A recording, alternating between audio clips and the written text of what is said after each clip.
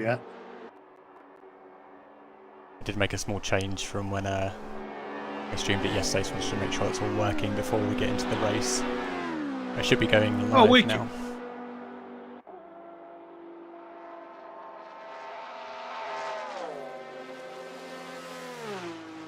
And we are broadcasting here, PLB. Very good, very good. Oh yes, just popped up on my screen. Okay, so welcome everyone to the 4th endurance race here at THR. You may not be familiar with my voice or the voice of my fellow colleague here. I'll let you introduce yourself in just a second, Kodiak. But just introducing myself, I am PirateLaserBeam. I'm joining THR short notice here to cover the 6 hours of Le Mans endurance race here, the 4th endurance race that THR have organised. And I come from a community called Syndicate Motorsport, which I founded a few years ago, and I saw the call for commentators required and decided to rally some troops in the form of Kodak and myself and come and assist. So, Kodak, do you want to say hello and welcome yourself to the stream? Well, good afternoon, everybody. It is a great pleasure to be alongside your good self, Mr. PirateLaserBeam, as well, but also to be part of this very, very popular community here at THR. As mentioned, my name is King-Kodiak. I primarily a F1 esports commentator, although I have dabbled in other areas where Mr. PirateLaserBeam found me, lurking in the Syndicate channels, some years ago now. Yes, indeed. Back in the Project Car 2 era. Oh, yes. Originally pestering you as a driver, and then being coaxed across to your commentary box fairly recently, which has been a lot of fun, and I'm very much looking forward to 6 hours of classic Le Mans in very classic machinery. Yes, very much looking forward to this indeed. I say it's fair to say that we've known each other for quite some time, and we've both done commentary over at Syndicate Motorsport, although you obviously have a far longer list of things that you've commentated on in the past, but we never actually got in the commentary box together so far. Until now, so people are in for a real treat or an absolute car crash, but I'm sure it's going to be the former.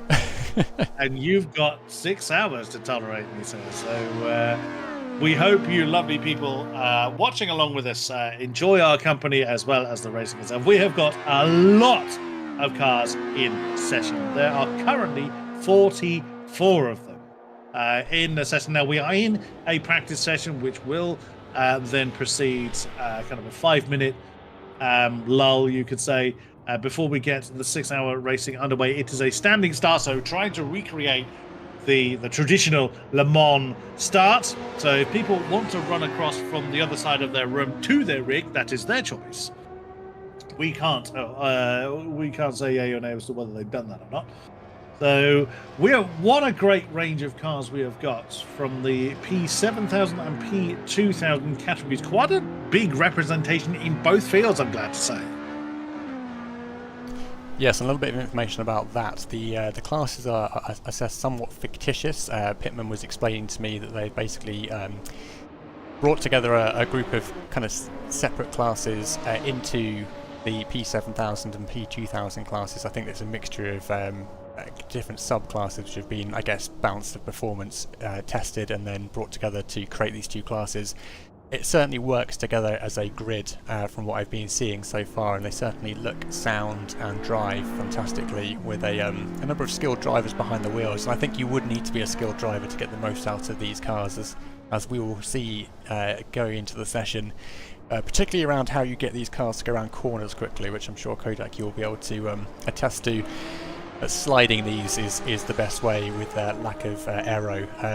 But yes, it very much leaves you driving on the edge for a prolonged period of time, and hopefully that results in some great racing and not too much in the way of exploding. And I've actually just switched to some cars there which have disappeared into the floor. That's because the session has transisted into its next session. So yes, what happens there is the cameras get a little bit confused, and you just see people carrying on in the direction the server last knew of, because we have transisted into the it's referred to as practice, but no one does the thing. So this is the pre-race period, basically 2.5 minutes before we get this race properly underway. And from what I can see, I think we topped out at 46 cars that joined for this race. I'm very, very much looking forward to what is going on. I'm just going to keep an eye. So the session's actually ended. So do we need to join over to? There is. I've just seen that actually. There is an issue with the entry list and race duration. So. Oh, they had the race duration set to 24 hours. Oh, yeah. That's not what I signed up for. No, I was about to say exactly the same. I'd need way more snacks. I'd need way more sleep. So, okay, technical trouble has befallen us. So do we need to rejoin this one then? I'm keeping an eye on chat to see what it says. So I think for the time being, Mr. PLB, if we just bring up the holding screen for now, and what we would do is when we get confirmation that that we are in the right place and except we are ready to go, we are just going to bring a holding screen up for the time being. We will be back with the race good and proper. Stick with us for those wanting to enjoy. Also, German commentary for those of the German-speaking variety. Should you wish, also available on the THR channel. But for the time being, Mr. PLB, if you were to bring up the holding screen, we'll be back as soon as we can. And this is where we realise that I am just going to have to go ahead and grab a quick link to something because I normally stream on Streamlabs OBS and I'm on OBS now and I have not got the Be Right Back screen enabled. So let's just cut to the commercial music as we just bring this up. 1 second. Excellent. Probably worth mentioning at this point actually that there was a little bit of an issue yesterday during the load test session where I think Real Penalty yeeted everyone off the server unexpectedly. Hopefully we don't run into any such issues today, but you'll see how things progress.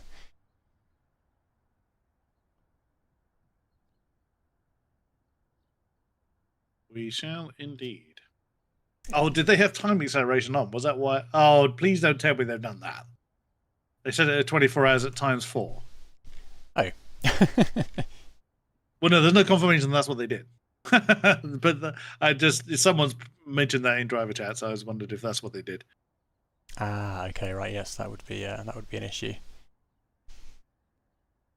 It's always nice to know actually that there's technical hitches beset even the largest and most accomplished of communities. So true. It makes you feel better when it happens in your own. Yeah. Even the greats make mistakes. That is the thing. Is no one is immune to just one small thing that. I mean, that'll be one setting that's wrong. And can you? Yeah, it would have been worse if they spotted it after the race had begun. Yes, that would be quite a misfortune. So it's just rejoining now. Are we still on the same server? Not of the knowing. Server 4 is THR4. I'm just loading back in. One to YouTube chat. It's now. It's still going to be server 4, is it? Okay. Was it 5 we were on before? It was, wasn't it? Looks like server. Looks like you've joined 3. Why do they have many servers? What's? Oh no, that's the practice server is the one coming up on the timing as 3. Okay, I'm just going to join back into. Well, it's quite confusing because in Content Manager it's called THR5, but in the live timing at the end of the URL it says 4. So... 4, yes. Yeah, THR5 is the race server. You rejoined the practice server. Yeah, it's not letting me into 5 at the moment. So 5, I think, is still down. Okay. I mean, everyone's here. The qualifying is done. The race is here for 6 hours. It won't take too long to restart a server. I shouldn't. No, server 5 is still down. So we shall wait until the race server comes back. Thank you, those in chat, for letting us know what's going on. We're just waiting for the server to come back up here at the moment, but I'm actually just going to hang on. Is it ready? Yes, it is. I think it's ready to join now. No, race still cancelled. I'm just going to go ahead and just join back into the practice server while we wait, so I got something to look at. Yeah, true enough. We do have some incredible liveries as well for these cars. So I'm very much looking forward. We have a wide range of cars: Chevrons, Ferraris, Fords, Jaguars, Lolas, Maseratis, and Nissans and Porsches to grace the track in various quantities. I was actually quite surprised by that, the fact that there's a Nissan in the lineup, because I mean this isn't my normal era of racing, but I would have expected quite happily to see Ferraris and Porsches and Fords and so on. But the Nissan was a little bit of a, oh, hang on, bit of a curveball there.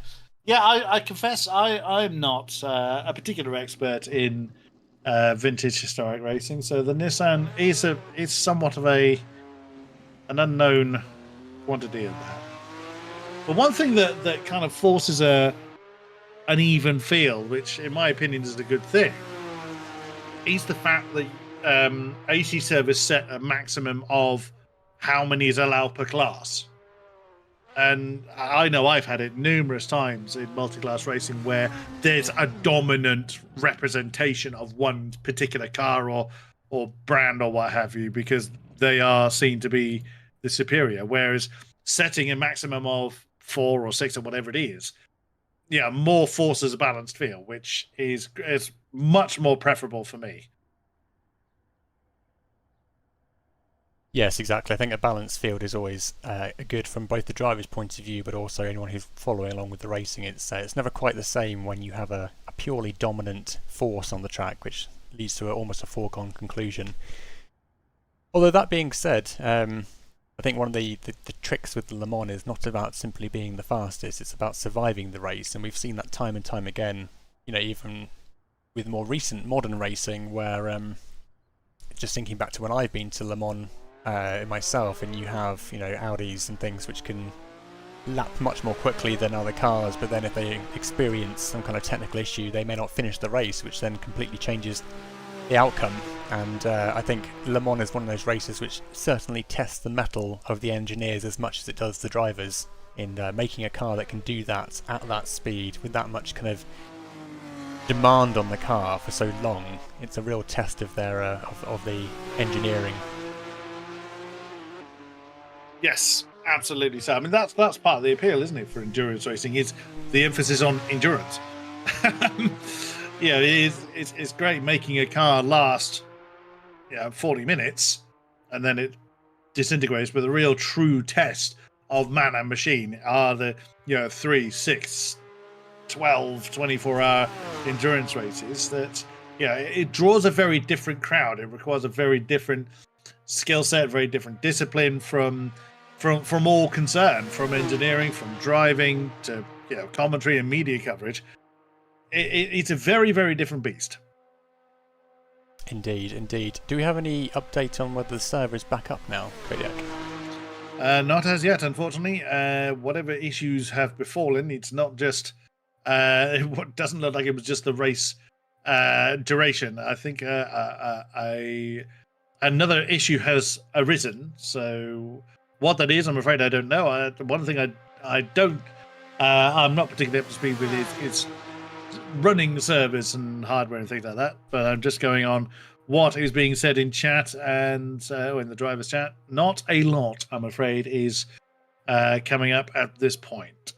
Okay, right. Well, in YouTube chat, I'm hearing that they're fixing the starting grid and so on, so that's good to hear. And we are watching the practice server right now, as we just wanted to get something up on screen while we talk.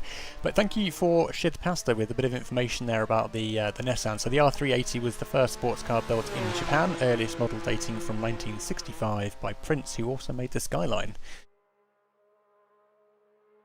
Okay. It always good to get these kind of perspectives from those that know more about these sort of things. Now, a couple of things that I do want to highlight. It's kind of a not a defense as such, but a justification from our side. Me and PirateLaserBeam have been somewhat parachuted in a little bit last minute. Is kind of this week we were invited along to be part of the English commentary. So a few drivers we know, as we've enjoyed their company over in Syndicate, but there will be a number of drivers, let's just say we won't get their names quite right first time. Yes, I think I first sent you a slightly urgent DM on the 17th at 11 p.m. at night saying, "Are you free for some commentary on this weekend?" So we've hastily got ourselves together. So we have a little bit of catching up to do. We have a learning curve to ascend, and for those in chat, if you could assist us where you possibly could, that would be much appreciated. But so far, the facts about the cars are very interesting to hear. We shall try not to butcher the names of the teams and the drivers and keep ourselves abreast of all the action that's going on, and do our best to cover the event. But yeah, very much looking forward to this, and I'm sure by the end of this race we will know a hell of a lot more than we went into this race with. One point that has been raised in drivers chat: France is still cold. Glad to hear it. I would be very unsettled if that was no longer the case. Apparently southern US is very cold too. Okay. Good to know. It's not much fun in the south of the UK. I'm based in Wiltshire, which is kind of the southwest part of the UK. We have a very multinational grid taken part. We have quite a few people taking part from Germany and France. We have some Portuguese and some Dutch drivers as well. Some from America, which again it's going to be fun for the ping-wise. But I did notice on the grid actually we have some Egyptian drivers as well. Wow. It's one of the things I love about sport in general, but motorsport particularly, is the fact that you bring together such a broad audience of both people watching but also participating, and that happens in the virtual world much more easy than it does in the real world, but still there as well. I'm just keeping it on the theme of Le Mans. I remember going down to Le Mans one year, and as you approach the main entrance to Le Mans, there was a huge car park full of, all kinds of supercars that you could imagine seeing. And there was a pair of Aston Martin DB9s sat in the car park with Australian plates. And a big A4 piece of paper printed out inside the cockpit, slapped on the front console, that said "Drive on the on the right." Because they'd obviously flown these cars in or shipped them in somehow, and then decided to drive them around in France. But driving on the wrong side of the road and the planet in this case. Yes, I have driven in France once, very briefly. It was literally off the ferry and then off the Channel Tunnel and straight to the shopping areas that are there for tourists. I mean, we're literally talking like a mile or a couple of miles at most.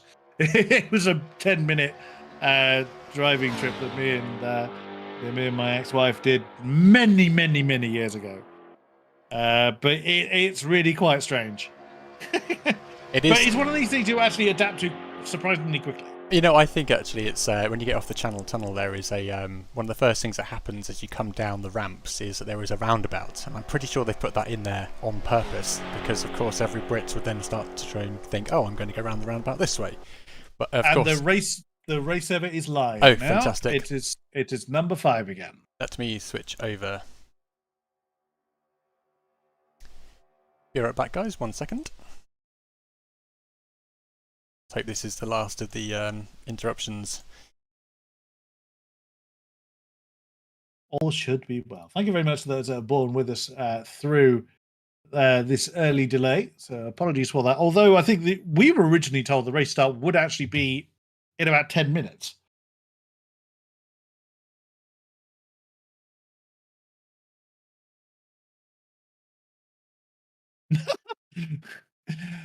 Remember to wear your racing socks to keep your feet warm. I like that. Whenever I'm racing, I usually have the opposite problem.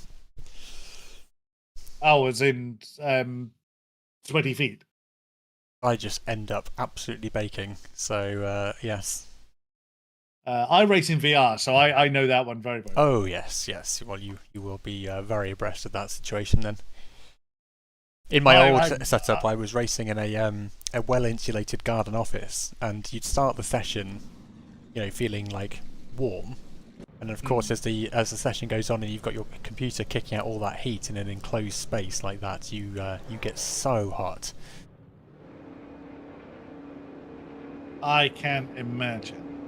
And you could open the window, but then you'd be broadcasting to your neighbours all the kind of stuff that you talk about in the middle of a race. I made that mistake once. I did make that mistake once in my eearly commentary career. I left the window open, and a few of my neighbours commented, "Yeah, we can hear you." As those watching along will discover, I am not subtle when it comes to commentary, which, in my opinion, you can't be. To get the real energy across, you can't do that quietly. Are you in my opinion, an error on your screen saying real penalty error? Real penalty error rejoin. Yes, I am getting that as well. Tremendous. So I will. Well, let me do that first. Let me see if that actually resolves that particular issue. That is obviously something somewhat specific to us commentators. If that doesn't solve it, I'm just going to turn that particular message off, because that will be somewhat irritating. Let's hope that doesn't involve another restart, although... I'm keeping an eye on the server messages. I've just spotted one that said real penalty reinitializing, or is initializing. Okay. No, I think drivers are getting that error as well, actually, because I'm watching it's actually being reported by the drivers. Yeah. Oh, yes, okay, looks like half the grid just disappeared and rejoined.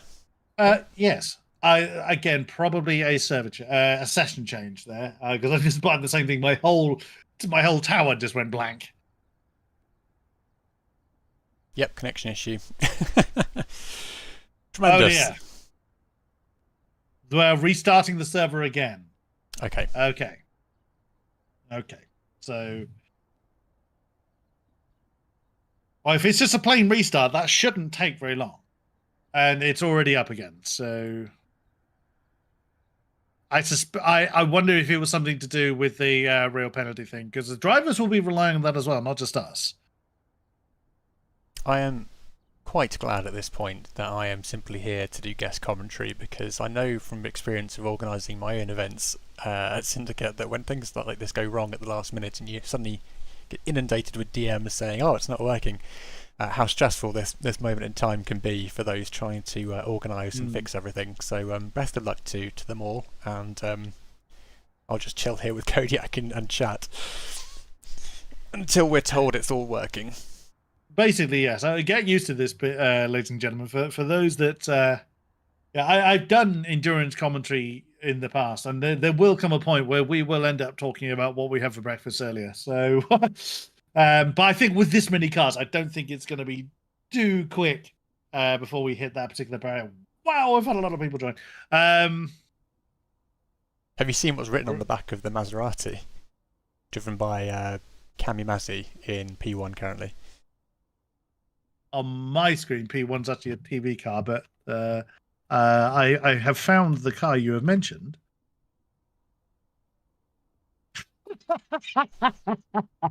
That's brilliant. We break for nobody.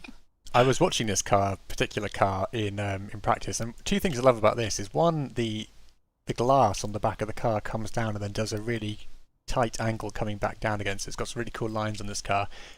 But equally, this car is an absolute weapon in a straight line, but then doesn't seem to understand corners. So it looked like a little bit of a handful to navigate through the corners, but it could gap another car by about 1.5 seconds on the straight. There was a couple of chaps having a really good battle, and it was one of those battles where the straight would put a 1.5 second gap between the two of them, and then by the time you got through all the corners, they were back to coming through Tetra Rouge nose to tail again, and it was really fun to watch. So hopefully we get another situation like that. I'm getting the real penalty error, by the way. I don't know if you are. It looks like real penalty does not want to start, according to Pittman, unfortunately. Some drivers appear to... And, yep, it's gone again. I'm just going to stay on the server here until I'm told everything's absolutely happy and hunky-dory, because at the moment I'm seeing cars and we can just chat. So, Forrest McCormack, filler topic here. Thank you for the suggestion. If a snail loses its shell, are they homeless? They become a slug, surely. Well, I mean... Yes. It's got...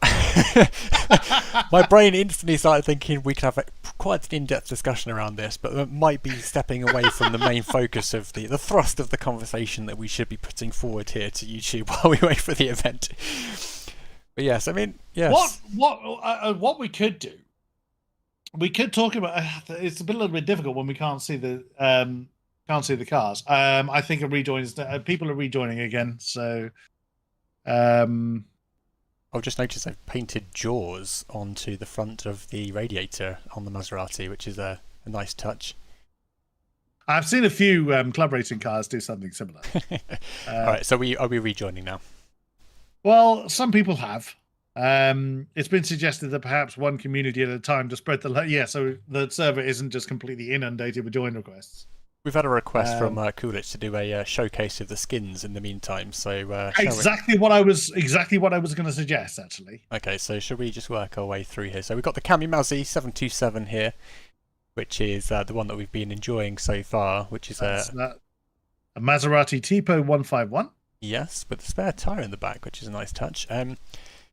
So let's take a little look down the line. That's an invisible TV van there. You're not going to see much in the way of livery action there. This is the number 34.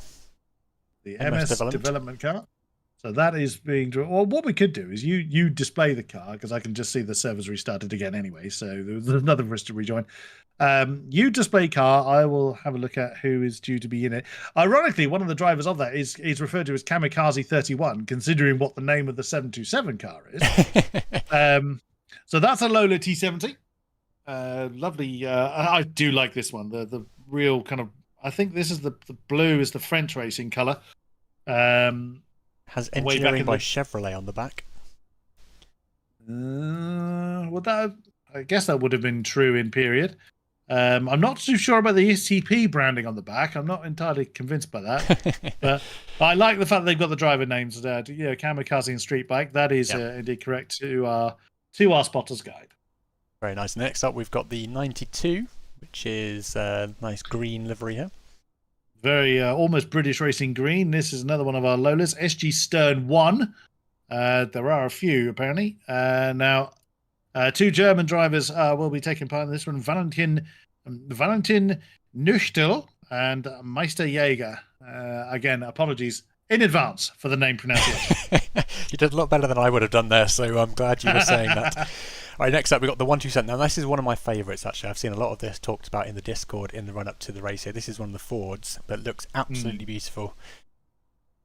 Yes, the Ford GT X1. Now, we've got the GT40 Mark 1, which this isn't. This is an X1, which I think this might have been the prototype before the GT40. I can't quite remember the history, but this is the Roadster, so it is the soft top version of.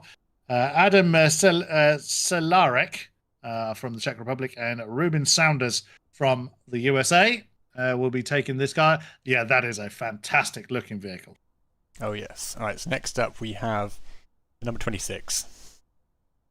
Drivers are being called into the driver's briefing room. So for those that are not taking part, by all means stay with us. If you are a driver taking part in this event, please head back to the driver's briefing. Valentin and Pittman have called a meeting there. So we will carry on for the time being. Yeah, thank you, Kodiak, for the announcement. Number 26 car we're looking at the moment is Gwendu Rising Stars. Okay, number 26. Gwendu Rising Stars, another one of the Lolas. I'm not 100% sure how to pronounce. It's two French drivers, Lexord, Lexord. That doesn't work in English. I don't know how you do that in French. And Gwen, an easy name for the second driver there. Very good, very good. So next up we've got a red-looking thing, which is the Red Lobster Pan Am. Beautiful. Red-looking thing. This is the name that I really struggled with. So, Reitridge Kreeft, I think, is the name of the team. The 108 car? 108. On my spotter's guide, that is the... Oh, you mean the team name? Yes. Team name, yes. I would assume that W is more of a V sound. Svetterij Kreeft. Yeah, I'm not getting anywhere near that. I'm afraid. Another one of our Lolas then. We have Merlin, Ben Nash, and Machina from Netherlands, Great Britain, and Belgium, respectively. Wonderful. Next up, we've got the number 40. This is Big the Blue fan Arrow of that. team. Yeah. Big fan of that. Akiri Blue Arrows, another one of the Lolas. Nat Stevenson and Florian Massa will be taking that on. Oh, let's see if I can switch cars using this key. There we go. So number 36 next, another GT Roadster. It is indeed. CureSim Vector is the name of this team. Again, another handsome-looking beast. The car's not bad either. Andreas Rogel and Max Shinchita. I'm so glad you've got this end of the stick, and I'm just looking at the car. Well, it's a teamwork and load balancing. Well, we'll call it that. Number 78 looks like another Lola to me. Number 78. A very kind of lemon and lime-esque color scheme going on here. Plebeian. Some of these team names are brilliant. Plebeian Racing. Yes, it is indeed another Lola T70. Tyler Van Beek from the USA and Daniel Tabana from Great Britain. The one awaiting YouTube chat has just said that we are the Sweaty Lobster, but in Dutch. There we go. So next up, we've got a familiar team, the Moisty Sim Racing crew. Yes. Big fan of that car, and I make no apology for it. That is indeed another one of the GTX ones, another one of the Ford Moisty Sim Racing. We are very familiar with their German driver, Ultimate Kaiser. They also have Zevius from, I think that is a Serbian flag. I'm not 100% sure, actually. I'm not familiar with every flag. I think that's Serbia. And GT Nismo from Great Britain. Yeah. And then next up, we've got a very handsome-looking car, number 10. The Logos team. That's one of the few Maserati typos out there. Jacob Anderson from the US and Dominic Piper from Germany. And I'm pretty sure we've seen Logos hanging out in the stage channel here as well. So that puts a car to the name there for us, which is nice to see. Great stuff. Number 22 next. Another Lola. 22. Virtula Asphalt, number 1. Again, another one of our Lolas. From Portugal, we have Antonio Monteiro. We have from Germany, David Borszewski. And from the Netherlands, Joop Bajima. Very nice. And then next up is... hang on, let's skip to car by the looks of it. You should have 496 if you're following the pit lane along, which you have been so far. Yeah, it skipped the car that I was about to talk about. We've got number 23 at the moment, and the next one will be the one that I was expecting to be next, which is 496. We'll come back to that one. So 23 at the moment. You've got 23, which is the second one of the Virtual Asphalt, or Virtula Asphalt number 2. Again, similarly, well, same liveried as its number 22 sister car. That's APA, or AP_EHHH from Germany. As close as I'm getting to that is APA. Thomas Wienhold, also from Germany, and Raptor 97 from Italy. A little bit of German in the YouTube chat. So, wir wünschen allen Fahrern viel Spaß beim Rennen. I hope I didn't just murder.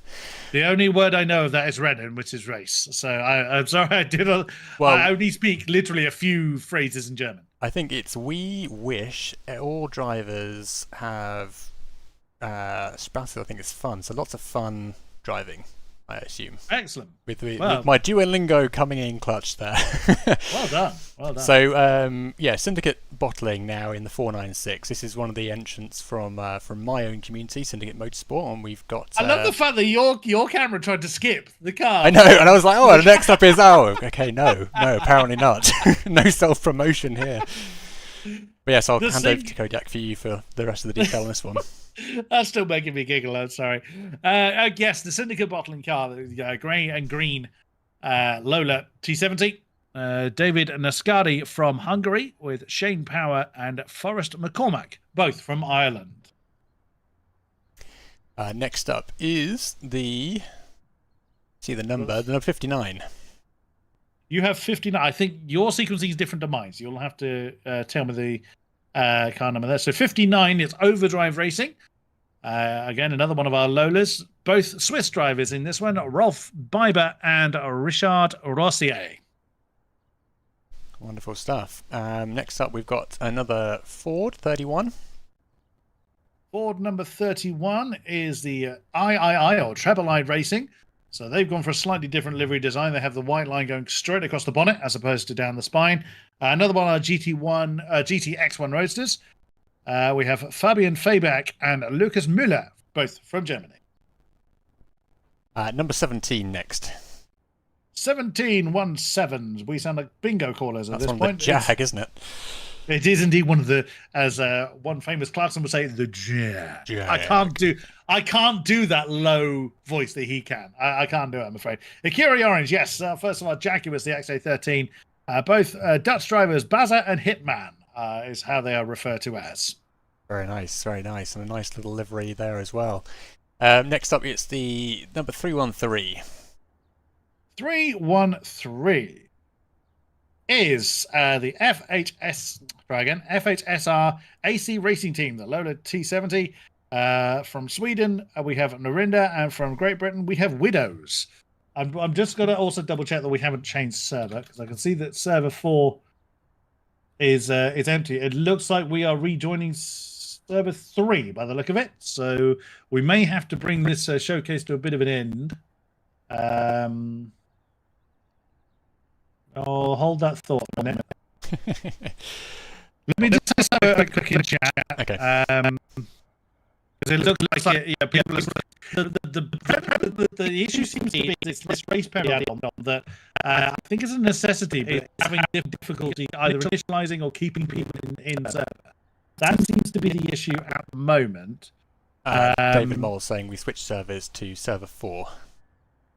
Yes, I think we will need to do the same. So sadly, as a shame, I was really enjoying going through all the cars. That was, yeah, it was a good chance from chat there as to what to fill the time with. So let's quickly switch over. Oh wait, hang on, they have the same issue there. So we're staying here, everyone. well, yes, I think, I was just thinking because people are joining and leaving again. So I will keep an eye on the server side of things. If that suddenly gets full, we will need to change. But right now, that is not filling.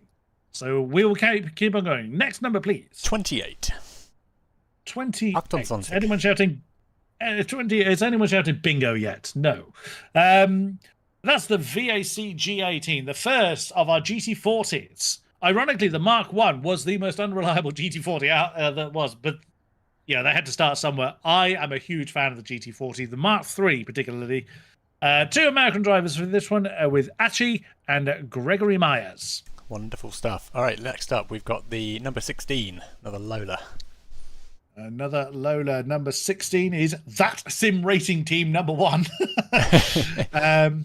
Yes, indeed, another Lola. Quite a fan of that colour scheme. The blue with the grey accenting along the bottom and the tail.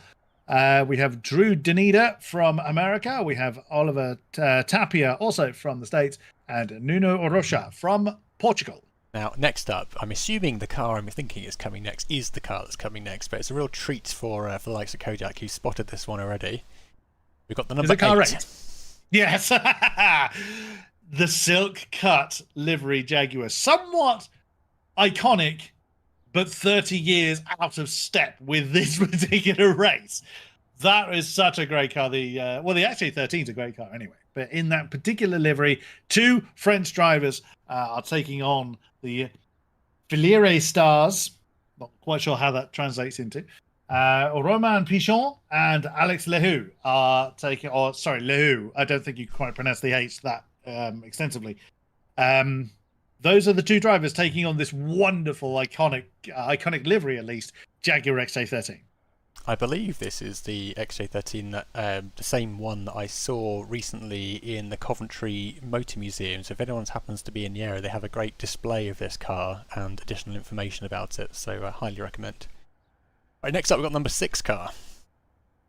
Number 6, Intercontinental Racing. Our first Ferrari, the 330 P4 Spider. Now, again, a multinational lineup here from Finland.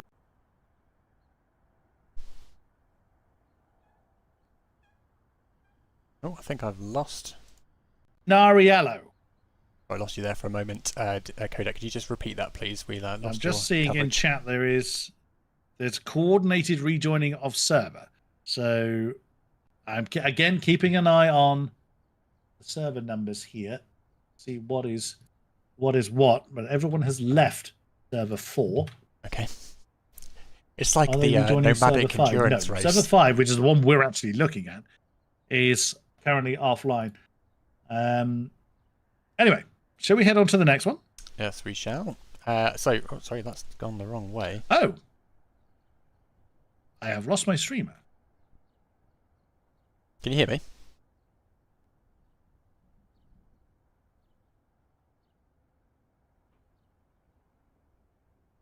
In there.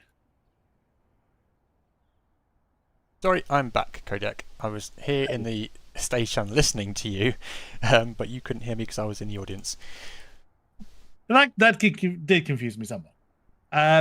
Okay, so Well, yeah, I'm keeping an eye on server 5. I think it's still offline, which is why we are still going through the numbers.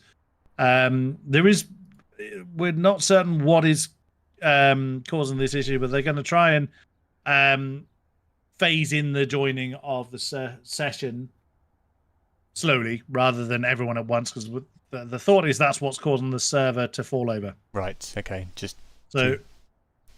Next number, sir. It's number 7, which I believe is very similar to the number 6 that you just spoke through.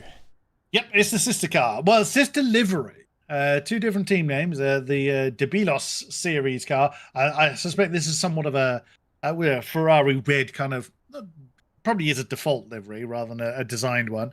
2 French drivers, Champinator and Pichou, will be taking on the number 7.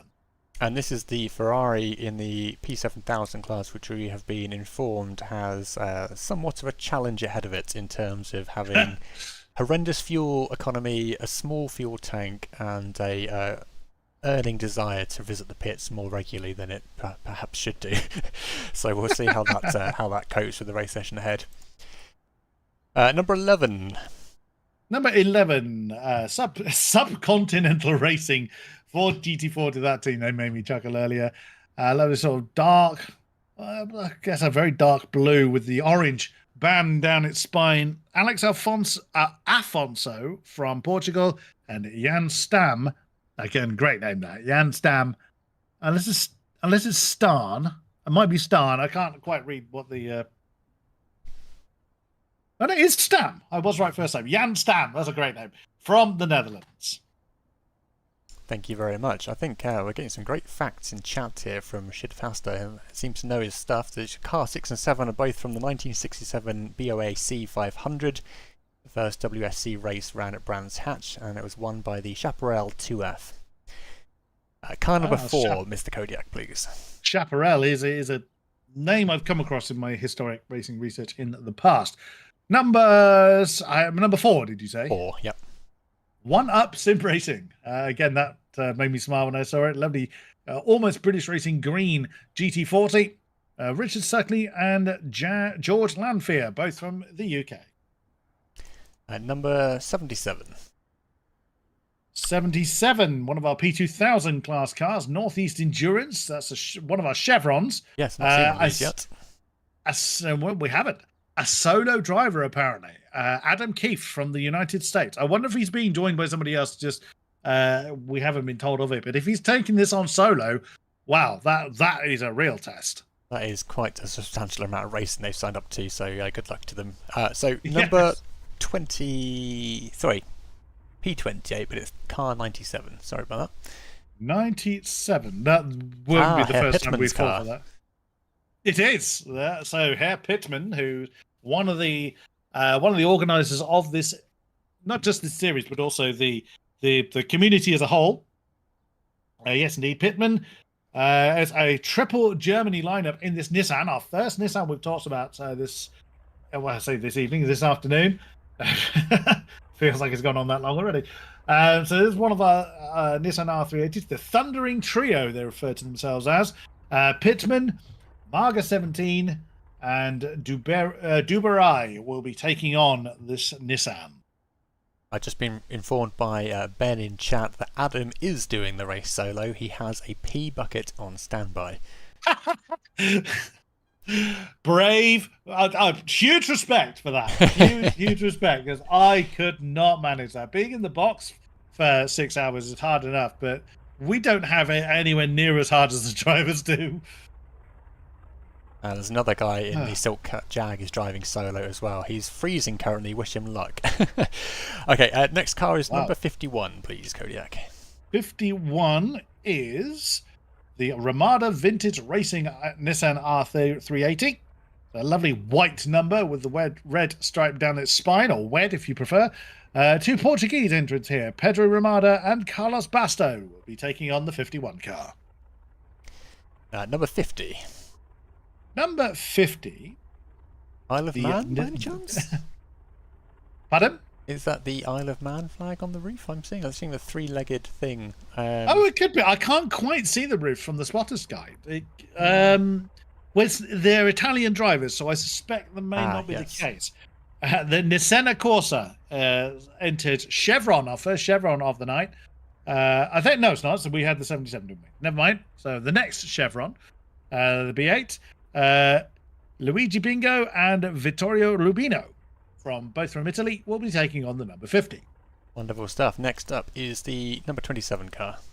27 is the Lakehouse Motorsport Nissan.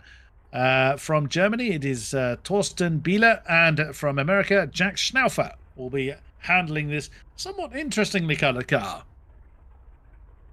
It's the triple Sicily legs. Thank you for that clarification.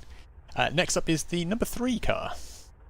Number 3 is the Belga, as in Belgium and Racing abbreviated, Racing Nissan. From Belgium, it is DESJ, so I'm just going to say that's Des. And from Germany, that is Taffy, which happens to be a slang term for someone from Ireland. So Taffy and Des will be taking on the number 3. I love the fact they have the French flag on the front, but in Belgium they speak French, I think. So possibly, but either way. Next number. Next up's a familiar entry. So it's number 188. 188 is, where are you on the guide? There you are, Syndicate Eclair, and was wondering where they would appear. Yes, well, certainly familiar to us, two of our very favoured Syndicate drivers. Again in the Chevron, it is Akashik from Germany, or Herr Moll. He will not tell me. He will tell me off if I didn't refer to him as such. And Thierry Red from France.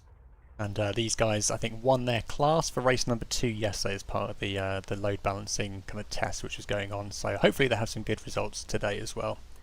Not that I'm biased in the least. Okay, number 39. Pretty exciting looking livery here. Number 39. So I looked away from it. Again, I'm keeping an eye on the driver's chat just to see if there's any major announcements been made. And not yet, from what I can see. 39, the Hi Racing, or He if you prefer. They're somewhat unusually coloured Porsche 906, the first Porsche we've mentioned. From America, we have Riley Gallardo. From Great Britain, we have James Pendry. And from Brazil, again, another leg of our multinational entrants, Matheus Nolli, I think it is. Oh, no, sorry, I can't read it again. No, I think it's Nolli. I couldn't tell if that was Nolly or Nalili. I couldn't tell how many L's and I's there were in his name. Apologies for that, Matheus. Matheus Nolli will be the third driver in the number 39. Thank you, Kodiak. Right, so next up we have the number 944. 944, the highest number on the... I love this one. There's almost John Player's special Lotus-esque colours in the CAF Team Porsche 906. That's a flag I didn't look up. I'm not sure where Crow is actually from. I'll have to look that up. I'm not certain where that is. From Serbia, I believe it is, Felix 789. And from Canada, we have Bionic Bromando. Love that. Bionic Bromando. Love that. Love that. Just quickly popping back to the number 39. This reminds me of the BMW art car that was driving at Le Mans in the GTE class a few years ago. That has a very similar vibe to it. But next up is one of my personal favourites, number 41. 41, yes, I remember we were talking about this off air. The Revival Series Saglis team entered Nissan. From Canada, we have the name that we couldn't figure out how to say properly. It was probably something along the lines of Kent Lefrege.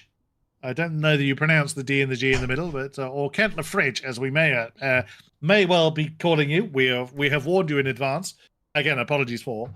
And from France, Loco Pixo. That's a fantastic name. What was the name, sorry? Loco Pixo. Loco Pixo. Lokopixo. That is a brilliant name. I like that. Fantastic, fantastic. Lafredge in chat is saying, let's baguette. Okay. Which I thought was going to be a clarification on the pronunciation of the name, but now I'm just more confused. Exact pronunciation, congrats. Okay, Lafredge. So okay. 91 next. 91 is SG Stern 4 or IV. So SG Stern 4. Another one of our Nissans. Do like that. Got a menacing look for the Japanese brand. Max Florence and Alexander Beltley. I'm again not 100% sure on this one. Again, apologies there. Both from Germany. Fantastic. All right, number 32, please. 32 is That SimRacing Team 2. We've seen them with a P7000 entry. This will be their P2000 entry. That's a Porsche 906. Again, a multinational lineup here, and that's another. I recognise the flag, and I can't remember where it is. I'm afraid from Joe, Luca from the Netherlands, and Matt from what I believe is Serbia. Very good. Next up, number 63. Quite a simple livery here. Unless this is just missing. Well, it's plain grey to me as well on the sponsors guide. That's a Porsche 904. JVM Racing, all Spanish lineup here. First driver, we won't get this one wrong. He's simply called Al. Artisa Cuesta or Chesta, something like that. I'm not entirely certain. Artisa Cuesta and Beniharo Daughter will be the third driver of the number 63 Porsche. Very nice. Next up, we've got the number 43. Quite a nice looking livery here.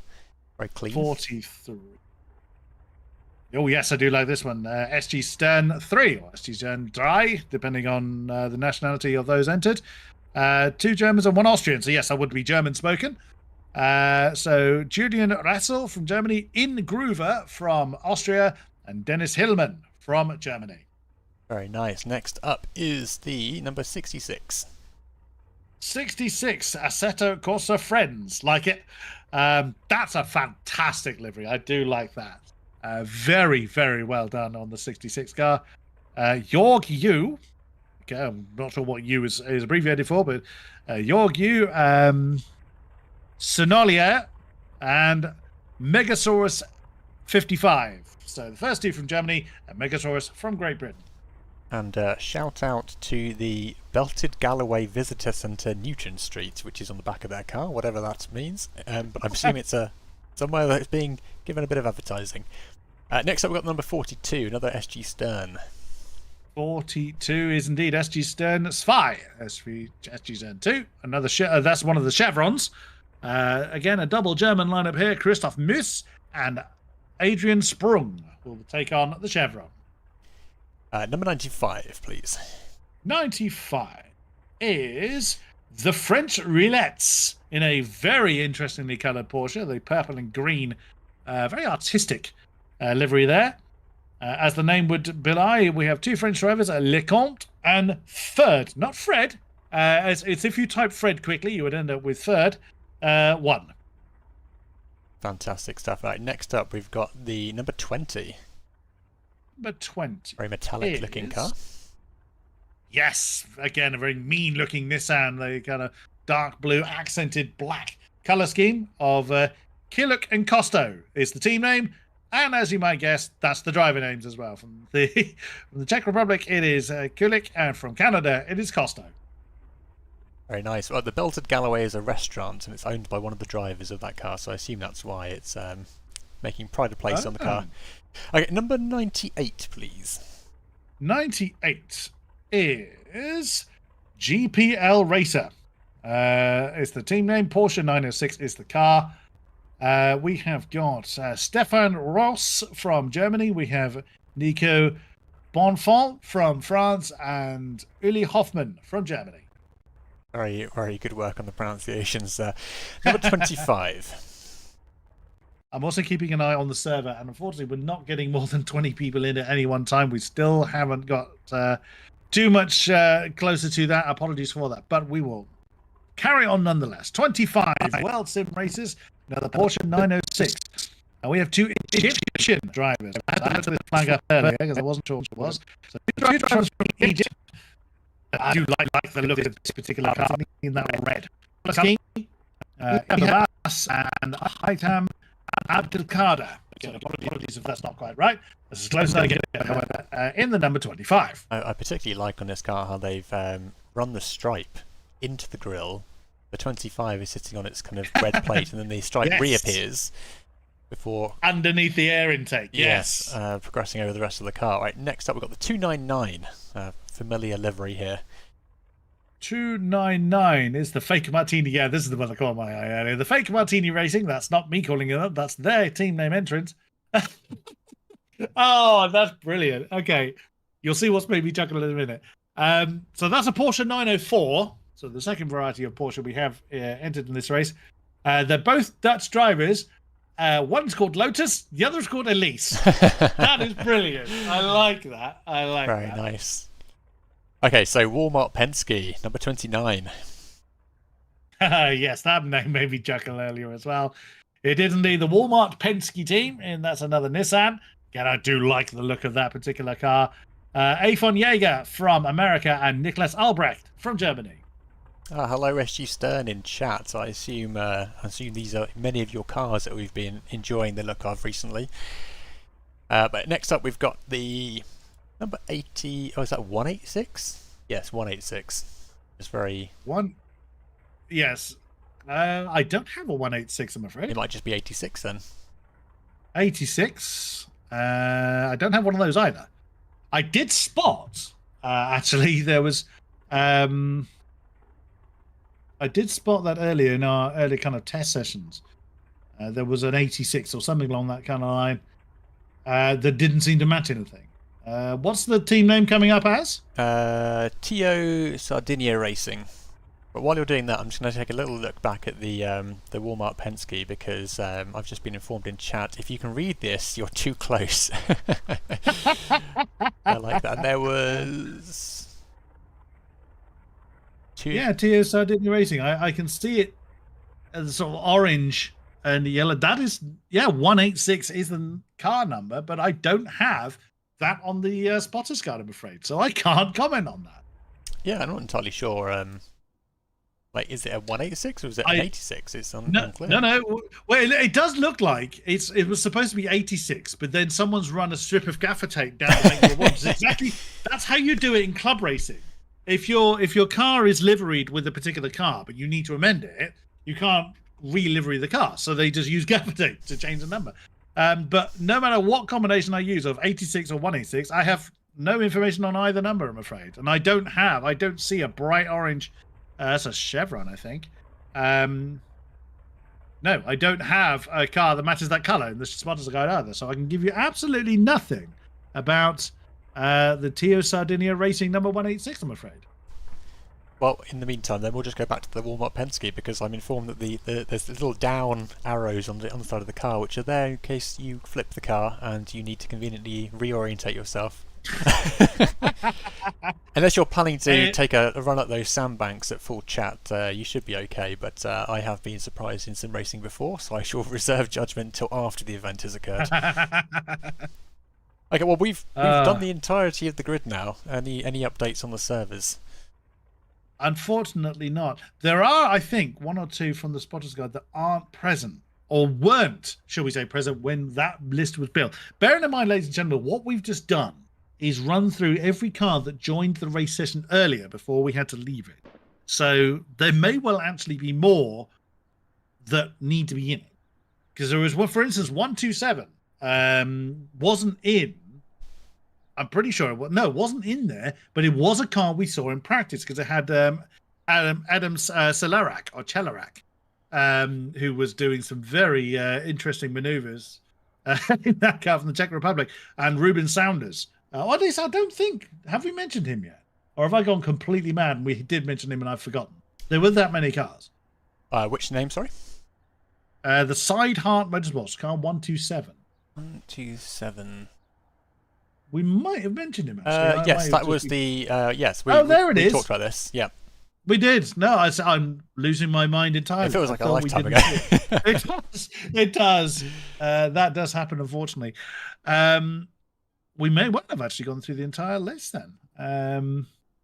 Yeah, I think we have. Yeah. Well, what we can do now is take a look for some Easter eggs. So, anyone in chat, any cars with livery Easter eggs that we can go and investigate? I've been kind of spinning around the cars a little bit, but haven't seen anything as we were going through. I think someone mentioned something about the number 8 actually. So what's just caught my eye is the way the sprite has been. We were talking about the cardboard crowd, weren't we? Oh yes. I'm looking at I'm looking at the 727 car, which was basically the first car we talked about, and there is definitely a cardboard crowd person right next to him. Oh yeah, if you look at next to the car. If you look at the 127, sorry, there's a obviously these sprites are just two 2D things slapped at 90-degree angles to each other, but there's a guy in the background with 4 arms who just looks like he wants to be put out of his misery at this stage. And this chap over here is just very pleased to be on camera at the moment, which I'm happy we've made someone's day. Forrest McCormack says it says gullible on the rear wing. Thanks, Pixel, for that. I'm sure it does. Which car was that? I think he's just saying that about any car, hoping I would go and immediately look. But, I see. I'm wise to his ways by this stage. Unfortunately, you're not the first one to try that. Andrew Shaw is also in chat, so we're all in trouble now. Take a quick look here. So this is the lobster car, which I was being informed in chat had some. I mean, actually, there was Japanese on one of the cars. Let's go back. I think it was one of the white cars. So apparently the Japanese means something on one of these cars. But I'm not sure exactly which one it was. Can I? I couldn't tell you. Wondering if someone in chat who put it there would be able to inform us, but I'm not entirely sure which car it was now.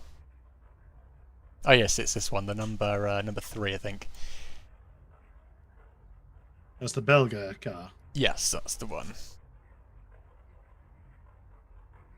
Thorsten R, we are hoping to start as of 50 minutes ago, but the servers are having a very, very bad time, and we are unclear at this stage just exactly when we'll be kicking things off. I am starting to clock watch a little bit because, you know, every hour we start late is an hour we finish later. Yes, and yeah, we have work days tomorrow, so we do. Yes, I'm kind of thinking much the same thing. A1 Jaeger. The server will get back to you in two or 3 business days. Okay, so Coolidge says, look at the number 20 car. There is an Easter egg in the cockpit. 20. In the cockpit? In the cockpit for the second drive. Let's take a look inside this. That's the Coolidge and Costo car. Ah, stay still. Okay. In the cabin for the second driver. I'm not seeing... Oh, it's a maple leaf on the Speedo, maybe. Because I'm assuming this is a team of Canadians and Americans, is it? Which number was this again? Number 20. 20 was Coolidge and Costo. So, well, Costo is Canadian. So, I'm not... It may be one of these things that isn't visible to us, unfortunately, but I can't see anything in particular. There's a maple leaf on the RPM.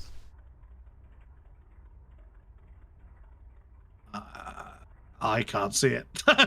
Oh, yes, I can. Yes, I would not have spotted that if you hadn't have pointed that out. I'll be honest right now. I would not have seen that. Number 50. Where is number 50? Oh, here we go. The Assetto Corsa. So this is the Golf-esque. The Golf-esque, yes, Chevron. Yeah, Coolidge. It's the maple leaf. I spotted it, Coolidge. Thank you for clarifying.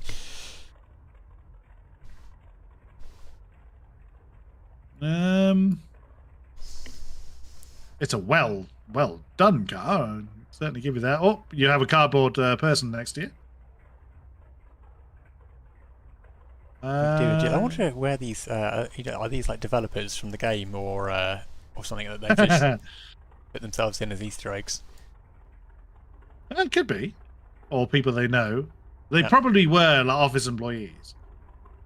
Unfortunately, every time I move the camera around, I keep moving my elements of my. I know. I'm doing the same with the map as well. I'm moving that all the time, and it's really, really bugging me. Not seeing anything in the copy. You may have to give us a bit of a clue on that one. For which one? This is where we, for the 50 car. Number 50. This is where we get told it's underneath the car. Or something. Yes, let's have a quick look underneath the car. I can't. Well, I don't know how you would look under it. No. Well, they'll have to flip it. I'm sorry. If you want us to look under the car, you're going to have to flip the car. Yeah. we wouldn't recommend you try, but if you do have that much of a bad day, we'll try and catch you. Number 91 apparently has something in the cockpit. Let's have a look over there. Oh, these numbers are so small. Can you help me out here? Oh, there we go. Number 91. So this is in the cockpit. We're looking at what? Oh, that's the RG Stand 4 car. Yes. Can't say. I'm looking, but I'm not seeing. No, that's the same as I. It's speedometer I'm supposed to be looking at. That's. Oh, hang on, wait, they've they've replaced the numbers with emojis. Oh, I'm gonna have to have a look at that. Hang on. Oh yeah. Oh yeah, 10, 20, and then various hazard a guess kind of moments from there on. Yeah. Very good. Okay, well I'm afraid I've smashed my first pint of water already in the time that we've just been going through the liveries. My bladder is now calling for me to visit the the toilet again, so I'll leave you in Kodiak's capable hands while we hope the server is duct tape back together again. Well, yes, unfortunately, you do that, sir. And yes, thank you for those that have been with us. I'm just going to have a look at what's being said here, just to see if there's an update available. Da, da, da, da, da.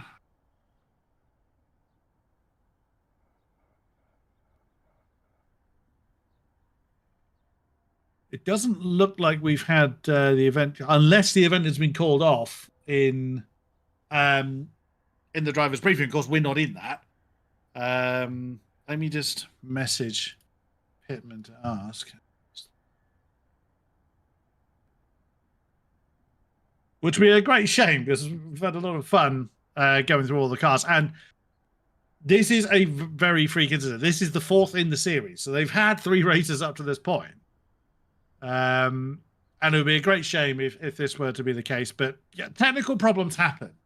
They happen to the best of them. So this really shouldn't be seen as a negative reflection on THR or any some such. It is a great shame if that is the case. But issues occur, and it's not always in the control of the organizers. I can see there is no one actually in session at the moment. I'm looking at both servers. One's offline. There's only one in the other one. This seems to me like it's been called off. Bonsoir. Hello again, PLB. I'm seeking confirmation as to whether the race has been called off or not. I'm not seeing any text to that degree, but this may have been announced in the driver's briefing. Obviously, we're not in. I've messaged Pittman, but I haven't had an answer yet. I'm just going to hop in to see if anything is being mentioned in the briefing right now. I shall be right back. No problem at all. Well, it'd be disappointing, guys, ladies and gentlemen, if we do call off the race at this stage. But I think given we've lost almost an hour now, and I'm sure there'll be people like myself who will be thinking about late bedtimes and early starts for work in the morning. We'll see where it goes. It's not been called off, I'm hearing in chat, so we'll see if that's going to be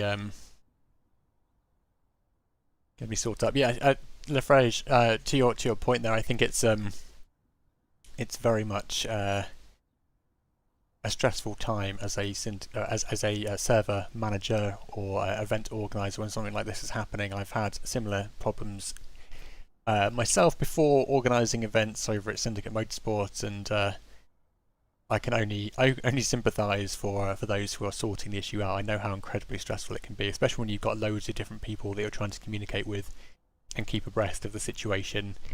Their DMs will probably be blowing up as well, and it's very difficult to address everyone's concerns and keep everyone up to. But as I'm hearing, and just for everyone's clarification, I am not hearing that the race has been cancelled, and we will wait for further information before we update you guys on what's going on. But thank you all for being here in the chat with us, and hopefully we can keep you guys and girls entertained until we get things underway here.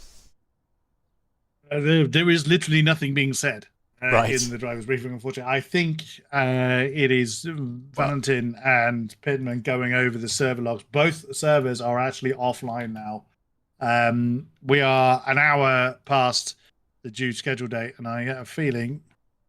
Okay, so Pittman said... Because I have asked, has the race been called up? He says, no, not yet.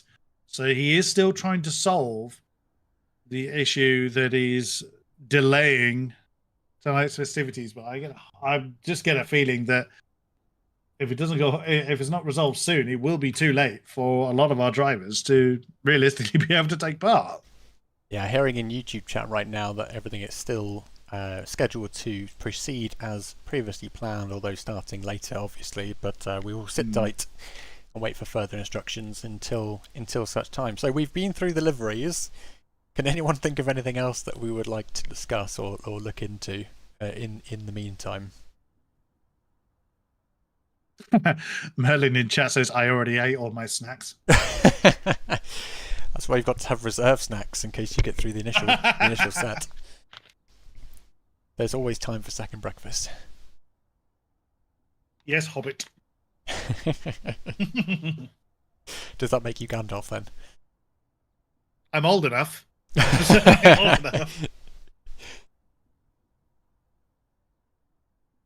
Getting dark. It was light when we started. I mean, it was always going to be dark by the time we finished, but we haven't even started yet. This very much reminds me, actually, of one of my more challenging F1 commentaries that never had any racing in it. There was an Xbox race. It was for what was called, well, it still is now called the Challenger Series. It was a qualification race for the Challenger Series. And Xbox Live crashed every time we tried to launch a server. So this very much reminds me of the amount of filling in that me and my co-commentator had to do. But the thing is, we've just gone through a whole mass list of liveries and had a lot of fun talking about the drivers. We didn't really have that. We had a stock of things to talk about, and we burned through those. And just to the point, thankfully, we'd run out of stuff to talk about was when the race was called off. So we've already exceeded that, trying to get this one underway. Well, we've had a recommendation in chat from Clutch to run through a lap of the track and overtaking spots, etc. So it would be easier if someone was driving around the circuit. Is any server running right now which we could track? No. Not unless you jump into a completely random one, but it won't be very representative. Yes. Okay, someone's sharing the rage here in chat. So sometimes reading chat, it's almost like reading your spam mail. It can be quite funny. I'm keeping my chocolate for between stints, but it's getting more difficult, says Costo. Benjamin Nass says, what's your number? I can fax you some Cadbury's. When was the last time anyone mentioned a fax? I think Hermol mentioned a fax recently, and I said, I'm sure that you weren't alive at the time where faxes were actually being used for anything. Oh, so free cam should be F7. If I give that a shot. F7? F7. No, not doesn't. getting... But I wonder if that's disabled because we have auto start. Oh, that's true. Actually, let me just turn that off. That would. I wonder if that was a thing because we're forced into the pit lane. Could be. Viles, hello. Interesting. Apparently, one of the issue is around the real penalty system. That is what has been identified as the issue. apparently one of the RP devs is looking over the log files. Right. You don't get that in any other community, do you? Other than pretty much AC modding, where on a Sunday afternoon, the dev of a mod is available to look over logs for an endurance race. Well, I suppose their real penalty logo is proudly presented at the top left of the stream. That shows a close affiliation between THR and real penalty, which I'm sure is coming in clutch right now. I wonder if the dev is part of the community or something like that. So that would make sense. One of the people from THR has made this. That would, their affiliation with vintage endurance racing. That would make sense. Yeah. Okay, what I'm going to do, guys, is because we have no activity on the server, I'm going to quickly disable my current session of AC. I'm going to load into an AI-filled version, and we're just going to watch them bang around the track, and we'll talk about the track and overtaking points, and maybe the AI will give us a little bit of a flavour of some of the points where you might see a little bit of drama unfolding. So in these cars? In these cars with these liveries. So just give me two seconds. Great shout. And which will get that going. It's essentially where your action points are going to be is the Mulsanne corner, which is the end of the Henardier Straight, according to my track map at least. I know a lot of people call it Mulsanne Straight, a lot of people call it Henardier. Whatever it is, that is one of your main spots. One of your main points of action is that turn at the end of a honking great big long straight. Then you'll have action into Indianapolis because it is really tight. And going too wide there, as was proved in practice, basically just causes you to go over the edge of a wall. Yeah, which is a surefire way to ruin your race. We saw some very interestingly rearranged cars in practice, didn't we? We saw one of the Fords, I can't remember who it was, with both of their wheels almost locked completely 90 degrees to where it should have been. Oh, really? It's just, that was the one that was causing all the smoke, remember? Oh, yes, yeah. We had another one turn into what you call the machine gun, which was, I don't know how on earth they did that. They basically snapped the front right wheel off, but all the sparks were just going in a dead straight line, straight out the left side of the car. Amazingly, still doing it when the car came stationary. Okay, guys, so here we've got the AI flooring it around the track at the moment. What we've seen so far is the start of the race being quite a tricky part for all the drivers involved here, because it's not a standing start or a rolling start. You're basically coming out of your grid box at 45 degrees and everyone's trying to turn right at the same time. And with 51 cars on the track, that becomes a very precarious affair, I'm sure. That's quickly followed by the quick right-hander up towards Dunlop, which is, of course, the famous corner and the bridge over the track, which then is immediately followed by the S's, which in this particular variation of the track is a very narrow, enclosed space, which involves some very, let's say, brave manoeuvring to get the most speed out of the car through that part of the track. But, of course, the walls are not going to be very forgiving, and that will very quickly result in a large amount of drama, particularly if one of the earlier cars in the pack makes a mistake there and there's suddenly a pile-up, because there's not a lot of manoeuvring room there. And if you do manoeuvre, it's going to end up very quickly with a short trip to the wall and a very long drive back to the pit lane. Then you hit Tetra Rouge, and then you're onto the Mulsanne Straight, which is what we're looking at right now. And of course, this is where a drag race basically unfolds between the variety of cars that we have on the grid. And just for the avoidance of any doubt here, anyone who isn't clear, this is just AI racing while we wait for the devs to sort out the server. But on the way down the Mulsanne Straight, you quickly come across an area called the Kink, which is what we've just seen, and that's an area where you don't want to really be too wide, but you can pull it off. 3 wide is an absolute death sentence. And then you come into what is probably one of the most difficult parts of the track in this particular configuration, particularly in this era of cars, which is the Mulsanne corner at the end of the straight, where you have to get your braking point just right, otherwise you're going straight off the end of the track or into a sandbank. Pulling that off correctly, you end up on the run down towards Indianapolis after a little bit of jiggery pokery. But of course, Indianapolis is another part of the track where you again need to be demonstrating a level of precision driving and confidence that is difficult to maintain for 6 hours. And if we go on board here, you can see just what this looks like from the first person point of view. AI catching a bit of grass there on the way in there, which is probably a very wise thing to avoid. Getting the speed down before turning left, avoiding that sandbank. That's a very quick way to pick up a bit of suspension damage there before the run down to Arnage, which is a track corner, or a corner I know very well, having spent a lot of time there in real Le Mans racing. Sharp right 90-degree corner, which is quite tricky to pull off, and making sure you don't go back on the throttle a bit too optimistically. But then following that, you start running down to, I guess what in the modern layout would be the Porsche curves, but I think in the current configuration it is quite a bit different. But the next piece of interesting track here is Maison Blanche, which of course the AI, I've been told in chat, will be a little bit slower than it should be. But oh, server's back up apparently, I'm being told. Can people confirm that before we switch back over? I will have a look. Not according to the timing screens, at least. I will come out of the old session, which means I don't get to stare at our lovely liveries.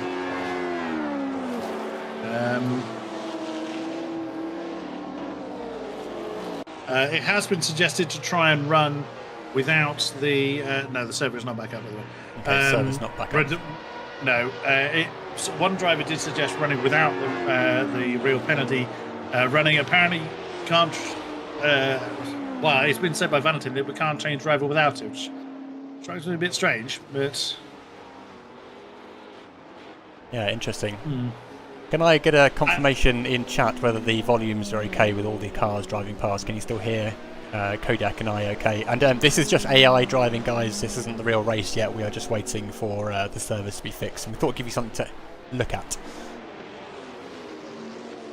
I mean, unfortunately, if it doesn't start soon, we will... I suspect if they do get this running, they may shorten the race, which would seem fair, because otherwise we're going to be running to a doomsday at this rate. Yeah, that would be unfortunate. Now, something else actually, going back to the track configuration at the moment, of course, at this era of racing, the straight that we're looking at right now is just very, very long and very, very straight, as the name would suggest. But of course, in latter years, I think following the Group C incidents, was it Group C with the CLKs doing flips down this straight? It was indeed.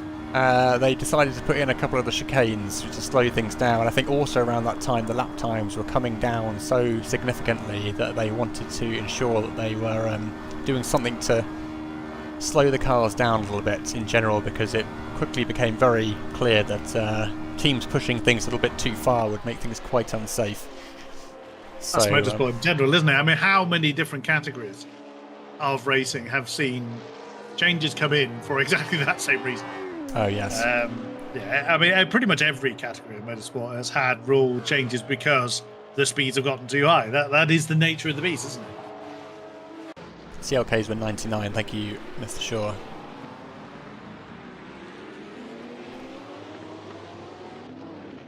I'm reading driver chat, that's why I got quiet. That's okay, no problem at all.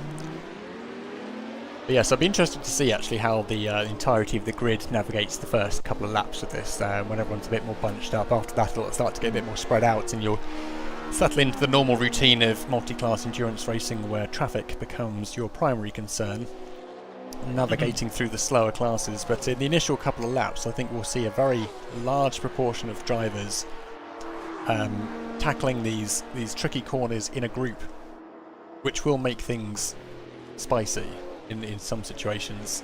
So hopefully we don't see a big issue which causes any further delays to the race. But my god, the AI doing a great job of surviving through Indianapolis there, despite looking like it was about to fly off to Brazil.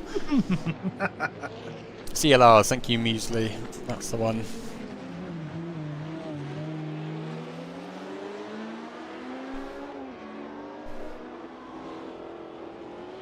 Vile saying, how were the 90s, Andrew? Showing his age there. Well, server is up. It is, okay. Shall we... I can confirm that. Can you just hop on and see if you're getting the real penalty issue? Yeah, true. So are you live the whole time? We have been filling time. We have been live, yes. Yeah, so I had no time to check that because I tried to solve the issue. Yeah. Yeah, of So course. we had a huge problem, two huge problems. First problem was and we checked this in the morning, double checked this in the morning, and it worked. So we had set up the starting lineup based on the qualifying the drivers drove during the week, and when the drivers entered the server at half past 4, then we had the P2000 cars in front of the P7000 cars, which would have caused some mayhem at the start. Somewhat, yes. Yeah, so we started to stop that, decided to stop that and try to solve it with another event we set up in our server manager that turned out good. Then we started that event and the drivers joined, and then they got the message that real penalty is not running well. So, and we need real penalty for the driver swap that it works. So I think this is, we have tested it several times now. I have changed one thing now, and I was in talk with the real penalty developer, so he gave me a tip there.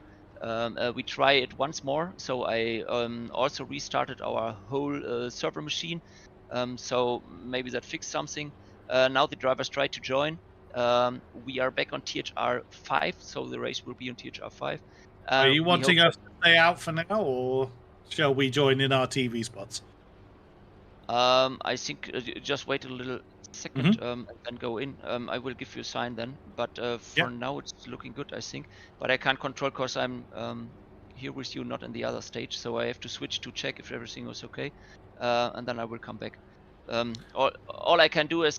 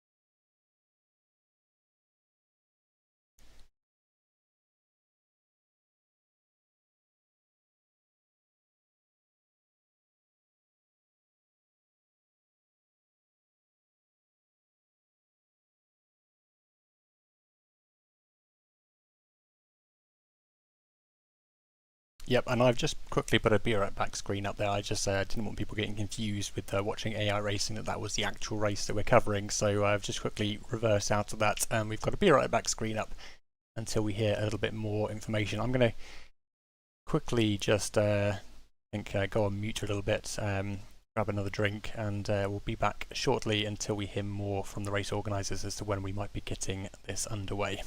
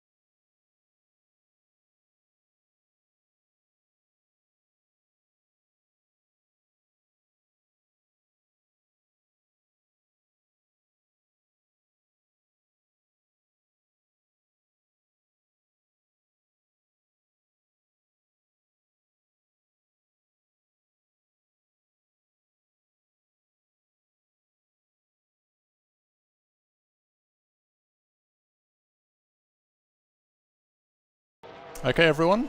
Thank you for your patience. We are back on the server now, and apparently everything is up and running and ready to go. So hopefully in a few moments' time we will be concluding what looks to be the last 8.5 minutes of practice time, and then the race will start.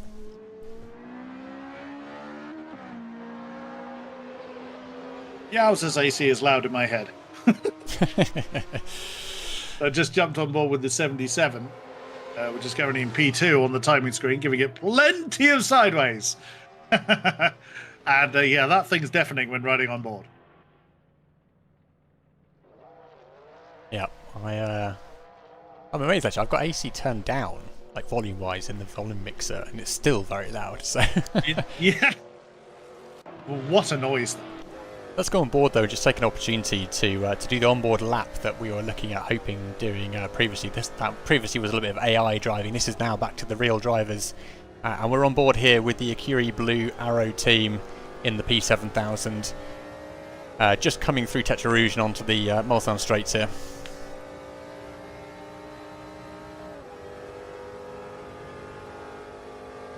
I'm going to have to turn AC down as well. That is so loud.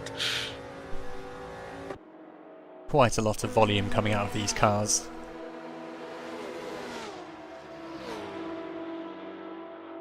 So really, the Mulsanne Straight here, particularly in these cars, is a drag race. You know, even within the P7000 class, there will be cars which are slightly faster than others. As you can see here, I think the who are you riding on board with? Akiri Blue Arrows, yes. number. So am I. You 40. to get a great sense of weaving your way through some of the slower cars as well. Yeah, exactly. But look how narrow the actual tarmac is compared to what it is now. All of the kind of dust, and off-track grass is all tarmac now. It's nice to see that they have the safety trees in full effect here, so that you won't get too far off track should you leave the grey stuff. Sure enough, you won't be in a drivable state should you leave the track either at some 280 kilometers an hour or something. Oh no, 300 kilometers an hour in some instances. Yeah, it's a good way of testing your fibre against that of the trees, and let me tell you now, the trees will win that one. By and large, yes, they do tend to be the victor. Indeed. Oh, I've lost the timing link. That's no good.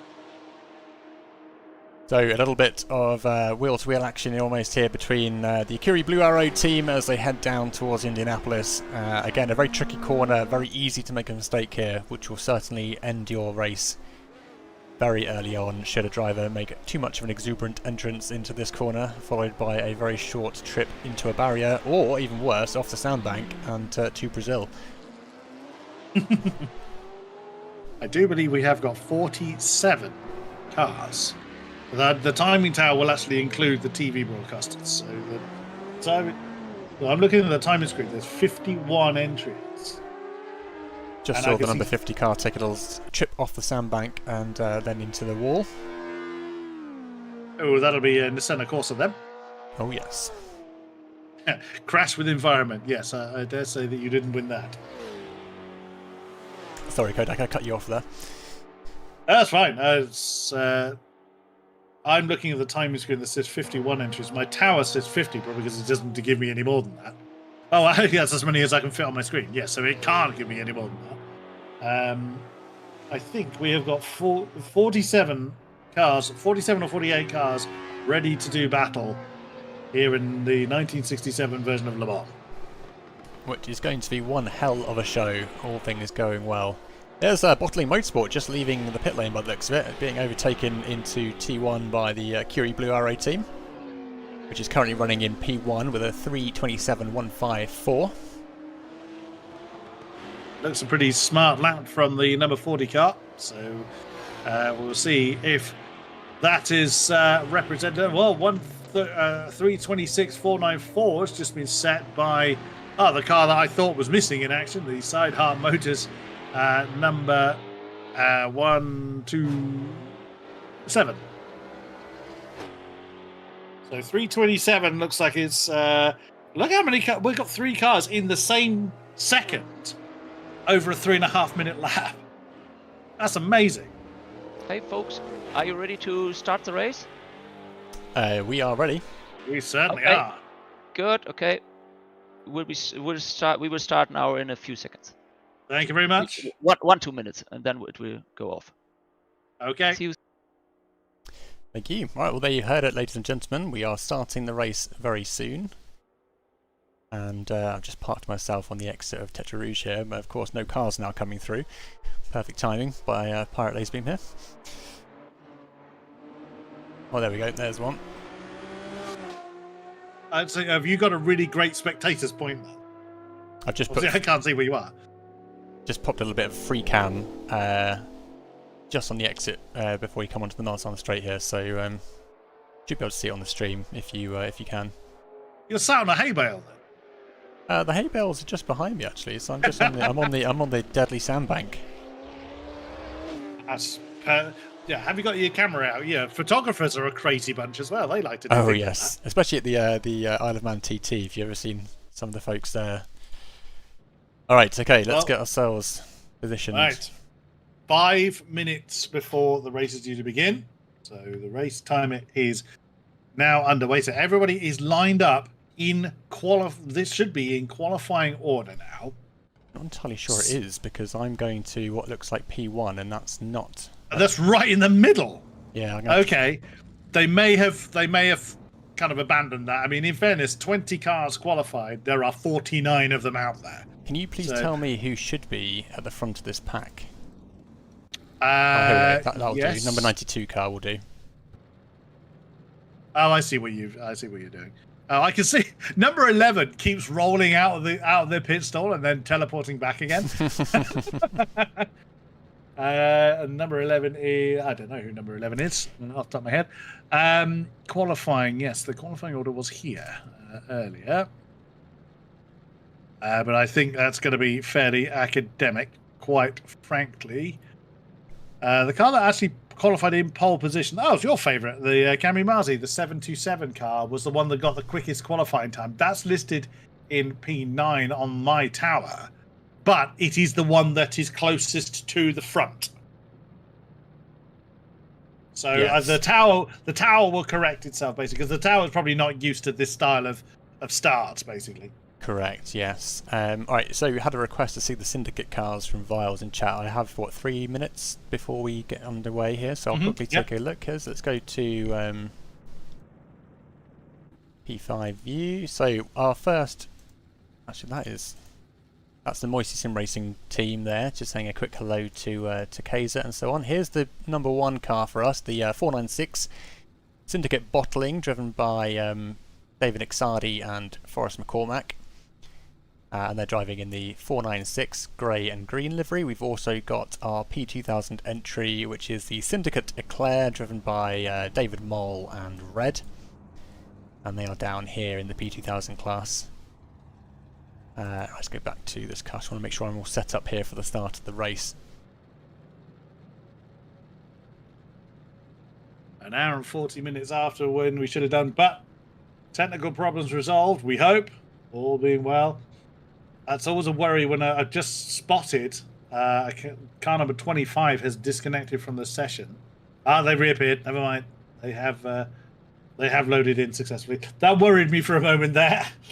A last-minute disconnection is never what you want to see. Well, what you don't want to see is a mass disconnection where everybody leaves. Did you say mouse or mouse? Well, you don't want to see a mouse. I wouldn't favour the Furby Road in this circumstance anyway. I don't think he'd win that particular fight. See, what you're saying here is in the epic showdown between trees, racing cars, and mice, the mice are basically going to lose. That's 9 times out of 10. I wouldn't bet on them. Wouldn't put money on that. Get used to this, ladies and gentlemen. We are going to be like this for the next 6 hours. We've been here we've been live for nearly 2 hours already. So expect a fair amount of joviality and English flavoured stupidity. 1 minute 20 then. We've hit that stage of the commentary already, and it's only the beginning of the race. We haven't even begun yet.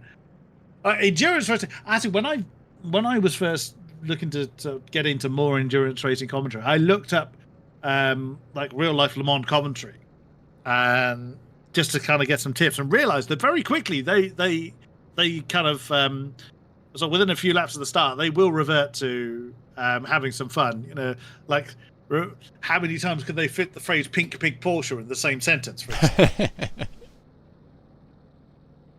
I remember what year that was. 19, I think. May not have been as long ago as that. Well, that's quite a famous livery, isn't it? 30 seconds to go, everyone. I think Kodiak, I will just basically just try and do a bit of coverage of what's going on at the beginning part of the race, and then when things settle down a bit, we can get into more of a regular routine that works for you. Yep, absolutely so. And keep your eyes peeled for any action which we can hop around to. Alright, the lights are now present on the screen, everyone. We'll be getting underway here in just a matter of moments here as we start the 6 hours of Le Mans here. Lights are up, engines are revving. And away we go. Number 34 car getting a little bit of a tail-happy start there, but gets into an early lead, taking the inside line as the 92 squirrels its way out of the pit box, trying to find a way into traction as they come up towards Dunlop and over the top of the hill for the first inaugural lap of the race. It looks like the number 34 started to break away very early. Big trouble at the back. Very, very big trouble. A good dozen cars in trouble there, but you keep an eye on the front. Right, so first trip through the S's. I was worried this might be a little bit of a trip to Danger Town, but 92 managing to hold on to the rear end of the car there. Quite loose by the looks of it, and as they're struggling to get some heat into the tyres potentially as they come through Tête Rouge. For the first run down the Marsan Straight, you can see the number 34 car really starting to break away now. I think the timing board is very much out of kilter at the moment, but the 34 is starting to break away with a pretty substantial gap. The Cami Mazzi Maserati 727 car is now leading the pack with a Ford Roadster, by the looks of it, right up the tailpipe. Almost nose to bumper by the looks of it as they head down towards the Mulsanne kink. I think we're going to see a little bit of an opportunity here for the 127 car to pop out from the right hand side behind Cami Mazzi and make an opportunity to overtake, although I would advise caution to those who are thinking about making that overtake work in the kink. Looks like the 727 has gone for the inside line there, taking a slightly defensive line. Or actually no, the straight line speed of the Maserati is coming in to its own at the moment as they clearly overtake the number 34, as does the 127 taking the slipstream, and so far everyone at the front of the pack here has managed to navigate through the Mulsanne kink without too much of a scrape or a bump. Number 34 looking to outbrake the 127 Ford into the Mulsanne corner as the Cami Mazzi Maserati almost gets the braking point wrong there and takes a little trip off onto the grass, but so far everyone has managed to make it through. Oh, I spoke too soon. We've just had the first of our cars, number 10, looking like the Logos team, taking a little bit of trip onto the sandbag there. Hopefully they haven't picked up suspension damage in the course of that incident. But the timing board is now back into normal operation, Kodiak. It is indeed, yeah. Towards the back, there was a lot of... the pole starting, number 34, got a bit uncomfortable in the braking zone of Arnage and Indianapolis, and off the road goes 127. Oh, no. They did that several times in practice. On the opening lap, they've flown off the road and right their way down, now outside the top 10. Oh, disastrous first effort from there. Of course, you never want to be making a racing mistake anyway, but doing it on the opening lap of a 6-hour race, oh, wow, was... car number 16, that's SimRacing 1, caught either a rock or the apex really hard and entered on 2 wheels there. But oh, wow. Yes, now the timings board is now properly sorted out. The race being led towards the end of the first lap by our number 34 car, the MS Development. I've forgotten what car that is. I was going to try and identify what it was. That's a loader. So yes, here we go. Finally underway then. We had, I think, 2 non-starters. No, 1 non-starter. That orange car we were trying to identify, the 186, didn't get going. So I suspect that was, they may not have originally been part of the squad. Now the number 10 car had fallen down to 15th place. Yes, looks like they picked up a bit of damage potentially with that little trip into the sandbanks. Now, these teams know what their pit strategies are. They would have decided if they get damage early, they're going to have to limp for a while unless they're going to lose catastrophic amounts of time.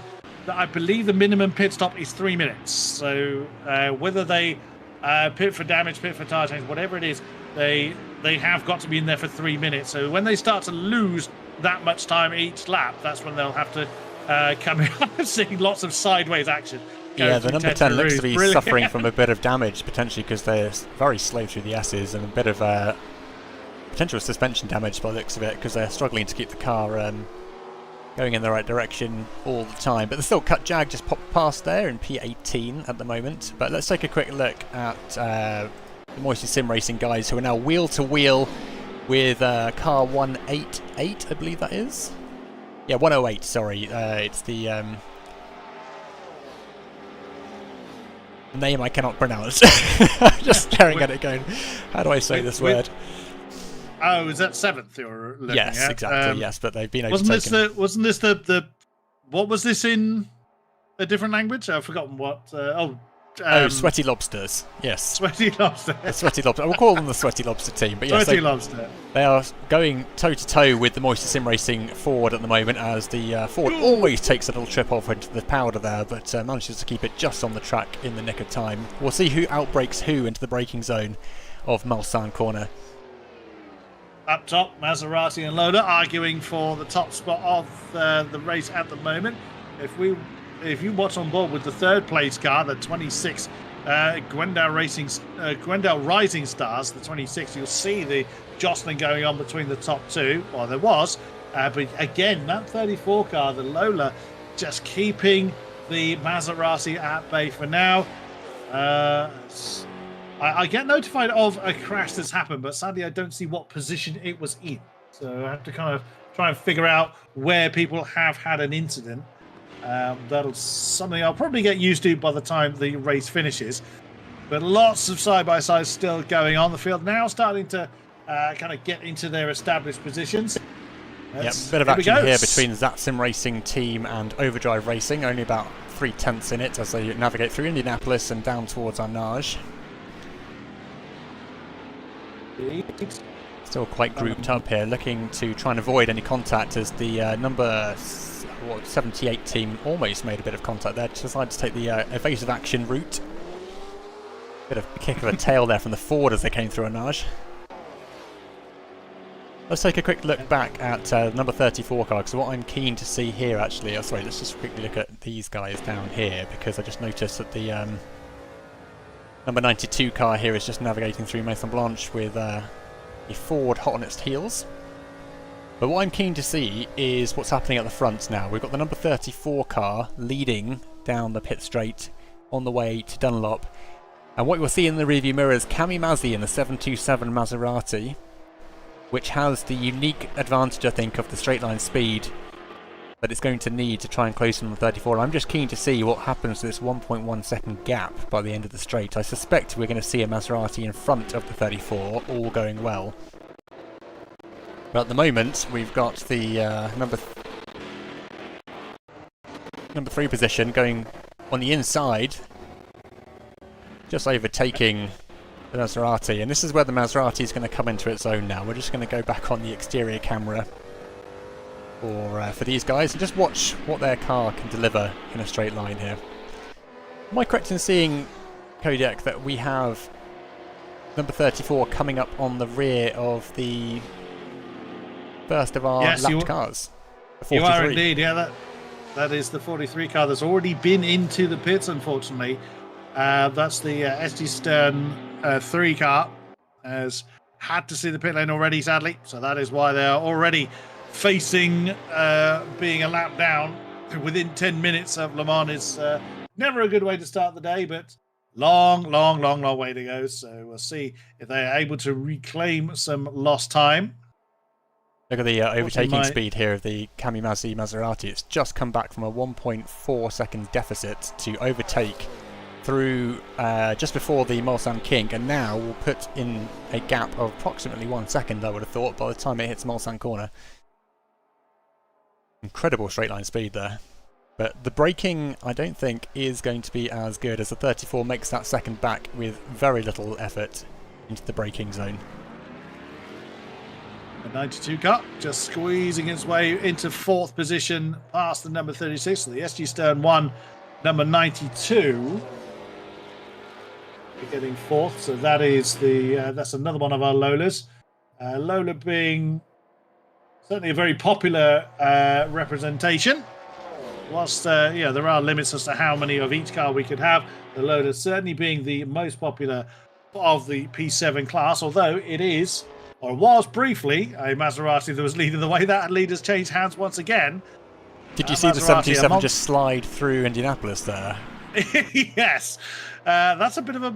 Well, we were told it was a bit of a beast. And, getting the thing to behave itself under braking seems to be the biggest challenge, but it's so narrow. Very much so, very much so. Let's take a quick look back at some of the other teams at the moment, so we're not just hogging in the front. We've got that SimRacing team in P11 currently with Virtual Asphalt just behind, going wheel to wheel with the Overdrive Racing team coming through on Nage. Oh, trouble. Car number 3, position 41. That's the Belgian Racing team. Oh, nearly rolling back on. Well, did roll back onto the racing line following its incident. I can see car 11 is off into the dust as well. And that is the 42nd place Subcontinental Racing Ford. So that's just gotten going again. There's still incidents going on all over the place. Well, there will be all race long, I dare say. I just happened to spot that one. Thank you, Kodiak. Just seeing here the Syndicate Eclair team in the P2000 class has just gone through Indianapolis, wheel to wheel with the 944 car, and they are joined by one of my favourites, the Revival Series team in that very dashing livery as they navigate through on Nage, and these guys are currently running what looks like 5th or 6th, I think, in the P2000 class, but they're very much in the action at the moment. Excellent stuff. Fastest lap changed hands, I saw, but again at this early stage that is going to bounce around all over the place as because the cars are very, very heavy. At this point, I'm having a look at the moment at the 32nd overall place car, the CAF 944, and this is rather what you were looking at earlier. They were alongside the Revival Series cyclist number 41 for several corners. At the yellow and blue, that's kind of Swedish colours.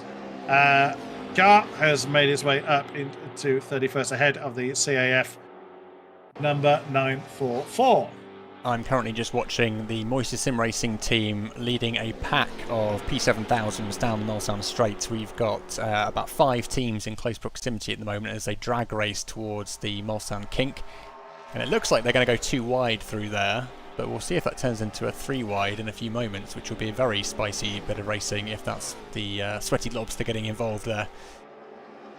That's going to make me chuckle all night. Sweaty Lobster, because we aren't going to pronounce what that actually says. Let's be quite honest about that. We aren't going to get that right. Yeah, going 3 wide with the road this narrow would be somewhat dead. Yeah, I'm not surprised. The driver currently in the 108 car didn't fancy trying to make that 3 wide. Oh, and that's too deep for the 127. Oh, they're not having a great race, are they? They're very much scuffed up already, and they've been off the sandbanks once already. And then right behind them, you've got the Akiri Blue Arrow, who we were riding on board with during the an early practice session with the Syndicate Bottle car in P10, the 496 car. Still wheel to wheel between these two.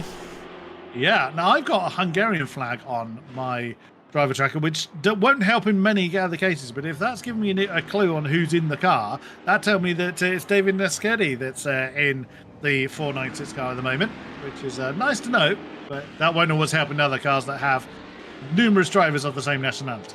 Correct, and what we're seeing at the moment is the Syndicate Bottling 496 car joining the back of the pack as they've taken advantage of the battling going on up ahead of them, and that's allowed them to close in now into very much drafting distance, which will make the next step a little bit easier, but they first have to navigate through what looks to be 4 cars in close proximity, just coming up towards another run down the pit straight. Or if they'll get an opportunity down the straight to draft a bit more. I can confirm it is indeed David Nischetti that is in that car. Now that the driver tracker element is working, which I am very, very glad about. Oh, wow. As the syndicate, I was still riding on board with the 496 car. He got all wrong. All arms and elbows coming into that small chicane, just coming down the start finish straight, but still managed to keep his boot in and power through it. As again, the Sweaty Lobster and Moisty cars still battling.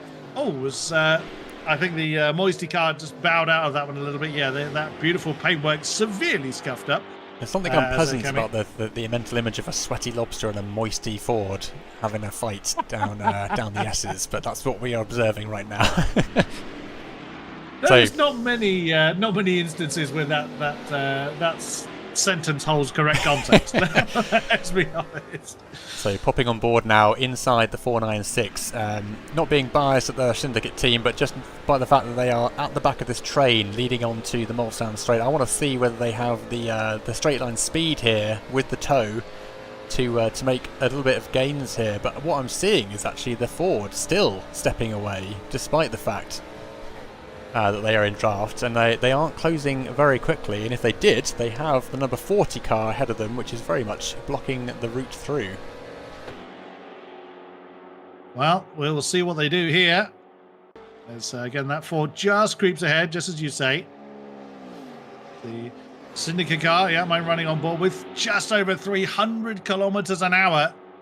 It's, no matter what unit of measurement you use, that's stonkingly quick. As they're screaming along the Hanadio once more towards Mulsanne corner, and even these things need to let off a little bit, as that little right-hander before the main braking zone, or they just scrub off speed because they are turning, either or. And people trying to sort themselves out. Oh, it's there's been an incident at that very corner, it would seem, between several cars. I just noticed. There's probably the people arguing with the hay bales. They're amazingly strong hay bales. So am I correct in thinking that we are actually seeing a couple of, yes, the number 26 position, I think, from the P2000 class is now in the mix up ahead of us. That's going to be causing a little bit of a mobile chicane for some of the drivers coming up now to overtake. The P26 car is the Glendale Rising Stars. I believe that's their car. Oh, 127 getting a little bit skew-whiff on the run down to Indianapolis there, but manages to hold on to it.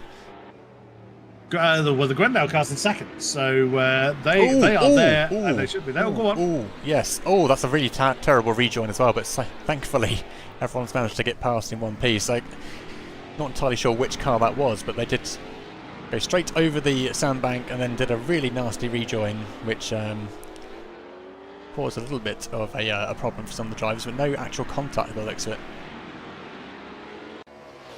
That's good. So the 127 car and the 34 are back at it, coming through Maison Blanche, wheel to wheel. Another position of swap I've just seen is the 34 that was up until was into the lead, but now finds itself in 5th place, or battling the 127 car, the Sideheart Motorsports.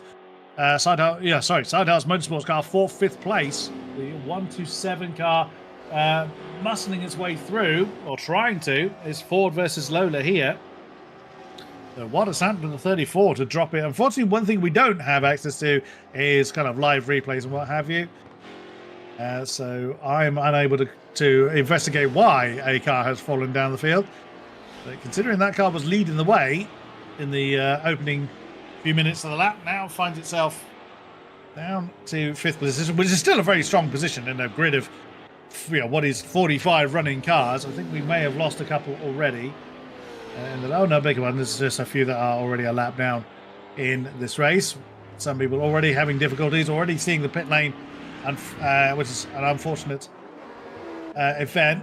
But that being said, the lead may well have changed hands to the Kamimazzi 727 car, but it's still not by very much. Only 1.67s over the Glendale car that finds itself screaming its way down the Hanadio once more. The number 50 car, just to answer your request there, Sardinian YouTuber, is currently running a bit of free air between P27 and P29, but making good progress by the looks of it. No particular action around there at the moment. But let's go back to Moisty SimRacing, which seems to be back in a trio. with the P4, the Bottling Motorsport, or Syndicate Bottling, if I can say the correct team name, the Akiri Blue Arrow and the Moisty SimRacing board as they make their way down to the Mulsanne Kink. Yeah, these three have been locked together for a few laps now. They were hustling the sweaty lobster, which I can't say any sentence with sweaty lobster in it with a straight face, I'm afraid. So they've lost the back of the red 108 car at the moment. I've just spotted there was a change for third there. They're still having an argument as they come through the Mulsanne corner, but the 36 car hustled onto the grass a little bit, costing him a bit of momentum. 92 gets up into that podium spot. Briefly, as now the right foot of the Italian driver in the 36 car, which is Andres Rogel, I think, in the 36. It is indeed. Just coming up to Indianapolis now as the 92 looks to have the inside line. But the 36 is just managing to steer clear of any contact there. They look horribly uncomfortable under brakes coming through there. They really do. Yeah, they don't look too happy at all. I suppose what they have on these, they won't be. They'd be drums or discs at this. They wouldn't be discs at this stage, would they? No, they'd be drums. Yeah, well drums. And truly. That's why it takes them a week to slow down. Well, the drums are probably modern technology. They're probably bin lids at this point. I suppose that's why Ford came up with that solution to replace the entire brake assembly rather than anything else, because it would allow them to keep the brakes active-wise. Very much so. Just going back to the Moisty SimRacing car here, we've got the Akiri Blue Arrows and Syndicate Bottling right in close proximity, coming through Mulsanne Blanche, with the number 3 car up ahead now just starting to experience its first few overtakes from the faster class, getting a good job of getting out of the way. I was about to say there's an imposter in there somewhere. It isn't the Belga. A really rough start to the race. A few cars having been through the pits, and I think that is one of them. Yeah, they were in the pits a couple of laps ago, so not a good start for them. But yeah, the Syndicate car staring at still playing ringside seats in the battle ahead of them for 8th place. It's not slowing them down too much, although they are a couple of seconds off the ultimate lead pace, which in other racing disciplines would be a huge gap. In endurance racing, a couple of seconds a lap is not necessarily too bad around Le Mans. It's a gap that you can either make back. Different drivers tackle the circuits in different ways or have different abilities, etc., etc. So that's not anything too much to read into at this point. I'm keeping an eye on the leaders as well, Camu Marzi and Gwendal. That gap has shrunk a little bit. Gwendal was a bit quicker on the lap last time around by, well, literally a bit, half a second, which over a 3.5-minute lap may not sound a lot, but when the gap is only a couple of seconds in distance, again, half a second is quite a significant percentage of that gap. But now the Camu Marzi, that Maserati, I think you said it earlier, Pirate, is an absolute missile in a straight line. It's in the twisty bits where the Maserati loses out a bit, which this version of Le Mans is not so bad, but in other races I would imagine that's quite a handicap. I think, didn't you say that the brakes on the Maserati are an afterthought? I believe so, yeah. Sorry, the stream's having a little bit of an issue here because of potentially the bad weather we're experiencing right now, so hopefully that sorts itself out in a few seconds. If not, I can try and switch over to being streamer. That might be an idea if it carries on being problematic. Can you replicate the layouts that I have on screen at the moment? I can. What I will try. What I'll do is I'll just set that up just in case I need to take that over. I've got a layout here. I will do my best to replicate what you've got. Thank you. You'll have to let me know. If I see you suddenly vanish, then I know all is not well. Yeah, it's a little bit fluctuaty at the moment, but there was an amber warning for weather here, which may be causing issues with the internet right now. It's not much fun around here either, lad, but I'm not in the middle of the sticks, so yeah. Right, you take the reins for now. Let me set up here. Okay, it's stabilised again for the time being. Let's hope that stays okay. Right, so let's just crack on. And in the meantime, if you could just prepare, just in case you need to step in again, that would be great. So down here in the P7000 class, we've got P18, 19 and 20 in relatively close proximity, just coming through our nage as the Jaguar in the number 17 car there looks to try and make a bit of ground on the back of what seems to be the back end of the P7000s at the moment.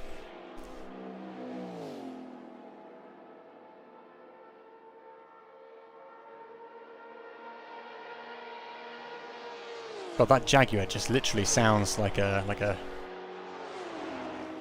aeroplane more than a car. It has quite a it's quite a distinct noise.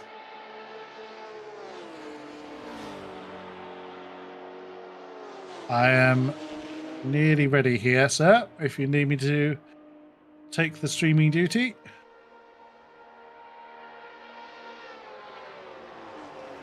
Okay, we'll just, yeah, if it does it again, we might need to switch over, but if you could just do your best to replicate the layout, that would be great, and let me know if you need any advice on which thing is which. Yeah, we'll do. I'm just setting up my OBS first.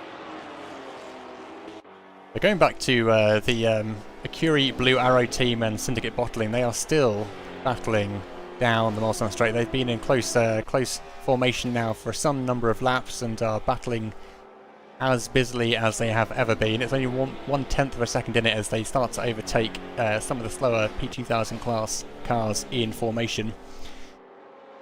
But Bottling is starting to work its way up the grid. It's about in the upper third, I'd say. But the Acuri Blue Arrow team is doing a great job of defending at the moment, and they are also fighting with the Moisty SimRacing Ford, which is still a battle which is unfolding here as they come up to Mulsanne Corner. Again, a measure of braveness for the drivers as to how late on the brakes they are willing to get. As the number 40 car seems to outbrake, but overcooks it slightly, allowing the Moisty SimRacing guys to get back into the lead.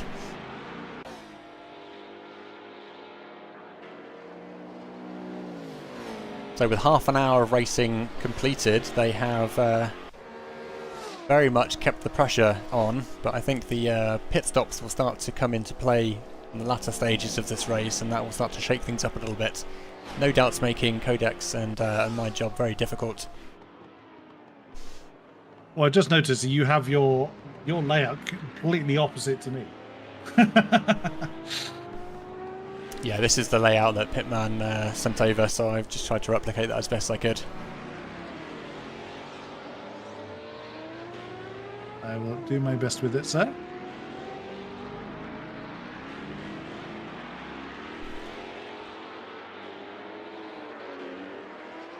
As I usually have my tower on the left.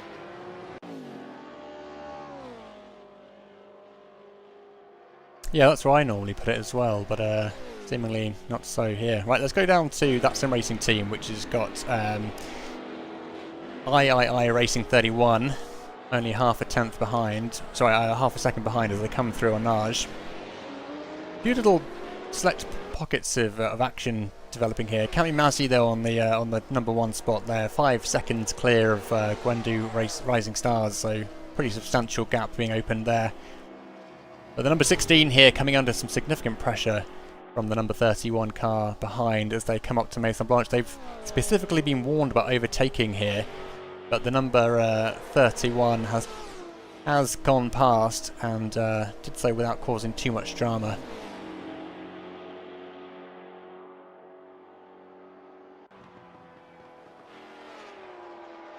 Unfortunately, I can't get my add-ons to sit in the exact position that you had them. It's somewhat frustrating.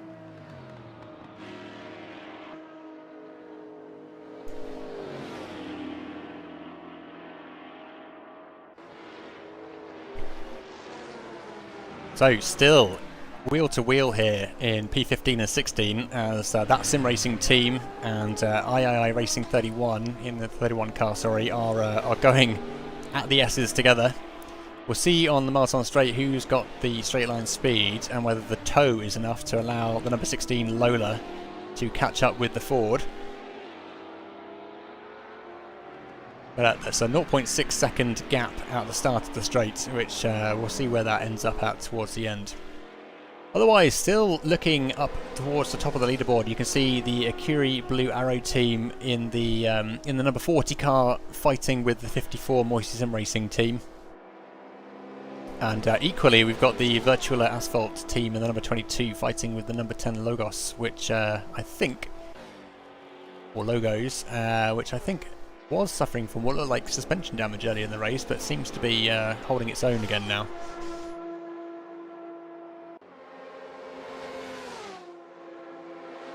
Okay, I think I am as close to yours. The only thing I don't have is the THR sponsors.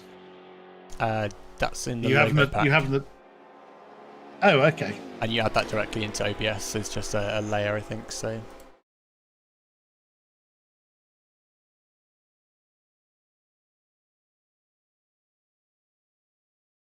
Shame I can't send it to you directly, but.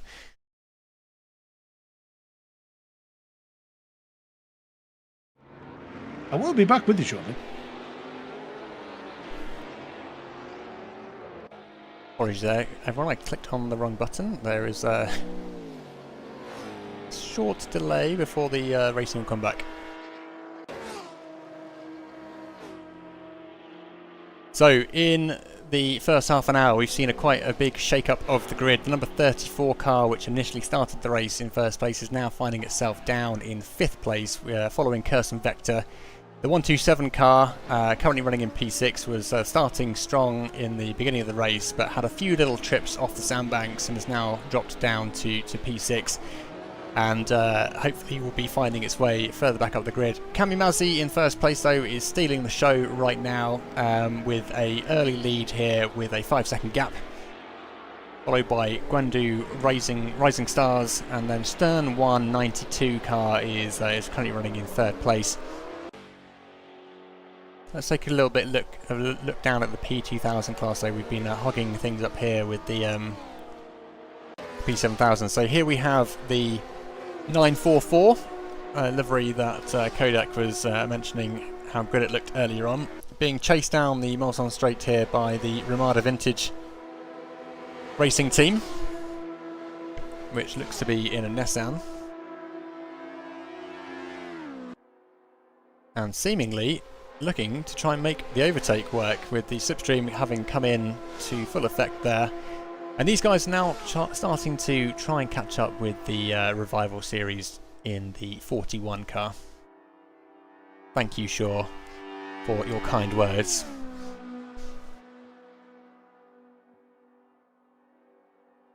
Nearly there. Running all the way.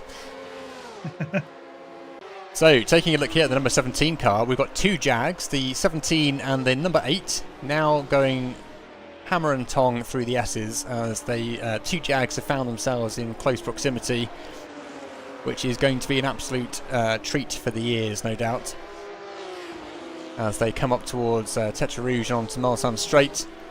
They are right behind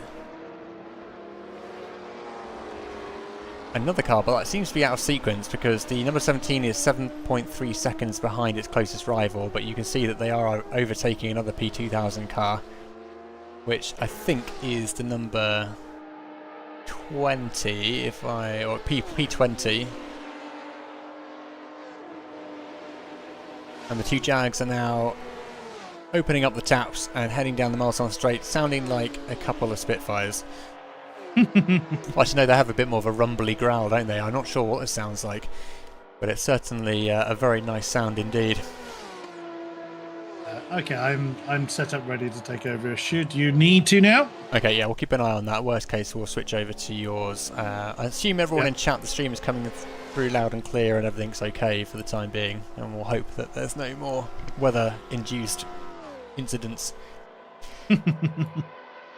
Looks like, despite Sorry, The joy of the British weather. Oh yes, yes. It wouldn't be any event in the UK, wherever you're dialing in from, without weather causing some bit of havoc. But what's interesting there is that the P8 and 17 got onto the Marsan Straight pretty much, less than half a car's width apart, and the 17 has finished the straight well ahead. So I don't know if that's a difference in setup that they have applied there, but the 17 certainly seems to have a bit more grunt in their straight line. I think we have lost potentially 2 cars from this race that I can see that had disconnected. The number 91, the SG Stern 4 car, I think has left us. That is a great shame. So early on, only 5 laps done. That's the number 91 no longer in session. So that's Max Florence and Alexander Bettel in the black Nissan. That's a shame. I really like that. The look of that car. Also, I think one we have just lost is the number 11 car, the Subcontinental. That's again another one I was looking forward to seeing, the Ford GT40. Alex Afonso and Yam Stam. Favorite name drivers as well. Yam Stam. No longer. Yam Stam. Great. No name. longer in session, alas. I know. Oh, the 727 has just hit something, apparently. That's one of our front-running cars. Oh, that's the Kamimasi. Yes, I've just seen. Oh, that's a race leader indeed. Yes, they're still going, so they probably. The thing is, I get a notification when someone has hit something, but it doesn't tell me how hard it hit it. So it could be just a graze with the. I can't really say barrier, well, either a fence or a hay bale, and it doesn't really give me any more indication than that. So never mind. It's still running on. Fastest lap of the race is now with our up to 4th place car, our former race leader, the number 34. The MS Development Lola is now starting to find its pace again. Fastest lap, I think, a couple of laps ago. Our drivers now settling into their rhythms. Yep, the number 17 Jag XJ13 is once again going wheel to wheel with the number 8 Jag as they come over Dunlop and into the S's. I think these two seem to have caught each other up in the latter stages of the race, but number 17 almost grazing the wall through the S's there. But these two, I think what we saw previously was that they start the straight and pretty close formation, and they seem to open a gap by the end. So it'll be interesting to see if that happens again. We're looking at 0.6 of a gap at the start, and we'll see where that ends up. Battle for second continues. Gwendal and SG Stern 1. They are still only half a second apart, and then right behind them, battle for 4th is our current fastest lap holder, the MS Development 34, being chased by the Kyosim Vector 36. So I think we'll find who's in which cars. So the MS Development number 34 is currently in the hands of Kamikaze 31, and the 36 car currently being driven by Andreas Rogel. So those are the two that are in. Oh, a lot of traffic coming into Indianapolis for those two. Yes. Every time we look at these P7 cars, they are so squiggly on the brakes. Especially when you're trying to avoid a slower car in front. There's not much opportunity there to manoeuvre. But the 34 and the 36 have managed to work their way through, followed by, there's the Syndicate Eclair just popping through an arch there. Always nice to see. Well, let's have a look at. I'm just going to have a look at who's doing what position-wise in the P2 class. So leading the P2 class is the 26th overall position car of Northeast Endurance, the yellow chevron. They lead their class by quite a way. Oh, lovely bit of sliding going on through the early turns for the 77 car. Who commands that at present? That is... Where are you looking? Sorry, Adam 47. Keith. 26th position. Yes, the number 47 car. Oh yes, that's leads the way by. chevrons. Yes, the yellow chevron. Leads the P2 class at present. Its second is the 41, the Thundering Trio. Again, screaming its way down the Hanadia at the moment. That's our lead Nissan. And that's the point where I jump in, okay? Pittman. Pittman. I took the chance because I have to drive the next stint, and now I have a little moment to enter the stream. So Thundering Trio, that's my team, and my teammate did a pretty good job until now.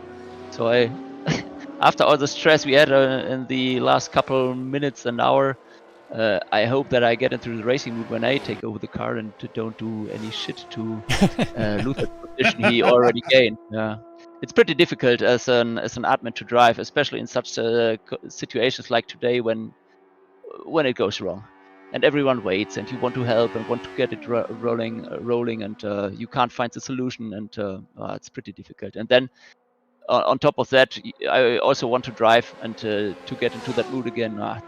I think it would not be so easy. So therefore, I took the chance to get into the stream now, and I hope that I have a small break after that to calm down a little bit. And actually enjoy the racing as it continues. So where are you hoping to stay inside the top 3? Are you gunning for the win? Where are you hoping for the Thundering Trio number 97 car to finish? Yeah, the race is still long. We are 3 drivers on that car, so each are individual. Margaret is the fastest of us. I think when he drives out some seconds for us, that will be good. I'm not sure if we can stay on that position until the end of the race, but a lot will happen in this race, as we have seen already. Let's see where it ends then. Yesterday, the practice races went not that good. The practice races last week went pretty good. So let's see. It depends on how far I get into the racing mood or not. So is it going to be equal stints, 2 hours apiece? Yeah. We strategy-wise, it might have been better to one stint per with 2 drivers and a double stint with the 3rd driver. But we said it's okay, or it's a good thing that everyone has 2 hours to drive. So we divided it equally. So, tell us a little bit about your pick of car. What's drawn your team to this particular choice, and where are the strengths and weaknesses of your chosen vehicle for the evening? The original plan was that we all test all cars and then that we talk with each other and decide, but that did not work out because we were so much so busy with setting all this up. So there's a lot we have to do with the admins in the background. So what no one else sees, we try to do it as professional as possible while not being a professional community. But as you saw before the race started, it did not turn out well. But now that they are all running, it looks very good. So it was worth doing it. And in the end, the car choice, so Maga drove all the cars, and he said the Nissan seemed to be the car where he thinks we can all drive. Not easily, but it is good to a car which is good to handle, and that was the decision then. So he said let's pick that car, and then we picked it. Yeah. Very nice. Now we had a bit of information from one of the drivers initially, telling us a bit about the P7000 class and which cars had which pit stop requirements based on fuel and consumption and fuel tank size. From the P2000 class, what are the main kind of characteristics there? Is there any one particular car better at having a shorter number of stops, or are they all pretty even? I think they are pretty even. There are differences, but I hope that Valentin enters the chat later, or the stream later. He can tell more about the different cars. What I can tell is that our stint will be divided by a short stop. So we have one short stop, and then we do the long stop. So after, I think, 1.5 hours, we will have a short stop to fuel in another 30 liters, and then we will do the long stop after 2 hours. And one of the biggest advantages of the smaller cars is, not for all of them, but for many, that you can go flat out in many corners. For example, the Dunlop corner, the first corner, or the Maison Blanche at the end of the track. So that makes it easier to drive them. But what is different or difficult is when the fast cars approach, that you have to move to a side and give them room to overtake. So I will do the night stint, and I think that can become difficult. I was going to say that these multi-class racing always has that challenge. If you're in the slower class, you have got to, you still got to remain predictable, but equally you don't want to get in anybody's way. So darkness descending. You've got, as you said, you've got the unfortunate part of the dark driving hours. How much more difficult is it driving in the dark than in the day? It's more difficult because you don't see your reference points that good. So the brake points and the points where you try to steer into the corner, that's a little difficult. I changed my post-processing filter yet short before the race because the signs on track, so the markers, the 300, 200, 100 meter markers, were too bright, so I could not see them very good, and so I changed my filter now. I think it would be better now in race. I think that was a good decision to do. Yeah, and overall, it's all dark. So when you drive, when you are out there, I hope it turns out good. I drove in the night. I practiced in the night, so it will work. But sometimes on the long straight, I try to have my view onto my mini map in the car, so that I see if a car is approaching from the back, because you can't see the light that far from inside a car. So when a car is behind you, sometimes it pops up, and you are a little bit surprised if you don't scan your mini map in car all the time to see if there's a car approaching. Yeah. Very good, very good. So, how about track temperature? Does it cool down overnight and that cause a difference in the handling characteristics, or is it generally predictable enough that you can make that shift okay? Yeah, that does not change. It's set up like a steady temperature. Okay. In future races, we might think about using live weather from the positions. We do it in some of our series we did in the past, so that works already, but not for such a big event here. Excellent stuff. Well, we will leave you to prepare for your stint. Thank you very much, Pitman, for coming to join us in the box. Hopefully we'll have a chance to chat to you later. And thank you again for wrestling with the server to make it work once again. So rather than postponing the event, it's we look forward to a good night's racing. Yeah, okay, thank you. And thank you for staying with us. And I heard that you commentated all the time when the server wasn't up. So I'm looking forward to watch that when this all is done. We did an thank you very much through of the liveries, so yes. Yeah, that was great. So you have something to you could turn that into like an introduction video for the series in a way. Yeah. Thank you very much. Nice. Right, thank you, Pitman. Okay. Dankeschön. Yeah, we'll see you later. Bis später. See you later, indeed. Okay, we've got another hand up in the audience here, King-Kodiak, if you want to go for another interview. Why not? Why not? We'll have a look at the battle for second as well. Second overall. Gwendal, MS Development, and SG Stern. Yes. Really, really close together. I'm keeping an eye on those two at the moment. We have Crow. Let's see if Crow still wants to have a chat with us. Hello, Crow. Hello. Sorry for keeping you waiting there. We had Pitman in just giving us a little bit of an interview. How are you getting on? I'm doing all right. Let's see, we're almost an hour into the race. I've probably been in and out for about 2 hours now, so doing good. Who are you driving for? So which team are you part of? 944. I was the Belarusian that you didn't know the flag. My apologies. Yes, that was the flag I didn't look up. So thank you for that. Thank you for that. Yes, of course.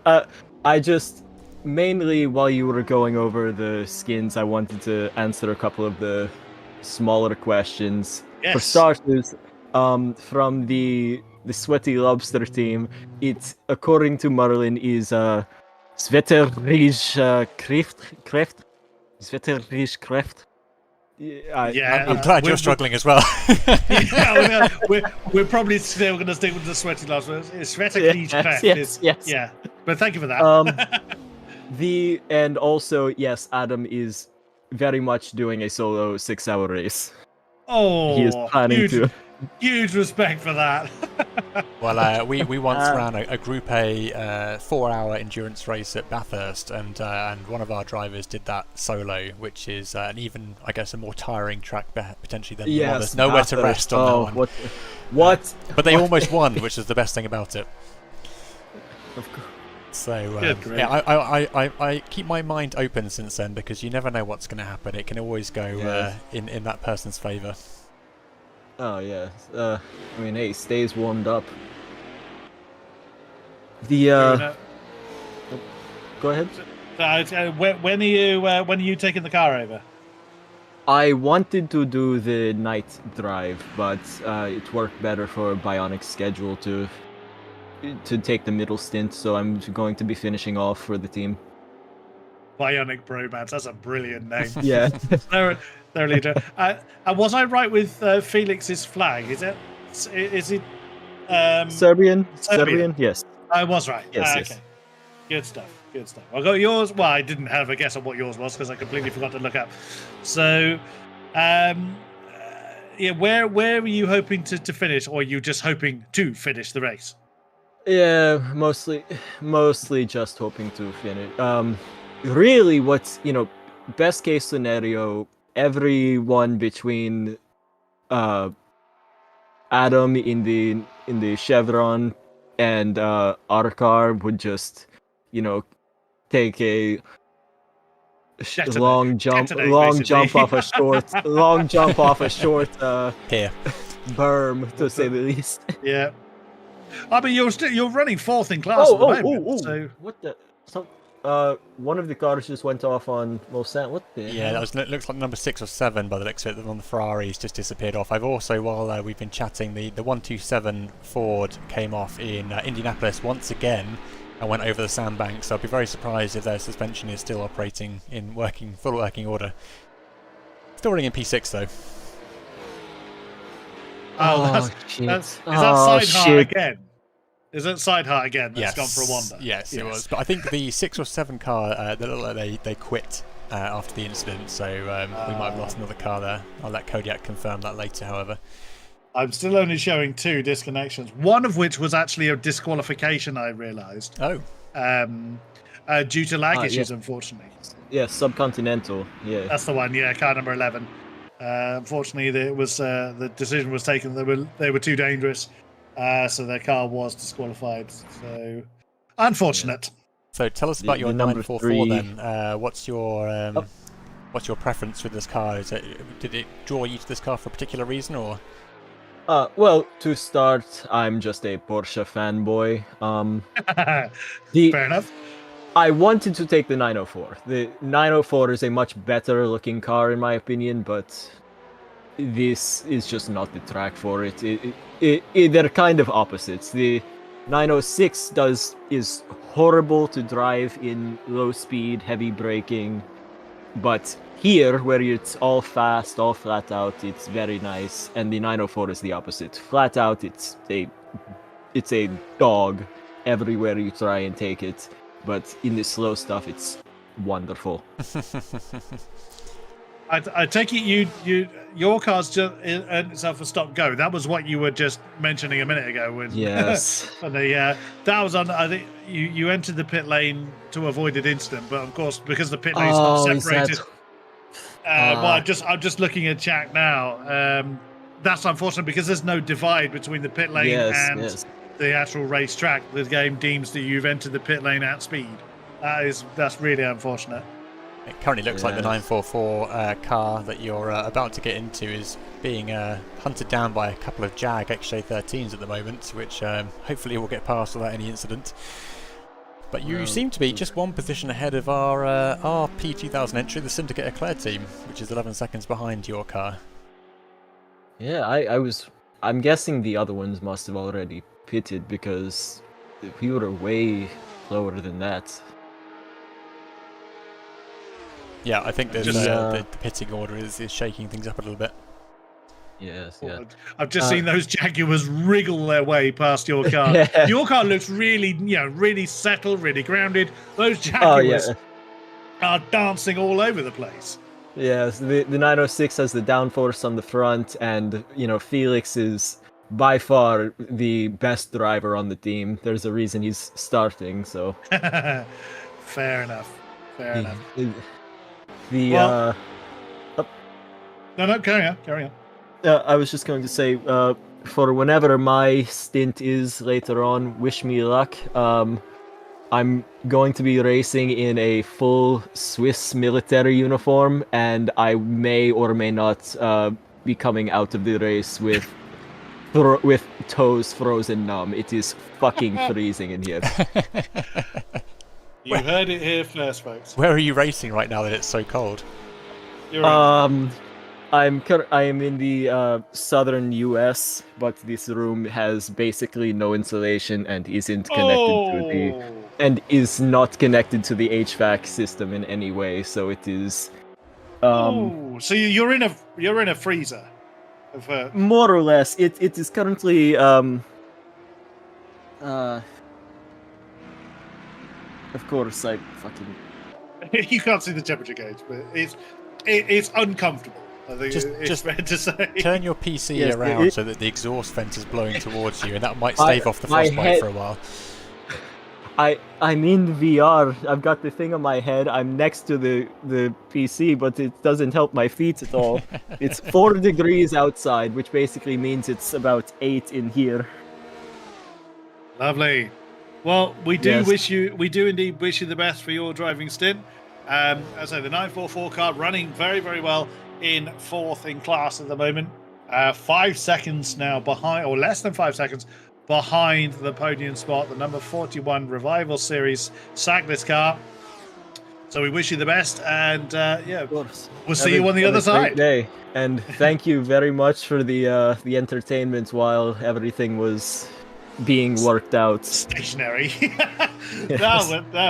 That's what we're here for. Yeah, that is what we're here for. It has been good fun so far, in fairness. Fantastic. Well, good luck to both you and your team and your toes, and we'll hope that you all come out unscathed by the end of this. Yeah, see you guys around. See you later. Indeed. Cheers. Okay, so a little bit's been happening, Kodiak, during the interviews. We've seen a few cars taking a little bit of a tumble off the track, but seemingly, according to you, everyone's still driving, so that's good.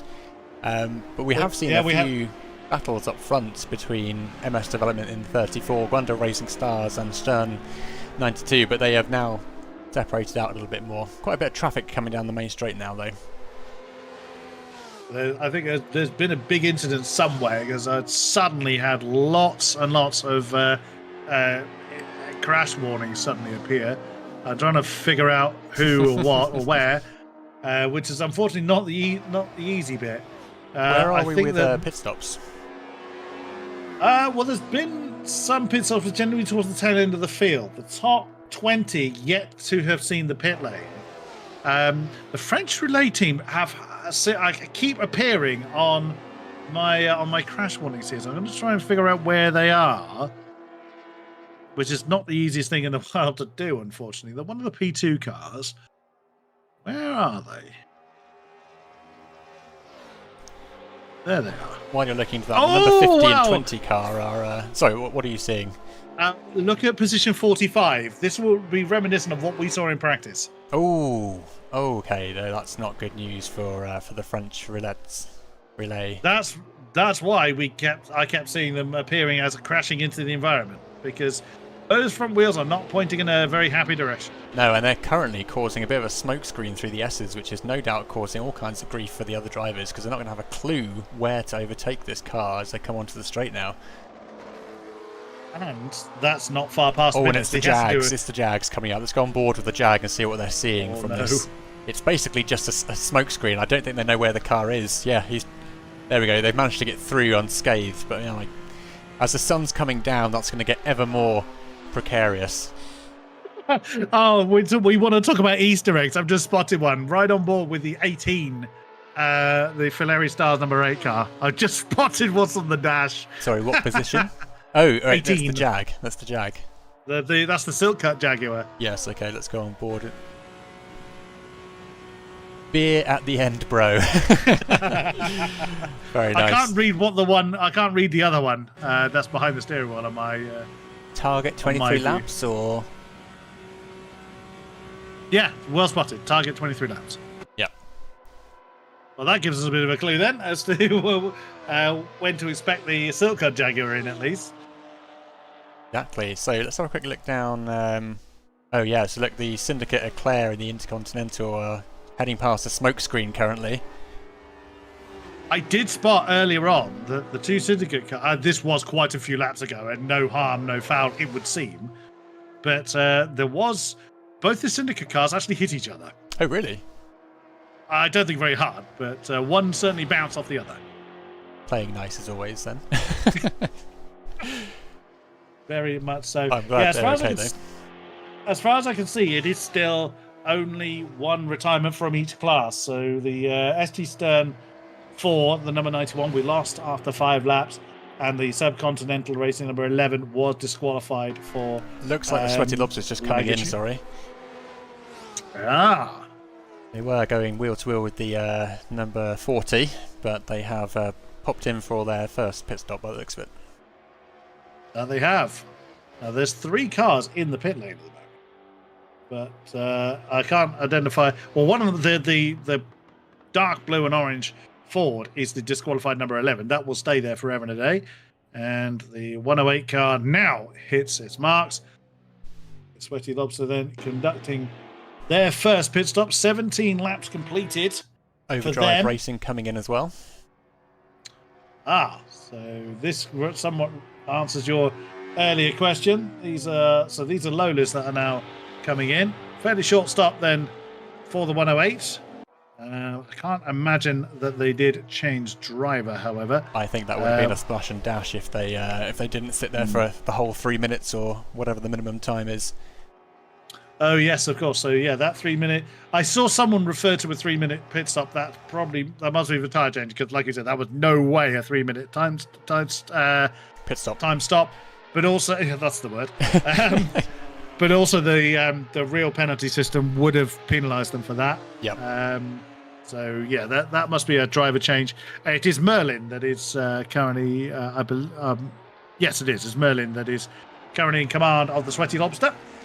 Oh, the number 17 Jag has just spun into the wall in the S's. That may have resulted in some damage to their rear right quarter, but the number 8 Jag is taking the opportunity to capitalise on the situation.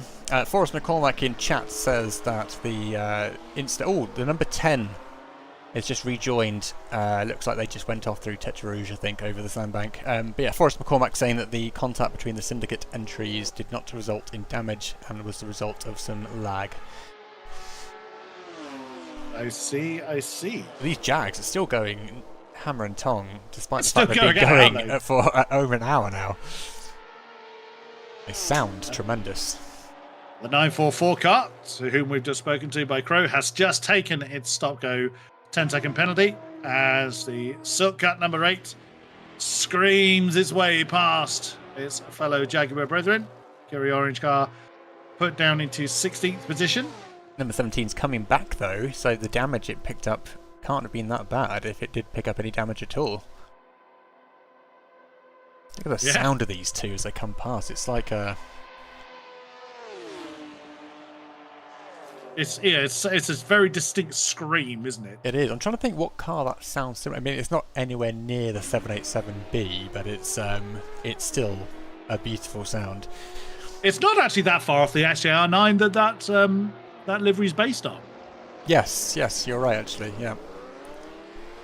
But they're still going, and what's interesting, though, is if you look at P3 down to 5, they're all pretty close together still. There's only about a couple of seconds in it at the front here, whereas Kami Masi is still way out in front with its plus 5-6 second gap.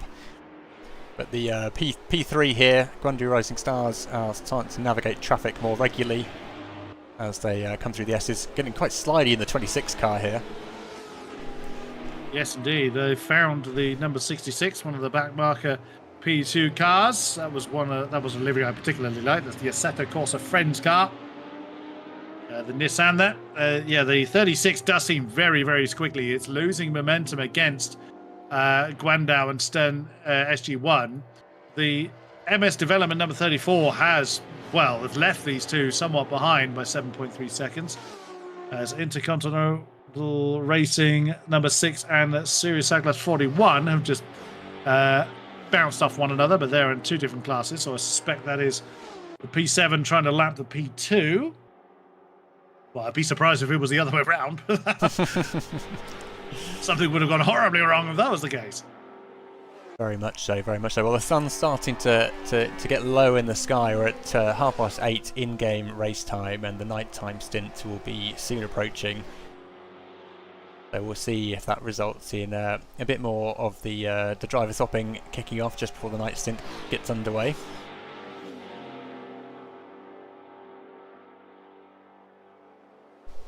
I'm quite amazed though at the consistency of the racing so far though, although the 17 and the number 8 Jags are now separated, so looks like the P10 Logos car is, or Logos car is in between the two of them now. Yeah, that stop-go penalty cost the 944 car quite a bit. They were 4th in class when we were speaking to Crow. They are now down to 6th in class. There's a P7 car, the number 6, that is flashing its headlights. You're quite some distance away. Oh, and wandering off the road on the start-finish straight. That's not going to help. P28 I'm looking at the moment, the Intercontinental Racing number 6. There's a mouthful for you. So they've had some difficulties. This is one of the cars I saw bouncing off of somebody else earlier on. They are a lap down from the rest of their class. But the 944 car only a couple of seconds behind. Next in class. That's another one of our P7 cars coming in. I'm assuming it's one of the P7 cars coming in. I don't immediately know who. Unfortunately, I can't identify on the timing screen who is coming into the pits, only who has been into it. But I can confirm that number 95, the French Relay, did make it back to the pits with their very wonky wheels. Very good. Well, I was saying in the previous stream yesterday that this is one of those tracks that really punishes a mistake early on. If you take your wheels out in the S's, you have a very long trip back to the pit lane, just like you would at the Nordschleife or somewhere similar. It's not the kind of track where you can be forgiven for such a mistake so easily. Car number 51, the Ramada Vintage Racing car, has taken a stop-go penalty. Didn't quite see that one flash up. Unfortunately, there were a few penalties incurred whilst we were speaking to people. That may well have been one of them. I'm having a look at SG Stern number 1, currently in 4th, working his way through the traffic whilst trying to keep the Kyosim Vector 36 car behind them. That's the 92 car for reference in green, followed by Kyosim Vector, as Kodak just pointed out. Just getting past one of the Nissans actually in that very, very fetching white and red livery. Look at this tail end of that 92. Yeah, the rear tyre's not quite ready to give up that much traction. But this is what I mean. If you're riding on board with any one of the P7 cars as they're coming past the P2s, in any kind of multi-class racing, the slower class has to be predictable. So, and this is exactly why the closing speed of the faster car is usually very high. That's great English for you. Quite high. So they will plan their move quite early. As the 36 car is now closing up to the back of the number 92, slipstream enabled past there and through into 4th goes the 36 car. Who is in command of that? I wonder. It is Andreas Rogel still in command of the 36 car, although he looks like the SG Stern car thought about counter-attack. Certainly perfectly viable. There he goes, going to the inside line. Down into Mulsanne, isn't it? It is. Let's see who outbrakes who. Who's gonna be bravest on the brakes here? Oh, that's close. Still going to be side by side. Traffic ahead of them. Yeah, that's wheel to wheel still. They're going to be right down to Indianapolis at this rate. Very, very similar in performance out on the exit of the corner. It is Ford GTX1 versus Lola T70 here. I think the drag race goes to the Ford there in that situation, but the 92 is coming back strong. That it is. Looks to the inside line. Now, we've seen these cars get very, very uncomfortable coming through braking zones. The Intercontinental number 6 is having difficulty again. Yes, it is. Ooh. Very, very slow. The 28th position car on its way back to the pit lane, it looks like. Yeah, so that car is very unhappy. Sorry, are you looking at 28 car? Position 28, yeah. But still, the battle for 4th continues between SG Stern and Kyosim Vector. Oh, just arriving at the pits though, so they are back where they need to be. But yeah, so Guandu Rising Stars have got PG Stone, 3 seconds behind now, but it's Curse and Vector which is hunting down the number 92 car right now still, as they come up to Maison Blanche.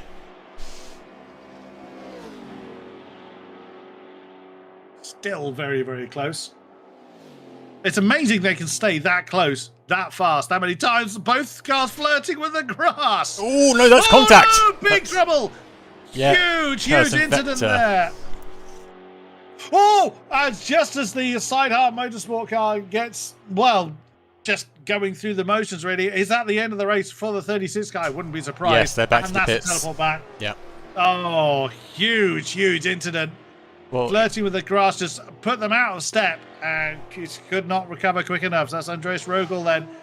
Has he retired the car? Well, we will see. good news though for Akiri Blue, Arrow and Syndicate Bottling, who will now make their way up to a position above where they were as they overtake Curse and Vector. So Akiri Blue Arrow up to P6 right now, Syndicate Bottling at P7, and shame to see another car out of the race, but that is the way it goes, flirting with danger in such a way. That's the nature of the beast, though. I mean, that little chicane there is very narrow at the speeds they are approaching. Of course, they don't have downforce or nothing to the extent of what we would expect today. So they are literally sliding through it. Yes. So if they get it wrong on the way in, they've had it. Just going back to the P15, the number 17 and 8 Jaguars, they seem to have very little in the way of headlights, and that's just a graphical issue, but they seem to have T-lights in where their headlights should be. Oh, goodness me. Don't know what they're looking at from their point of view, but they're only getting headlights from the number 10 Logos car behind. Trouble for that SimRacing 2 car number 32. I need to find where they are as they appear P21. to... Yes, it is. Yeah, that's car 16. So which car? No, the sister car to that. Oh, P39. Oh, good spot, sir. Coming down the pit straight. That's car 32. Yeah, that is the car. But I thought they were in trouble. They must have hit something because they came up on the.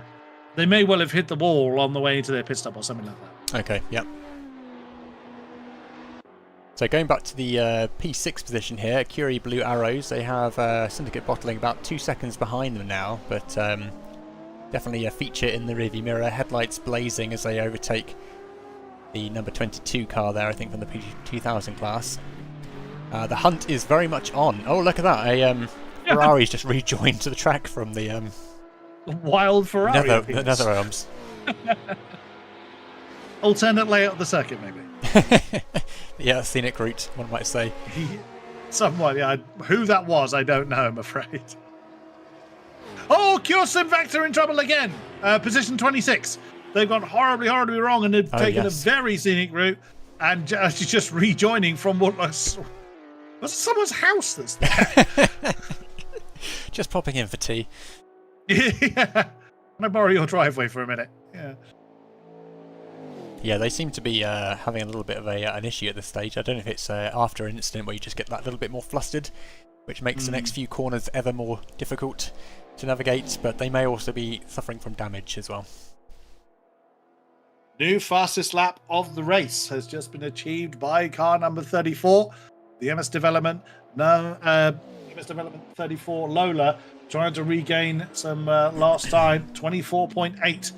810 they've just put on the board. So they were quicker than the race leader by 1.5 seconds, just over.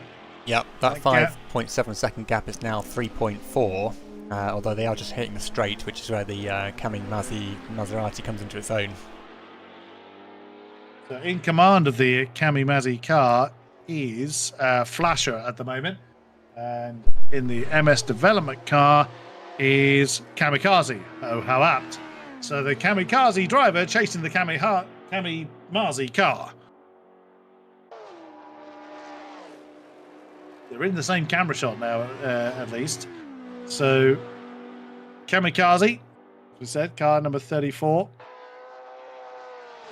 The French squad chasing a very distinct looking Maserati. Well, certainly distinct in the sense there are only a couple of Maseratis in this race. I think literally there are only 2 of them. Let me double check that actually. There may be more than that. I think you're correct actually. It's the Kamimazi 727 and then you have the Logos number 10. I think they were the 2. Yeah, it is only 2. Yeah, you're right. More crash from the environment. This time it is the car number 31. It is the THRacing entrant. Where are they? That is a big bit of damage, big. but they're right next to the pit lane. They are. They're actually on fire. Or is it? Well, their tyres are on fire by now. They're certainly covering the pit straight with a lot of smoke, which is causing... Oh, they are on fire. Look at that. Oh, God. Oh, wow. Okay. Physics have taken a through day the floor. off. They're through the floor. Yeah. Well, I mean, they looked like they were actually going for the paddock, let alone the pit lane. Watch out, Australia. They're coming your way. I dare say... Where is he going? Okay. Oh, he has actually found some terra firma, would you believe? Oh, wow. Oh, God. Okay, yes, he's having some serious... well, they are having some serious problems as they phase through the environment here. I'm of the suspicion that we may not see that car doing anything else in this race. So who was that? That was Fabian Fabeck that had command of that, and there it is. It's teleporting back to its pit stall. We don't know whether they are able to rejoin the race. I think that is the end of race for them. Yes, that is a retirement. They have left the session, along with, sadly, the Logos number 10. The Maserati, the second Maserati, is also out. So we have lost 2 cars in the space of 2 laps. This might be a consequence of what Pittman was talking about when it comes to the evening hours settling in for the race, the nighttime descending, your brake markers becoming a little bit harder to see, especially if you have your post-processing filters set in such a way that you can't see the brake markers because they blow out white. But that might be what we're seeing here. A little bit of fatigue setting in, a little bit of the nighttime transition causing some grief. But certainly changing things up on the grid. Good news for those who are looking to make up positions, but sad from the race point of view to lose a couple of extra drivers. Plenty of cars out there to give us plenty of action as the darkness very much descending now.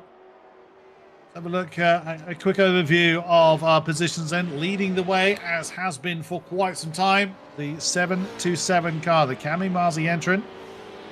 In command of that car, I'm pretty sure they haven't been in yet. They have not.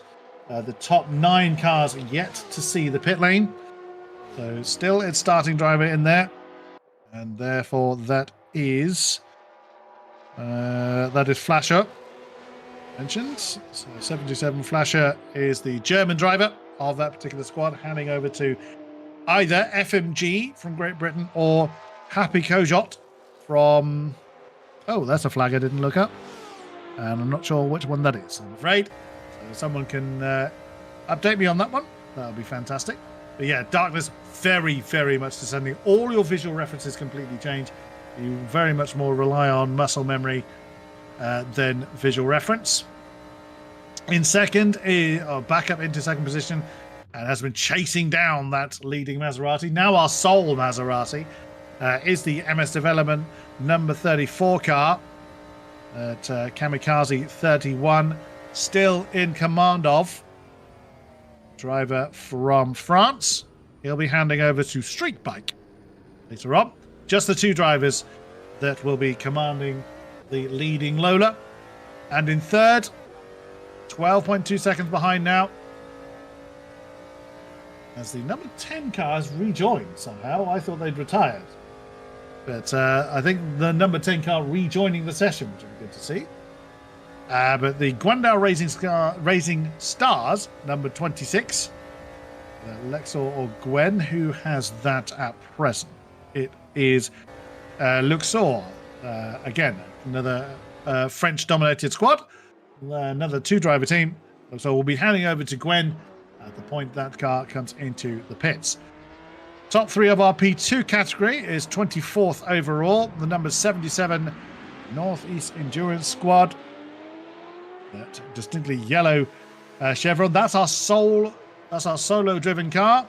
Adam Keefe in command of the P2 leading chevron. In second is the Thundering Trio, who spoke to Pittman earlier on, event organizer of this, not just this series, but also of this community here at THR. It's he will be taking over that car once it has pitted. Let me just see seen the Syndicate Bottling team in P5 overtake a QE Blue Arrow to take 5th place, and QE Blue Arrow just losing a little bit of the rear end in Indianapolis there, losing quite a bit of time in response to that overtake. And that leaves Syndicate Bottling 30 seconds behind Turn 1 in the 92. But they're certainly moving up, taking advantage of the transition to nighttime by the looks of it. Very, very true. The Thundering Trio car, beg your pardon, currently in the hands. Oh, I did look this up earlier, and it has escaped me. P2 Thundering Trio is in command of Margar 17. It is going to be Pittman taking over that car as number 34. They've either disconnected or they're going through their driver change. Right, okay. They suddenly appeared in the disconnected lists, but that happens when the driver change is happening. So the 34 is in. That is our MS development car. Who did they hand over to? That will be... oh, yes, that was Kamikaze handing over to Street Bike. So that driver change now taking place. First of our top 5 to come in. The Treble I Racing number 31 is showing as disconnected at present, the Ford GT1. That has been for a few moments now, so trouble has befallen them. Be a bit of a shame. And third, so I'm ready to come on to who's third in the P2 class, is the Revival Series SAG class number 41. That is the Kent the Fresh or Loco Pixo. Again, both names are making me chuckle a little bit there. Probably more than it realistically should. It is Loco Pixo, the French driver, handing over to the Canadian when they do their stop.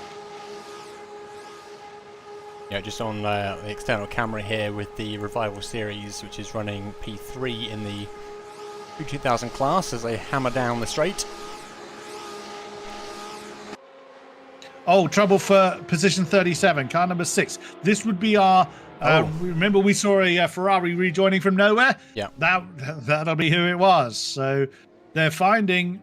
Well, they're probably stalled, but they're now getting back underway. And a car that really does not want to steer straight.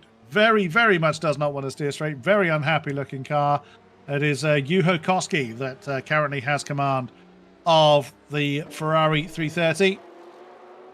One of a few Ferraris enter with this event. We were told the Ferrari was most certainly not the favourite car, very much listing over to its right. So that will be a car that will be in the pit lane for some considerable period of time. And we have a potential another retirement here. The number 3, the Belga car, one of our Nissans, is in the disconnected category at the moment. We did see them in trouble earlier. They've been in the... They tend to only stay in the disconnected category briefly if they are driver changing. Right, okay. And they've been in there a little while. 34 is coming back. So they've just been given a long pit warning. I think it's kind of the cue for, right, you're good to go, get on with it. They're down into 15th now overall. Yeah, just coming through Dunlop into the S's.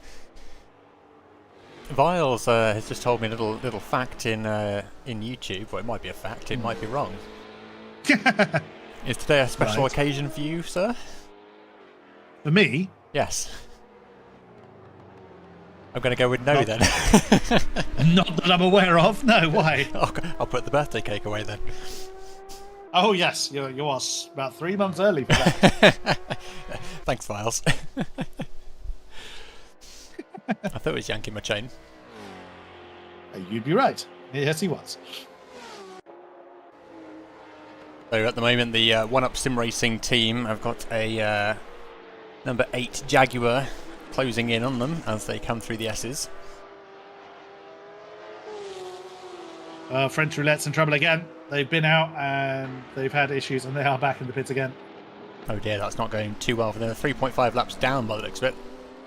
Yeah, this was the car we saw again with very misdirected wheels. Ah, okay, yes, that would explain it then. Various pit stops going on at the moment is sending the timing screen into an absolute fit. Oh yes, it's rather confusing at this stage as to what's going on. Yeah, everyone's in the pits. Potential driver change or disconnection for Hikiri Blue Arrows, car number 40. They were top 6, weren't they? Yes, so I think it's more than likely a driver change going on for them. We did see, didn't we, stuck to someone's dashboard, the target lap 23, so that would then coincide with what we're looking at here. Mm-hmm. Most cars have been through the pits at least once. The top 5 have not yet, but I suspect they will do next time around.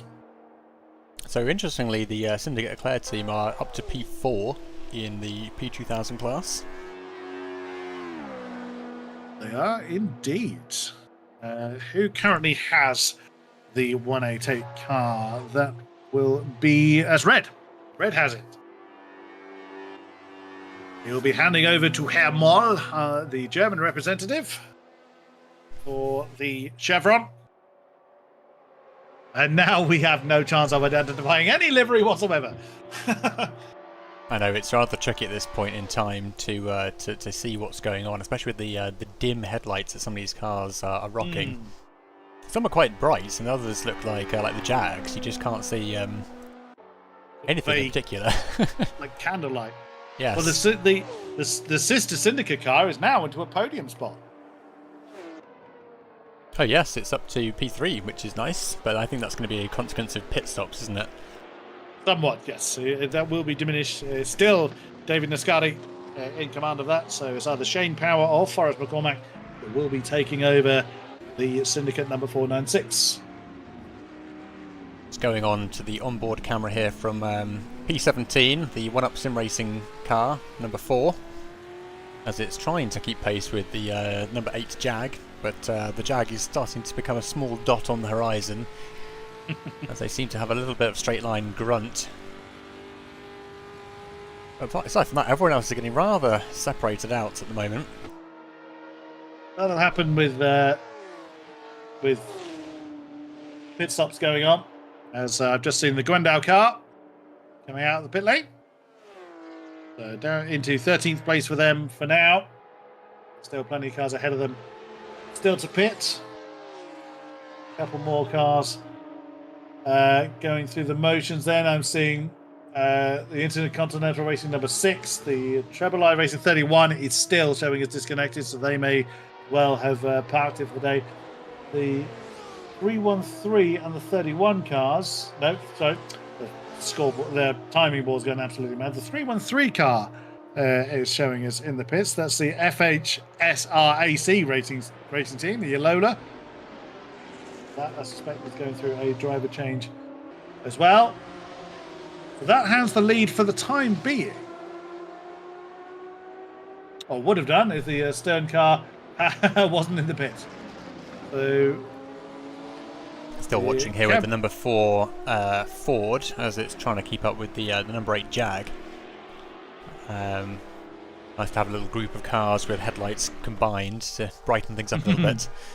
But that Jag is, I don't know if it's the same from the driver's point of view, but I just can't see a damn thing, externally at least. Top 4 cars of the race all in the pit lane. The Moisty Sim car just coming in now. Top 5 indeed, because the 22, the Virtual Asphalt car, also coming in. And is the Lobster in? He's indicating that he's coming in, and yes, he is. So yep. Top 6 all in. Thank you, Kodiak. Kyosim, what have you done? You've hit something apparently. Don't know where the 36 car is. It's difficult to identify anybody at this point. It's quite a long list of names to look down. Yes, it is somewhat. What about Side Hard Motorsport? Have you been through the pitting? That's the 127. So they are just coming down pit lane at the moment, or pit. They could gain a few here. And they do indeed gain a few. My tower reckons they've come up into second. Yes, I've just seen that, but then I suppose they have just overtaken all the guys who are doing the swap. But the Kamikaze car hasn't moved.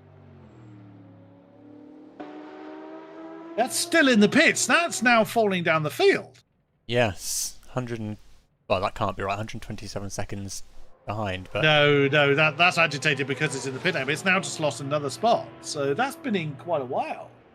Maybe unless there was damage on the car, but then, well, that's shaking things up a bit because the top 5 I'm showing as having pitted at some point in the last 10 laps. So this is now our race order for the time being. This SG Stern 1 in the number. Oh, they're just on the move. Car. Aha! So Kamikaze then. So the only car that hasn't pitted in the top 10 that I can see is our current 6th place car, which is the VAC GA number 28. Yep, so they're just coming through Tetra Rouge and seem to be about 12 seconds behind the car, Plebeian Racing 78 car ahead of them. I'm amazed actually that the 127 is still going because I've seen it crash so many times now. I'm amazed it hasn't got more damage, but it's currently going toe to toe with Much simpler engineering back in the 60s. yeah. Just cast it out of solid steel, it'll be fine. Well, actually, I suppose back in this time, weight saving was a little bit more like, make the car as thin as physically possible and hope it doesn't break. Just put a bigger engine in it. It'll be fine. Yeah. That was the modus operandi, wasn't it?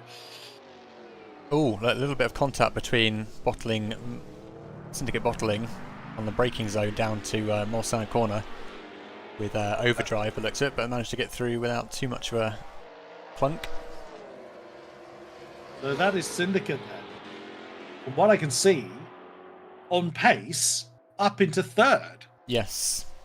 Although Kamikaze, I'm sure, will be gunning for them now, but Kamimazi's down in P8 at the moment with that SimRacing team about a second behind them. But that straight line speed of that Maserati is just absolutely obscene. Well, will the next driver handle the Maserati missile as well as Flashaw has managed to? So who has taken over the 727? Let me have a quick look at that. Kamikaze now in... Oh, wait, it's still... there it is. It's Happy Kojot now has the car from nationality unknown. I must look up what flag that is because that's going to bug me. While you're looking that up, Forrest McCormack saying that he doesn't know about the other cars, but with the Lola, the headlight spread is so narrow that it's exceptionally difficult to pick out the apexes at Anage and Indianapolis and so on. Well, I could believe.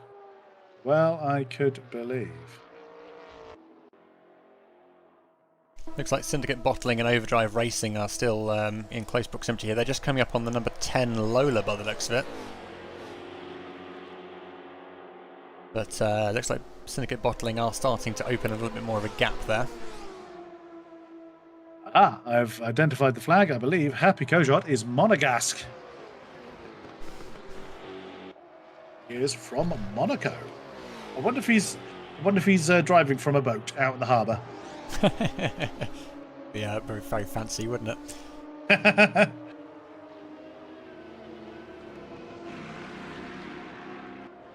There's 2 world flags that are basically that same white and red.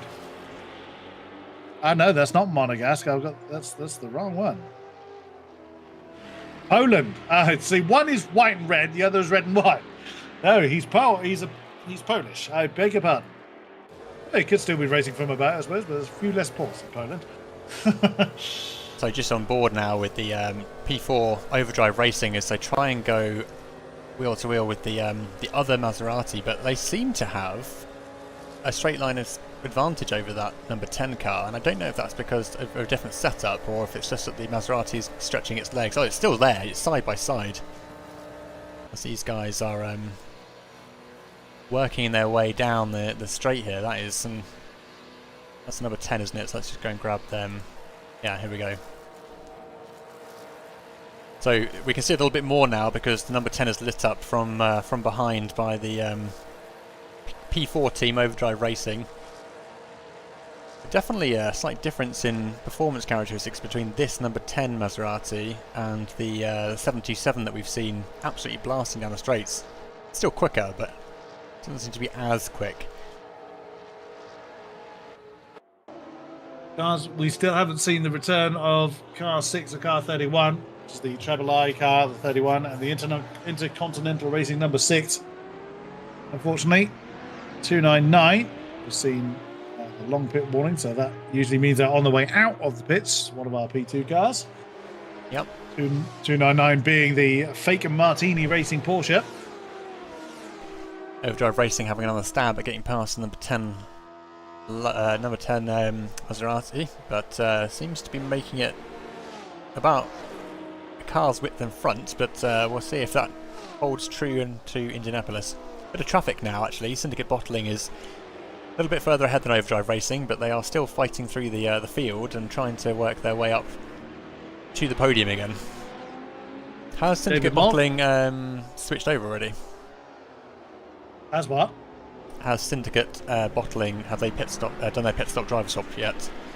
Yes, they have. They did it a lap or two ago. Yeah, okay, so they're still holding on to the podium right now. Red has just finished his first stint, so maybe Red would like to come up to the interview box and have a little chat. And also the earphone guy says that there's also Indonesia, which I assume is a reference to white and red flags. The white and red flag, yeah. I believe that is the Polish flag that is sported for Peugeot at the moment, but someone I'm sure can confirm that, unless of course he is Indonesia. I think Indonesia is also the other way around to the Polish flag. I don't pretend to be an expert. I'm looking them up as I'm trying to make it up as I go along, which is the commentator's way. So that SimRacing team in P10 have got MS Development 34 now bearing down on them as they come through what looks like it was just a nage. What's happening down in the P2000 class, though? We're spending a lot of time looking at P7000, but they all seem to be quite disparate down there, which is a little bit not much in the way of close wheel-to-wheel action, whereas the P7000s are delivering a little bit more of closer racing. Well, the P2s are still being led by Northeast Endurance in the 24th overall. They lead by about 7.5 seconds over the Thundering Trio. It's the same three that we had before. So the CAF 944 team, following that stop-go penalty, are actually back up into third in class. I'm seeing a car descend. Why am I seeing the Logos car descending? That's because it's coming out of the pit lane. So the Logos number 10, that's the second Maserati, isn't it? Is coming back out onto circuit once more. So yeah, it's the same three that we've had most of the race long in the P2 class. It's a revival series cyclist number 41. He's about 13.5 seconds behind the CAF squad. Then it's the Hi team. We haven't mentioned them so far. The number 39 car, 28th overall. They have got Riley Gallardo currently at the wheel. Who had that previously? Have a look. And it was, according to the driver tracker, it's Riley Gallardo from the start. That's really not been to the pit. Oh yeah, there are actually a couple of cars that have yet to see the pit lane. But apparently the Hi is not one of them. Unless he's been in but didn't change driver. Could have been a splash adjuster. They're currently running in P5 for their class by the looks of it. Which would indicate they haven't had a driver change yet, because the driver change, as we know, is a minimum of 3 minutes. So that would back that up. And the number 23 car is just coming back out onto circuit. I've just spotted. FMG just DM'd on Discord to say that Happy Kojot is Polish, but living in France, just to confuse things. Fair enough. We did get the national team, actually. The number 8 just lost a position to the Curie Blue Arrow with. I didn't really find that one too hard. That only a corner ago, that move was made already a second between the 40 and number 8 cars for 12th. Would indicate that the Jaguar may not have had any real claim to defend that one in the first place. Oh, I think we're about to get an interview. Oh. Who is waiting in the wings then? Mr. Red, welcome, It's Red! welcome. Oh, hello. How's it going? How's the race so far for you? It's been a difficult first stint, not going to lie. It was definitely not a contact-free start. We've been sandwiched between several cars and the walls. So I think I carried a bit of damage, but it was like sufficient. It wasn't that big to really need to pit, but the pace wasn't really where it should have been. And then we've been hit by our own teammates. I did spot the notification for that. What happened? I have no clue. I actually went to ask them about that, and it was answered, but it was a lag moment. Forrest McCormack mentioned in chat earlier on that it was potentially due to lag, but didn't result in any significant damage or issue. Yeah, I had damage for that. Like the rear suspension was kinda damaged from that. So the first few laps after that contact, I had the car really boggling in a first right corner, so turn 1 mostly. So it was really hard to drive. But with the fuel being burned down, it was getting back to how it should be. Oh, sorry, Red. I'm gonna have to cut you off. The number 34's just hit the pit wall. Trying to come into the pits very slowly, and they just literally bounced off of something. At least they haven't found their way to the nether realm like the previous team did. Also true. Sorry, Red. Carry on. And yeah, no worries. Yeah, it really hasn't been an easy stint like I expected it to be, but we are doing quite well, I think. I don't really know which position we are in the class, but currently, I'm gonna have to count this. Hang on, 1, 2, 3, 4, 5, 6, 7. You are 10th in class. Yeah, we're doing for the lowest pit stops possible, so maybe you can get some positions on the pits as well. Is there a particular target in mind, or just to get to the end? No, get to the end is definitely the first goal. If we can keep it in the first half of the class, it's another one. And of course, the higher the results, the best it is. But yeah, we know we don't necessarily have the pace nor the setup to fight for the win. But we try to do the best. Setup-wise, how much kind of work went into getting the car configured, or is it pretty much a few tweaks here and there before the race? Yeah, it's just a few tricks during the last week for during the qualifying week. We did just a few tweaks for mainly the gearing, because it's like the most important thing here. And then yeah, just trying to tweak just a tiny bit the suspension to make it stable enough to make it easy to drive and still turn. Like with at the start of the stint with the full tank, it's really understeery, so it's much slower. But it really gets alive halfway into the stint. So yesterday in the load testing race, I think you won your. Sorry, just to cut you off there. The Overdrive Racing in P4, which was hunting down P3 for the podium, has just taken out a fence at Maison Blanche. So I think they might be coming into the pits for a little bit of repair, and looks like they are making their way into the pit lane just now. So I don't know if you have any more information on that, Kodiak. No, I watched it live, same as you did, and they just got as we've seen time and again, the entry wrong, and no time to correct it through the middle of the actual chicane. So bounced off it, they did. That's a pretty good talking point, actually. I mean, I know that modern cars which are reliant on aero will obviously be quite impacted by the wash of the car in front. I take it that's less of a factor for this era of racing, Red. Oh, definitely. The main point is that you can't see anything behind another car, so going into that corner blind, it's hard enough when you have a full visibility, so going blind, it's really hard. Yeah, and in terms of your car choice, are you pleased with the one that you've picked? Oh, definitely, it's such a great car. Like it looks awesome, it sounds awesome, and it drives pretty good. So really happy with that. Awesome.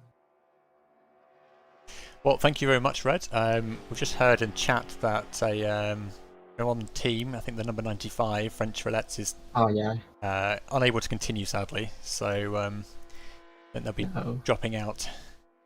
We need more Riettes in a race. Definitely, the Le Mans Riettes are pretty famous, so it suits pretty well. Okay, yeah, have fun and good luck for the rest of the commentary, guys. Thank you, Red. I'll let you go back and keep Akshik or David Moore company, so he doesn't get too alone down there. But yeah, good luck, guys, and best of luck for the rest of the race. No pressure. The other syndicate team's on the podium, but you know. Thank you, Parrot. All right, Red. Catch you later. Thank you. The 43 car looks like it's coming back out, which is the SG Stern 3 squad. Which position are they down into now? That is a good question. I've just seen the pit warning come out for that one. One car, I wonder if have we lost? No, the CAF 944 car.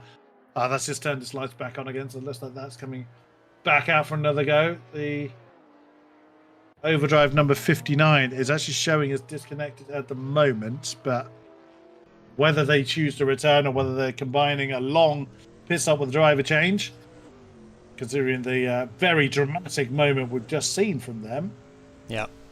Just for the benefit of those in chat, guys, I'm going to use a little bit more of the onboard cameras at night time here because, as you've just pointed out, the lighting is a little bit challenging to see what's going on for those watching on the stream. So I'm just going to leave it inside the cockpits a little bit more and see if that helps with things. But here we go. Here's a little bit of action which we can look at. It's Hi Racing going toe to toe with the Ramada Vintage Nissan as they rocket down towards Indianapolis, which in the dark is quite a daunting prospect. That's for 7th in class, I believe. Yes, the battle for 7th, I think, is underway. Moonlight poking through the clouds there. Still plenty of slidey ways going on from the Hi car, and the 944 is returning to track. That's now registering back up into 3rd in class, so glad to see that they haven't retired. Yeah, sometimes the disconnection tracker is well, every time the disconnection part on the time tracker is conned by the fact that there is a driver change going on. You just have to kind of judge how long they remain disconnected for. But yeah, that's the closest battle we've got on track at the moment for 27th overall, or P5. Yeah, for battle for P5 in class between Ramada Vintage and Hi Racing. Hi, what are they in? They are in the Porsche 906, and they are up against a Nissan 380. So that P6, sorry. P6 in class, so that's the 27th, 28th battle we were looking at earlier. Yes, okay, thank you. Yeah, I'm still with Hi Racing at the moment in their rather fetching livery as they come up through Dunlop. What we can see of it. Yeah, so let's go back to the onboard as they come through. I mean, you would have thought they'd put a few more lights in. I know it's there are some, but it's very dark. The S's are quite foreboding in this dark. That must be absolutely terrifying, banzaiing into a very narrow part of the track. Yeah. With barely more than candles on the front of the car, and they're going through it at pretty at full chat as well. They're not shy about it. There is no mucking about here, is there? No. Like in the rearview mirror, though, you can see the P7000 class car coming up behind Hi Racing at the moment. That it is. Barreling past. That's the number 16 car, I think it was.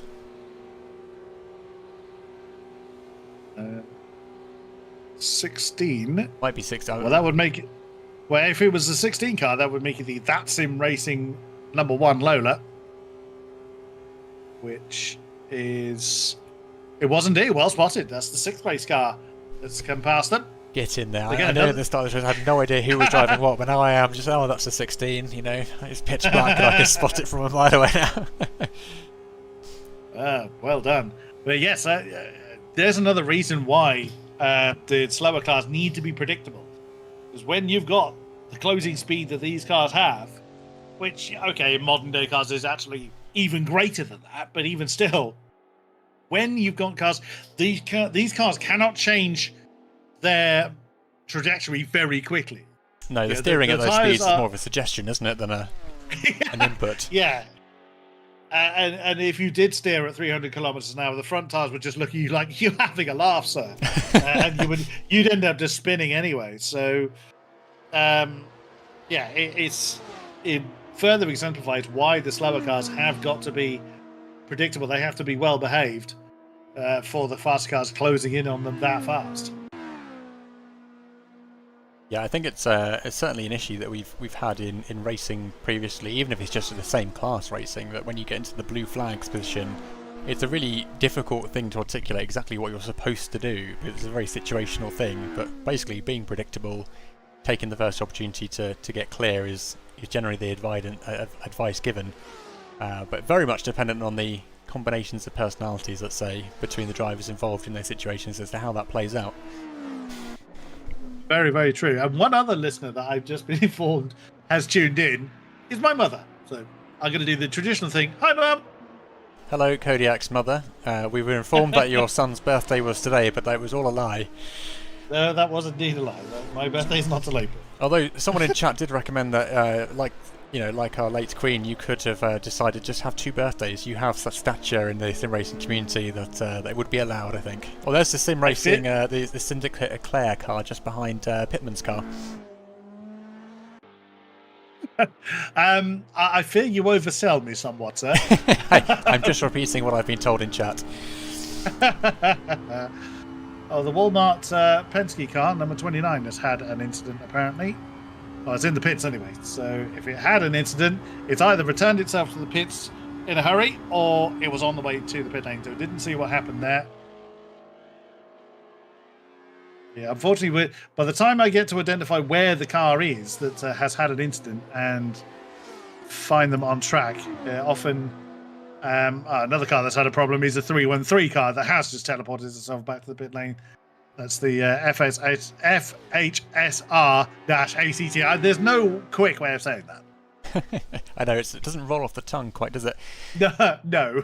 We have a member in the audience in the stage channel. I don't know if they're here for an interview or not, but if they are, please feel free to put your hand up, and we will invite you in. If you're just here to chill and listen, then have fun. Yes, absolutely so. Ina Babas. Yes, that is one of our Egyptian drivers. Yes, hands up. I'm just going to invite them in for the commentary box now. Hello. Hello. Hi. Welcome along. Thank you for taking the time to come and have a chat to us. Yep, my pleasure. Thank you.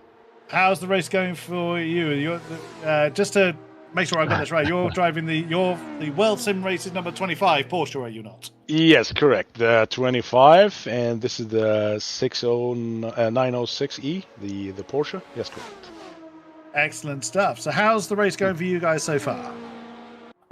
First of all, I want to thank you guys for your lovely commentary. We actually love it so much, and I want to thank also THR for this great organization. Unfortunately, what happened today, I think it's out of their hands, but we were willing to wait even longer to participate in the race, even if they decided to postpone it or whatever. We were going for it, no problem. This is our first time actually to have like this kind of endurance with vintage cars, if may I name it, and we love it. For me, I'm 51 years old, first time to drive just an H pattern shifter and the sim racing. Usually I drive, so usually I drive the GT3s, ACC. I didn't drive for AC for long, for over like 2 years, but I got back after the LFM decided to have AC in their platform. So, and then I was taking a look at the THR and I thought, oh wow, I forgot about these guys. I was racing here for like 4 years ago. I did like 1 or 2 races, that's it only. So I decided to upgrade my sim equipment, I bought a round wheel, and I started to use my shifter, which I bought from SHH like 3 years ago. Never used it. So Okay. yeah. Was So I that prepared myself. Yeah. a Go collection of ahead. firsts for you today here. The connection? We lost you slightly there, PLB. What was that? I said it's a Oh, yeah, collection yeah. of first times for you then. So first time here, Yeah. with the H pattern and so on. Yes, with a long race like this, 6 hours, and with such more professional drivers, and we were aiming to just finish the race. I have had a problem with the beginning of the race, as we decided to switch who gonna start the race, me or Haytham. Haytham should have been started, but I started because I had some emergency work issues that caused me to leave early. But anyway, I dealt with it, so I started the race. But unfortunately, I forgot to activate my shifter. So when at the beginning of the race, the shifter didn't work, so I just hopped out of the server, activated through the content manager, and joined the server and back again, and it started to work. So we almost started the race like 2 minutes late, or maybe more, than all other cars. I see that right now we are, I think, in 15th place in the P2 class, I think. I'd have to count the B. It is in that region, yes. Yeah. Haytham, I drove like 45 minutes. Haytham just took the car after that. He's doing fantastic job until now. No crashes, no wall kissing, nothing at all. He had a little bit of complaint about people sometimes at the area that you take it flat out at the end before the straight, the last corner, I think. Blanche, yeah. Yeah, people with the P7 trying to overtaking in this point, which is, it makes it hard for us to keep the car stable at that point. I'm not sure. I think I heard in the Discord channel that they have to give the priority to drivers ahead of them as P2 drivers to take this, and then they can pass. Am I right or wrong? I think I've seen something along those lines of not overtaking at that particular point for that very reason. Yeah, correct. Anyway, so this is a little information about our team. Haytham is 37 years old, and he's driving from Dubai. I'm driving from Washington, D.C., but we are both Egyptians, and we decided to having this team in like SimRacing world, as we'd like to have some people joining the team after this race also. Very nice. Well, thank you for all the extra information, and glad to see you guys are here having a great time, connecting from such different areas of the world. But that's part of the joy of the world of sim racing. It's people from all over the world coming together to do what they enjoy, and relive some exciting racing here at Le Mans, for example. Definitely. Thank you very much for your time, and continue to do what you're doing. I'm so happy listening to you guys. Thank you very much for the feedback. All right. Okay, bye-bye. Good luck with the rest of the race. Have a good race. Thank you. Thank you. Bye-bye. Wow.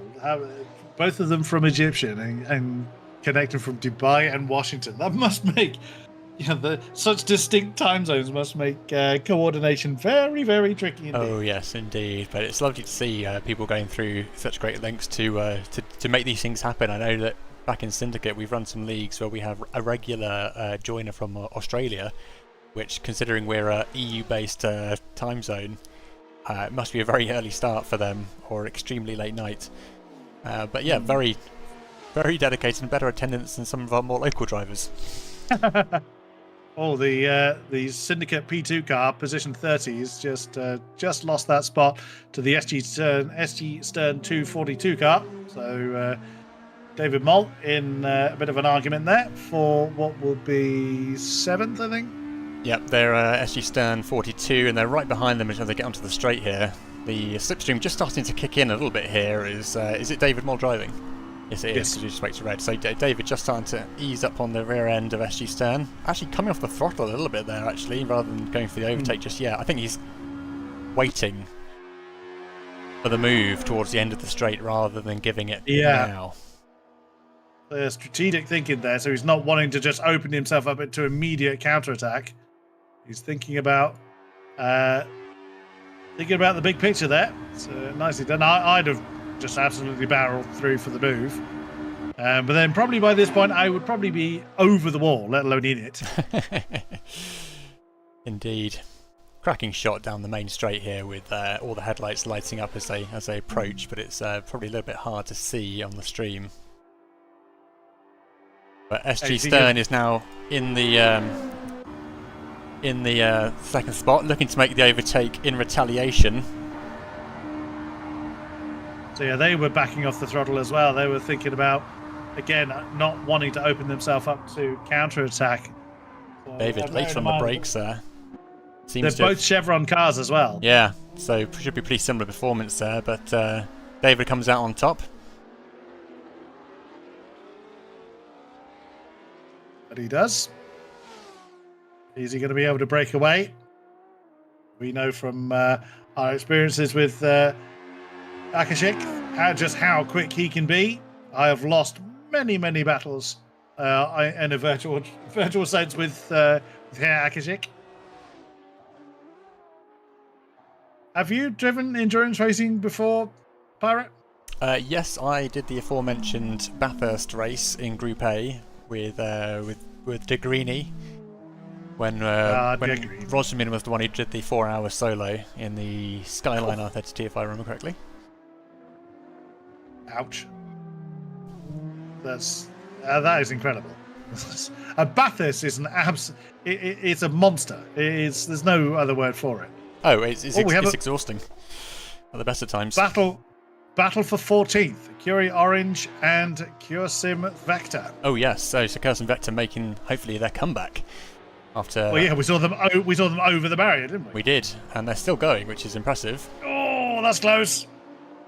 But they've taken the inside line there now, alongside the 17 Jag. Straight line speed of that Ford is pretty impressive, but. Well, that's been gaffer taped back together quite well, hasn't it? Quite literally. And the Jag is starting to come up though. Let's just try and get an external camera here, just so we can see a little bit more of what's going on. The Jag is coming back though. It's getting the slipstream, and I think it has the straight line speed anyway. And here it comes, cruising past now. Wow, that's a huge closing speed difference. Oh yes, and shout out to Hi Racing from Shelpan. Where are they? P27 right now. They're fourth in class. Oh, fifth in class, because Thundering Trio is somehow up in P19. How's that happened? They're in the pits. Okay. They may. Have they had trouble then?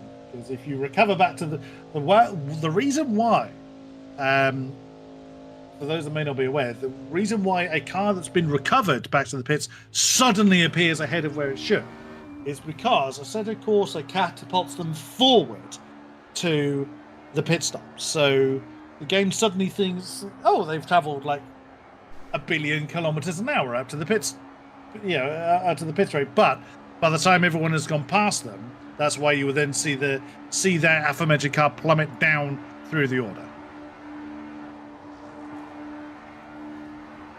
Battle for 29th still going on. Syndicate Eclair. Yeah, just trying to size up SG Stern again. Tracking these two currently as they're literally wheel to wheel in exactly the same car.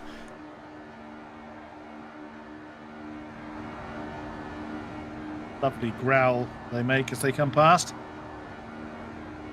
Although all the cars make a really quite lovely noise.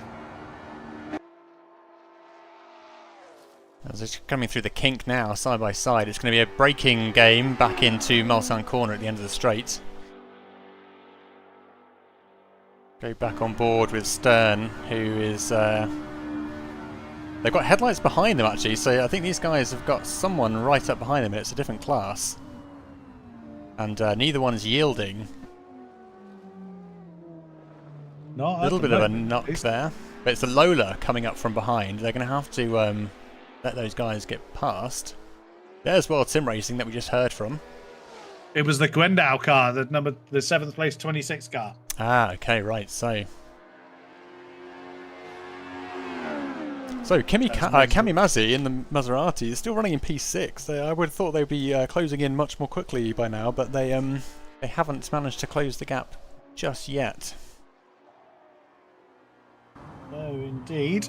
More pit stops going on. Various different pit stop strategies going on, as we know.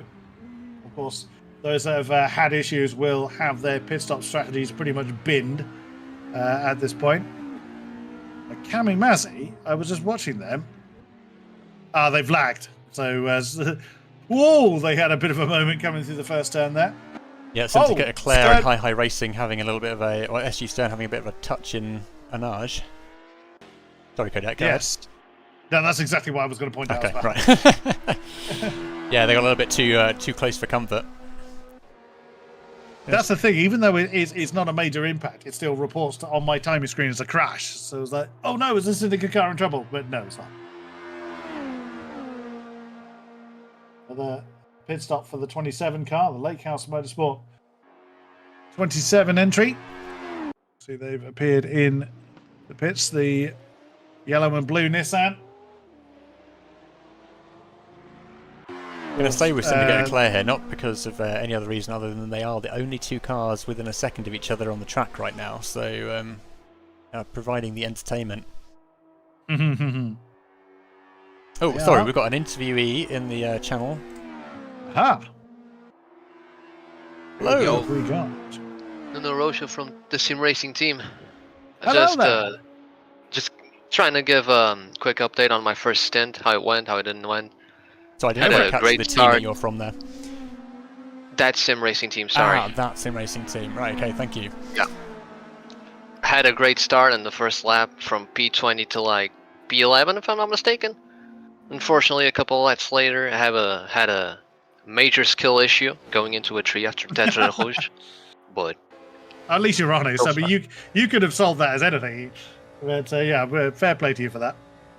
yeah, I had to go to pits for repairs, but it's going pretty good, I'd say, for now. We got a really fast driver on our car, so I'm sure he'll make up some places. So who's in there at the moment? That's a good question. I don't remember his name. I only know the Discord name. Tell us a little bit about your choice of car then. We've heard anecdotally that the Lola is probably the fastest out of the P7000s, but it may be a little bit thirsty. So do you have a 4-pit strategy in action at the moment? Yeah, after I pitted for my crash for repairs, I had to really go into fuel saving mode.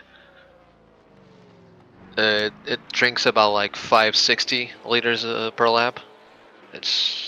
I don't say it's the most like effective on fuel, but we do have a strategy planned out for that, and I'm sure we'll find a way to battle that issue. It's Drew Dender, I believe, in your car at the moment. Yep, exactly. Apologies to Drew, I forgot your name, bro. As great teammates do. So how was the start of the race? We've heard it's a little bit feisty at certain points. Did you guys get off to a good start? I managed decently, I'd say. I got pushed into a wall, into the left wall at the start, but apart from that, it was solid, I'd say. I made up like 6 places or so. So for me, at least, it was good. It was a good start. Had a bit of a battle with some Portuguese guys. Are you driving from Portugal? You're Portuguese, are you not? Yeah, I'm Portuguese as well. well. Are you in Portugal at the moment? Exactly. So, and your teammates are American, so that's going to make coordinating practices and what have you a bit of a challenge. Yeah, that's why I started the race. It was way too early for them, so fair I took play. a bullet on that one. Yeah, don't blame me for that. Anyways, that's all. I just wanted to give a quick update on our situation at the SRT. Well, thank you for popping in. Yes, we very much appreciate it. Thank you for the commentary. Thank you. Thank you. Good luck with the rest of the race. Thank you very much. There we go. Well, it's nice to see people dropping in, and I'm trying to keep an eye on the waiting room so I can pick people up more quickly. But at the moment, just unfolding on track, we've got the Kami Mazzi Maserati in P5. Earlier I was just mentioning that I'm surprised that they hadn't been gaining ground more quickly, but they are about to make their first move, streaming past the number 78 Plebeian Racing Lola. And they are now set to continue their upward trajectory as the next target in line is the Syndicate Bottling team in P3. Wow, they had 30 more kilometers at the point they passed the Kamimasi squad than the plebeian number 78. Yeah, it's absolutely flying, isn't it? I've just been asked a question here, again from my mum. Hi, mum. But it's quite a valid question. And this is something we touched on towards the beginning of the broadcast, is how on earth do we see anything in the dark? Well, the honest answer is we rely very much on telemetry.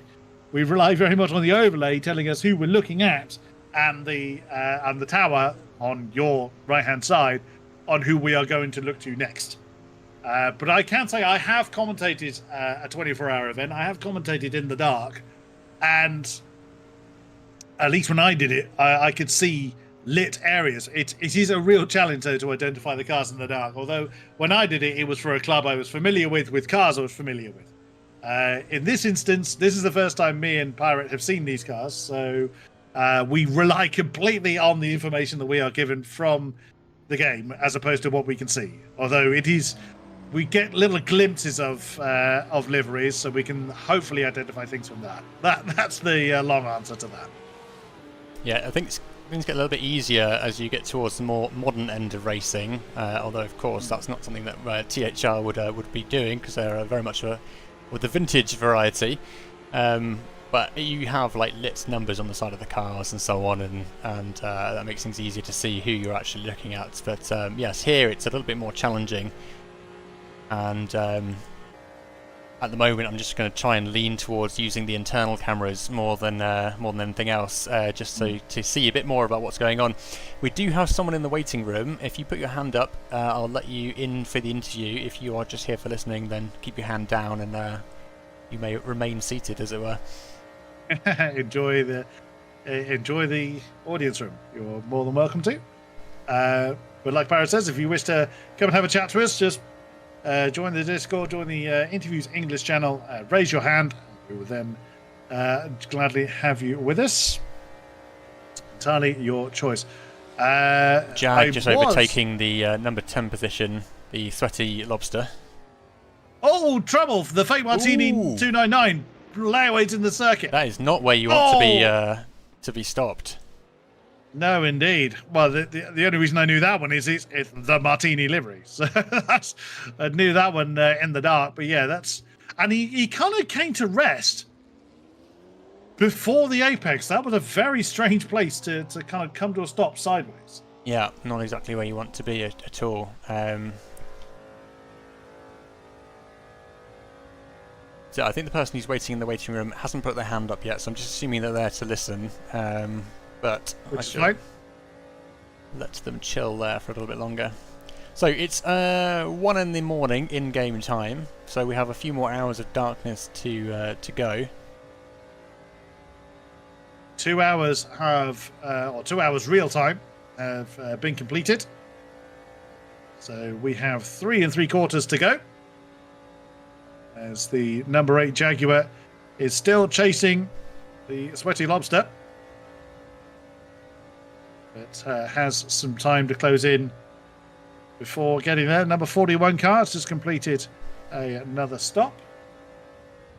The Fake Martini car has had trouble again. I think it hit the wall. So whatever had caused it to be sideways in the circuit is left some damage with the 299 car.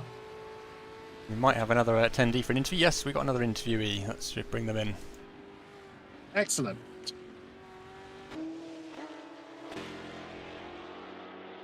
I'm going to go ahead and just park the camera here just for a moment on Maison Blanche. We have Megasaurus has put their hand up to come and have a chat to us. Yeah, I thought I clicked invite to speak, but it didn't seem to bring them in immediately. Megasaurus. There he is. Megasaurus, are you with us? Hello, guys. Can you hear me? Yes, we Yes, can. we can. Yeah. How you doing? Yeah, very Just well. Thank finished you. my stint in the number 66 Assetto Corsa Friends. That is a brilliant livery on that car. I love Yeah, that. that was our man Jorg that did that. It's really good, isn't it? That is a fantastic livery. Do I detect a wee hint of Scottish in your voice there, sir? How you doing? Just finished my stint in the number 66 Assetto Corsa. I think we get some Someone's listening feedback to from the stream. That- So we just got the camera focused on the number 66 car. Tell us how the stint went and how's the car performing so far? Any drama that you've experienced? Really, really pleased with it, to be honest. Couple of small minor incidents, but for the most part, a 2-hour stint in pretty good, clean pace, no crashing. So yeah, really pleased with it. Excellent stuff. Is there a target finishing position in mind, or just to finish? Just to finish. That is the goal. Just to get to the flag. Awesome stuff. And what was the decision behind choosing that particular car, going for the Nissan rather than the other P2000 cars? Sorry, Megasaurus, I think you're breaking up a little bit there. We lost you for a moment there. Sorry, guys. Can you hear me? It's just a great car to drive. It drives like a dream. That's as good a reason as any to go for it. So, who has got the car at the moment? Jorg is now. Armin Sunoiler is now in the car doing his 2-hour stint, and Jorg is going to bring it home for the flag. Great stuff. So, so far so good. So when we get to enjoy the livery again, when we get the daylight hours, we will most certainly be giving the number 66 car a look. And tell me, what's your thanks, pit guys. strategy if it's not secret? From what I've seen in our community over at Assetto Corsa Friends, they are loving the stream. You guys are doing a great job. So thank you very much for the feedback. Very kind. We had a little bit of a wobble with the internet earlier on, but it seems to have settled in now for the evening, which is good. But yeah, glad you're enjoying it, and glad you're enjoying the racing, and very much looking forward to the remainder of the race and seeing how everyone finishes. Yeah, me too. So I'm going to go and enjoy now. You guys have a great one. You too. Thank you for popping in. No. I'm assuming that was going to be no problem, but I just got no. yeah, that as well. But yeah, I think we can safely make that assumption. That was Megasaurus then from the Assetto Corsa Friends number 66 Nissan that currently finds itself where are they? 1, 2, 3, 4, 5, 6, 7, 8, 9, I believe, in the P2 class. Unfortunately, my overlay doesn't give me an easy way of finding position in class, so I have to count the P2s. But still running quite nicely. Yeah, very good, very good. I'm just going to plant the camera on free cam just on the pit wall for a moment, because it's getting quite tricky to track the cars in the darkness. I don't know if I can do anything to lighten up a little bit, but I fear I don't understand the AC lighting mechanism well enough to attempt that live. Oh, if you're the other alternative, have a look at P2. It's less than 2 seconds behind our race leaders. Ooh, wow, yes, and that's the 127. How is the 127 still driving? We've seen it basically just plough through multiple barriers and ingratiate itself with a tree possibly once. And yet here it is. Well, they did P2. on the opening lap, didn't they? They fell over the wall in Indianapolis. But yeah, it's had some interesting excursions and is now just 2 seconds off the race lead. So the PT Stern 1 car, the number 92, currently leads the way in the hands of Meister Jaeger. Currently has the number 92 car, and currently piloting the Side Motorsports 127 is Adam. I think it's Celeriac, I wanted to say, but that's not right. No, I thought you were attempting to say that, and I thought, I'm pretty sure that's not going to be the name. No, or Chelarak, perhaps. I believe he's from the Czech Republic. So, who was the which car was it who was driving it solo? Was that the number 77 Northeast Endurance? Yes, P2000 leader Adam Keefe. So they're 77. sorry, let's just rephrase that. They are driving the race solo, and they are currently leader of their class. They've got the hazard lights on, but I'm by sure over a minute. Yes. They're leader.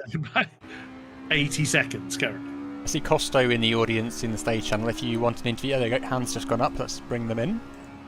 Yeah, why does our P2000 leader have their hazard lights on? Oh no, he's turned them off again. I don't know. Hey Costo, so- how's it going? Hello, good, very good.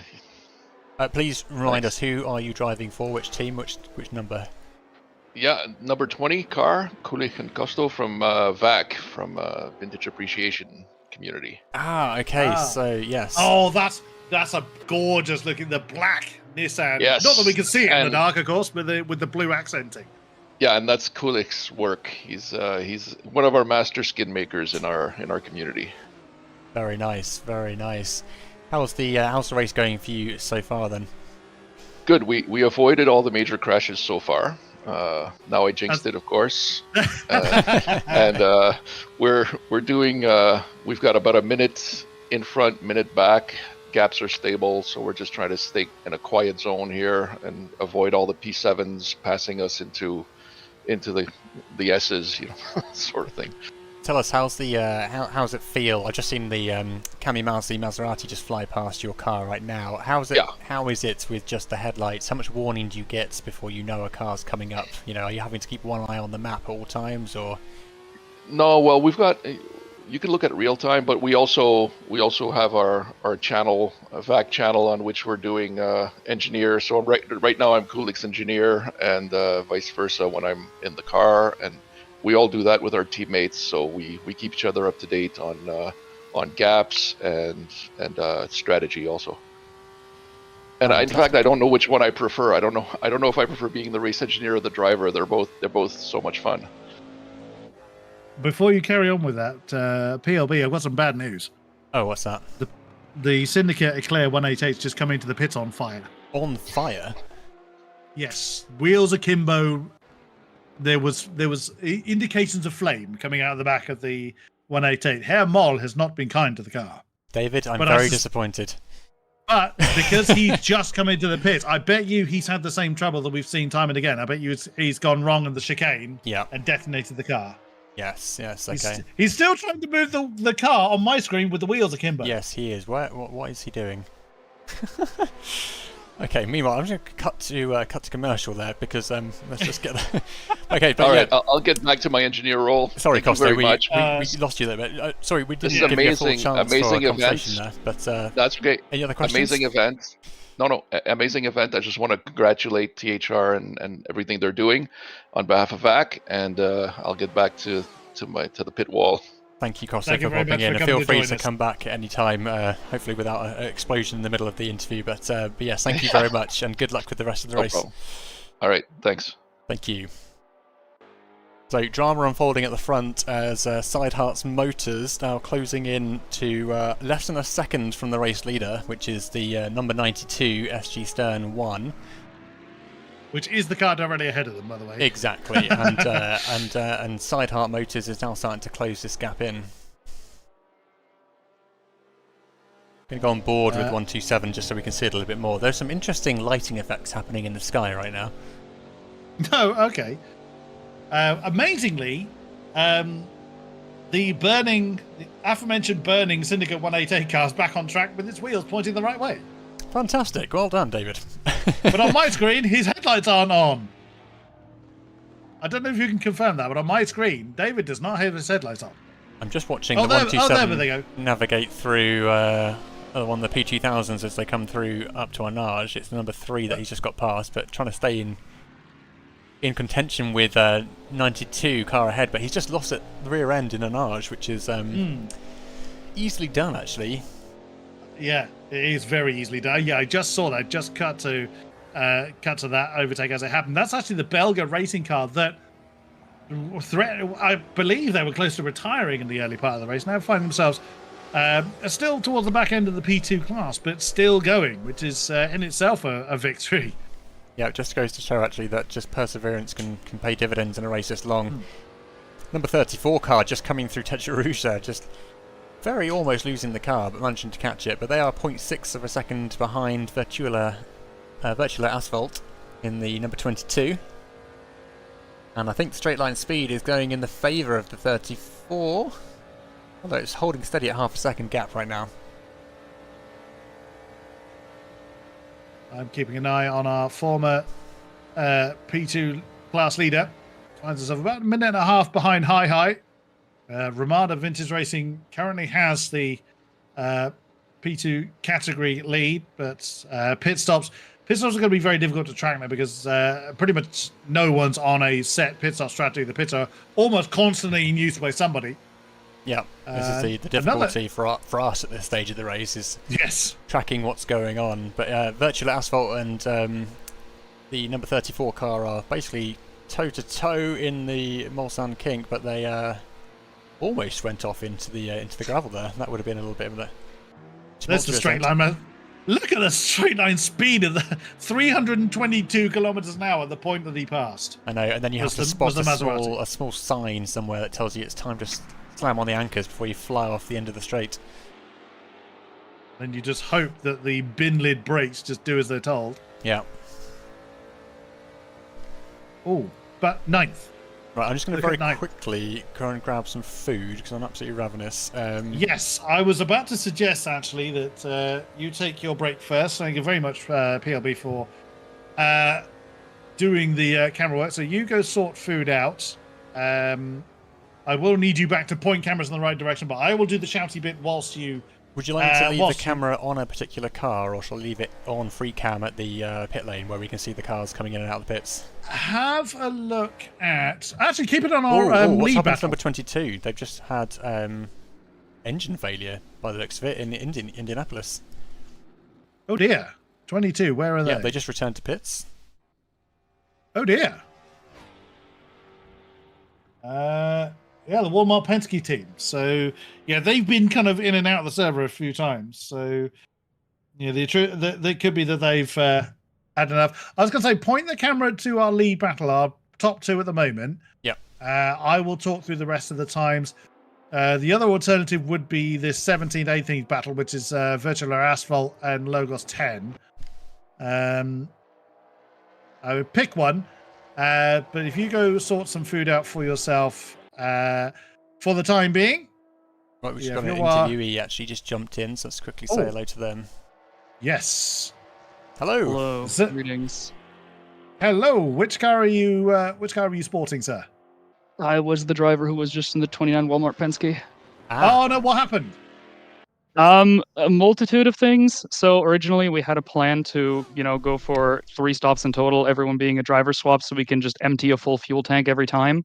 Mm-hmm. And then when my teammate was doing the opening stint, he got steering damage from a extremely minor tap on the wall, so unlucky, I guess. And then he couldn't repair in the pits. So we had to long stop for that because the repair function for some reason wouldn't. No. And then I was driving my stint. I incurred a little bit of a skill issue after Indianapolis, spun, and as I wanted to get back going, I had an issue that the Sweaty Lobster team had yesterday in the practice race, which is that they just got a server disconnect. So I couldn't see any of the other cars. And only known way for me to fix that is to, you guessed it, reconnect. So that's the second long stop right there.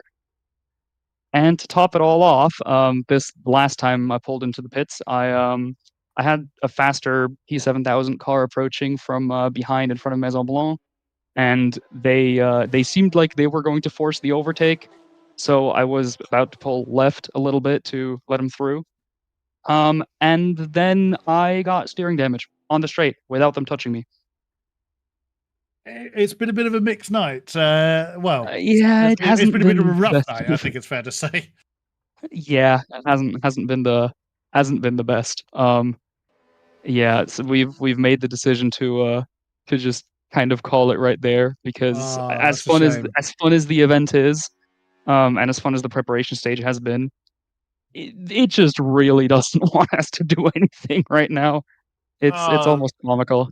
That is such a shame, as a great, because again, that was a good-looking car. That lovely blue livery with that sort of green, the sort of line tracing through the livery. That was a gorgeous-looking Nissan.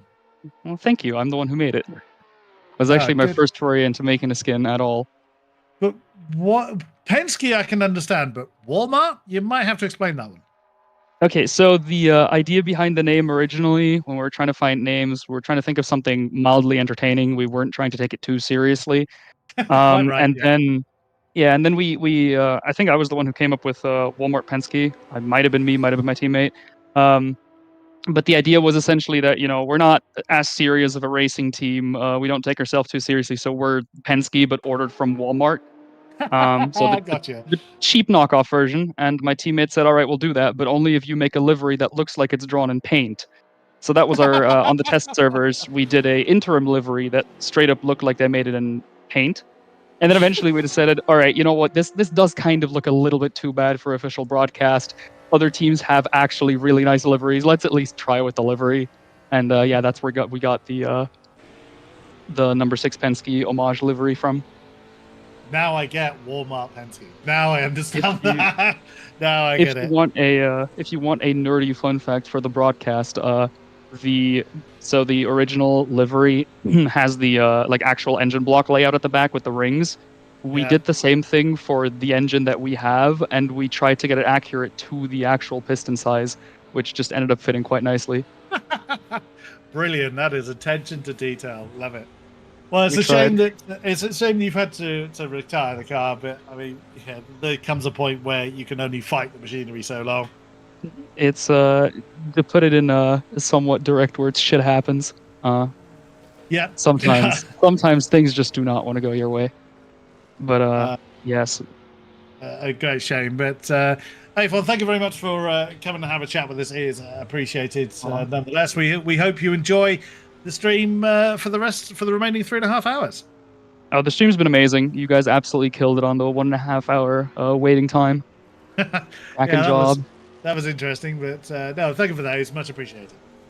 All right, have a good night. Likewise. Thank you very much, A. Jaeger from the Walmart Penske number 29 squad. PLB, are you still there, or have you disappeared to get some food? He has gone. Yes. Okay. I thought he might at that particular point. So I will take the reins for now, whilst PirateLaserBeam, our cameraman, has hopefully left the cameras where I told him to, which was on the lead battle, which is still very close actually between the SG Stern number 1 car, the number 92, and the Sideheart Motors, which has had, for those that haven't seen the first half of the race, we are nearly halfway through this race, has had some very interesting excursions. We actually saw it over the wall at Indianapolis on the opening lap. So it's amazing progress for that particular team, and they are still in close contention for the race lead. So in summary then, 3.5 hours to go, 2.5 hours down. SG Stern 92, as mentioned, is leading the way in the P2 class, and that is being chased, as we mentioned, by the Sideheart Motors number 127. In third is the Syndicate's bottling number 496 car, a little bit further back, 36.2 seconds, which in endurance terms is not necessarily huge. But they, and again, another new fastest lap of the race are just spotted, 3 minutes 24.7 by our former race leaders Kamimazi. So they are shifting. But they do still find themselves over 52 seconds now behind the Syndicate car that has the last of the podium spots. I should really run through who is in which car as well, just to complete picture. So the SG Stern 1 number 92 car is being piloted by Meister Jaeger. The Sideheart Motorsports number 127 car is still Adam, again, not entirely sure how his surname is pronounced, but I'll go with Chelarak, or Kalarak perhaps, is still in command of the 127 car. He's had that since the race start. I don't see a driver change for that car. Actually, the same for the SG Stern car. They have not changed driver. They pitted several times, obviously, but it is up to the teams on who gets what amount of time in the car. We've got such an international driver lineup here that time zones and schedules no doubt forcing the hand of who drives and when. And in the syndicate car, in the 496, that is still, so our top 3 cars have not had a driver change. It's still David Naksari that is in command of the 3rd place P7 car. Absolutely storming job. They've lasted so long in their respective cars. So less than a second separate our top 2. Fantastic stuff there. Leading the way in the P2 class is still the Soul-driven 77, which is the Northeast Endurance car. Now, I say Soul-driven. Now, as I've just mentioned, our top 3 have not changed drivers, so they are technically Soul-driven, but they are Soul-driven up until their driver change. They will have a driver change at some point. The number 77 only has 1 driver registered, which is Adam Keefe from America. So he set himself up for the whole run. To start with, have we had trouble with our top 2? No, they hit something. I just suddenly sad. Crash with car number 127. I think they hit the number 50 car, or came into contact with. So that's all that was. That's the downside of that notification for me, is it can exaggerate an impact. So yes, as mentioned, leading the P2 class is car number 77, as he has been all race long. Adam Keefe leading the way in the slower class, that's very disingenuous to say that, in the P2 class for Northeastern Racing. Second is the Thundering Trio, number 97, which has, I suspect that has Pitman in it at the moment. Let me double Hello, check. Kodiak. I've returned with curry, so I am going to be able to desperately jump on and up. I'm just watching from the onboard here with P2. It's just about to make an overtake on the leader. Yes. And the contact you saw was just Tetra Rouge. I think they had a little bit of a difficulty getting around one of the P2000s. But they are just braking into Mulsanne corner, and the 127 has just taken the race lead, followed by Adam, who looks to be under full lockup as well. Yes. It's the amount of smoke off the back of the car. Yes, quite a race going on between these two. I'm just going to go back to the onboard camera with SG Stern. How long do you think we've got? It's 2:30 a.m. How long do you think it's going to be morning? We have.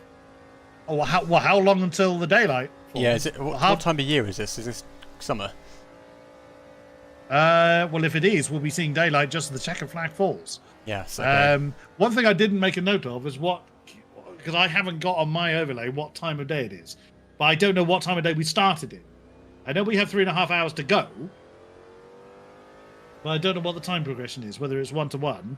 If so, we're not going to be seeing daylight hours again. No, it's progressing much more quickly. It's gone to 2:35 just, and I think it's must be on times 12 progression or something like that, because it was 7 p.m. in-game time earlier on as the sun was coming down. It's now 2:30. So I think we might have morning. Well, so it's probably going 4 times faster then, because we'd be doing for a 4-hour race it was, or however many times in. Yeah, it's a 6-hour race, so 4 times that times is 4. 24. Yep. 4 times progression. We're doing a 24-hour stint, just condensed into 6 hours. Oh, blimey, that looked close for the 27 car or 127 car. Now, whether they are always that close, I don't know, because I haven't been watching them through that section all race long. But crikey, that looked close. Indeed, yeah, indeed. There's quite a lot of close action now. We've got the SG Stern 2 team just run past the Revival Series, and the number 8 Jag is. I can get a camera here. Well, it's quite dark for these guys. They've got no headlights at all by the looks of it, but they are just 0.9 of a second behind their main competition. Very, very true indeed. I'm going to have to. You mentioning curry's made me very hungry now, but all good, all good. If you want to grab your food now, I can cover in between bites. No. You have your food first. I will sort myself out post your curry devouring. Well, speaking of the number 8 Silk Cut Jaguar, that has just come into the pits. So another stop then for the Fileri Stars Purple Jaguar. And checking in with our leaders, SG Stern doing their best to hang on to the back of the Side Motors car. Now that's interesting. Now, a couple of laps ago, the Kamikaze car set the fastest lap of the race, and at the very next lap, they've lost something like 8 seconds on the Syndicate car. So they've had a bit of difficulty in the lap after their fastest. More driver stops going on by the look of it. Checking for damage. They still have a pretty pristine looking livery here, so as they're coming down this pit straight, there's no obvious signs of collisions. Probably just got caught out behind a back marker at the wrong time as they're catching up with the fake Martini 299 and just dance around it without too much trouble. Who else can we check in with? Oh yes, I was talking about the leaders of the P2 class. So we know the leader of the Northeastern car. It is the only driver for that. Oh, got onto a bit of the grass there as the Akiri Orange Jaguar just comes past them. Then it's the Thundering Trio, as mentioned, the number 97 car. Who's got that? That is in the hands of... That is it, as we thought it would be. It is in the hands of Pittman, the big white chief in these parts. And it is the Ramada Vintage Racing Squad that have the 3rd place position in the P2 class. And that is in the hands of Pedro Ramada. They're fairly spread out as they have been, again, all race long. What's happened to number 7? Oh, he's in the pits. That's what's happened to him. So, the closest battle happens to be our lead one. Does the SG Stern car have the pace to try and close back in on the Side Motors 127? That is our question. And as we said, neither of those two cars have changed driver yet. Oh, they don't have to get close to those walls, which is exactly why we've seen issues happen there. That's the normal line. That is that is always the quickest way through a chicane, is to straight line it as much as you can. But of course, they're flirting with the walls, which are very unforgiving. And we've seen a couple of drivers get that slightly wrong, which has resulted in a little bit of, let's say, redecorating of someone's house or fence as they come screaming through. I'm still absolutely gobsmacked to see the 127 leading the race at this stage, considering the issues we've seen before from this team. But it just must go to show that they have a very quick set of drivers on hand to pilot this car. And it's amazing that the damage hasn't really... I mean, I know AC doesn't have the best damage model, but still, you would have thought they would have picked up a bit more in the way of damage than they apparently have. An amazing collection, amazing supply of gaffer tape then. There's kept the Ford. That's a Ford GT X1 that leads the way from the Lola. Former race-leading Maserati is in 4th at the moment. Getting back up to pace. 3:25 for them last time around, so which was the fastest of the top 5. I haven't mentioned the Akiri Blue Arrows for a while. They were front runners early on. They find themselves in 5th position, around about 50 seconds behind the Kamikaze car. Again, looking at them, you just cannot see a thing. Oh, have we got a side-by-side for the lead? Yes, we do. SG Stern returning the favour to the Side Heart Motors 127. And the number 92 resumes the lead. And the Ford's having none of that. Immediately back on the counter-attack. Comes the 127 car, retaking the lead. But now it's going to be a game of... chicken on the brakes. Oh, again, a bit of a lock up there for the Ford.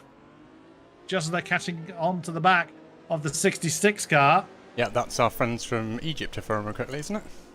No, that's the team to whom we've just spoken. Yeah, sorry, we've not long spoke to them. Yeah, that was Megasaurus' squad. That's the one. Yeah, sorry. Got my names mixed up there. There are many, so you can be forgiven. So yes, that was the Assetto Corsa Friends number 66. That we've just gone past. Sun Oiler is in command of that one from Germany. As again, our lead 2 just coming through Indianapolis. What's proven to be one of the most difficult braking zones for these cars.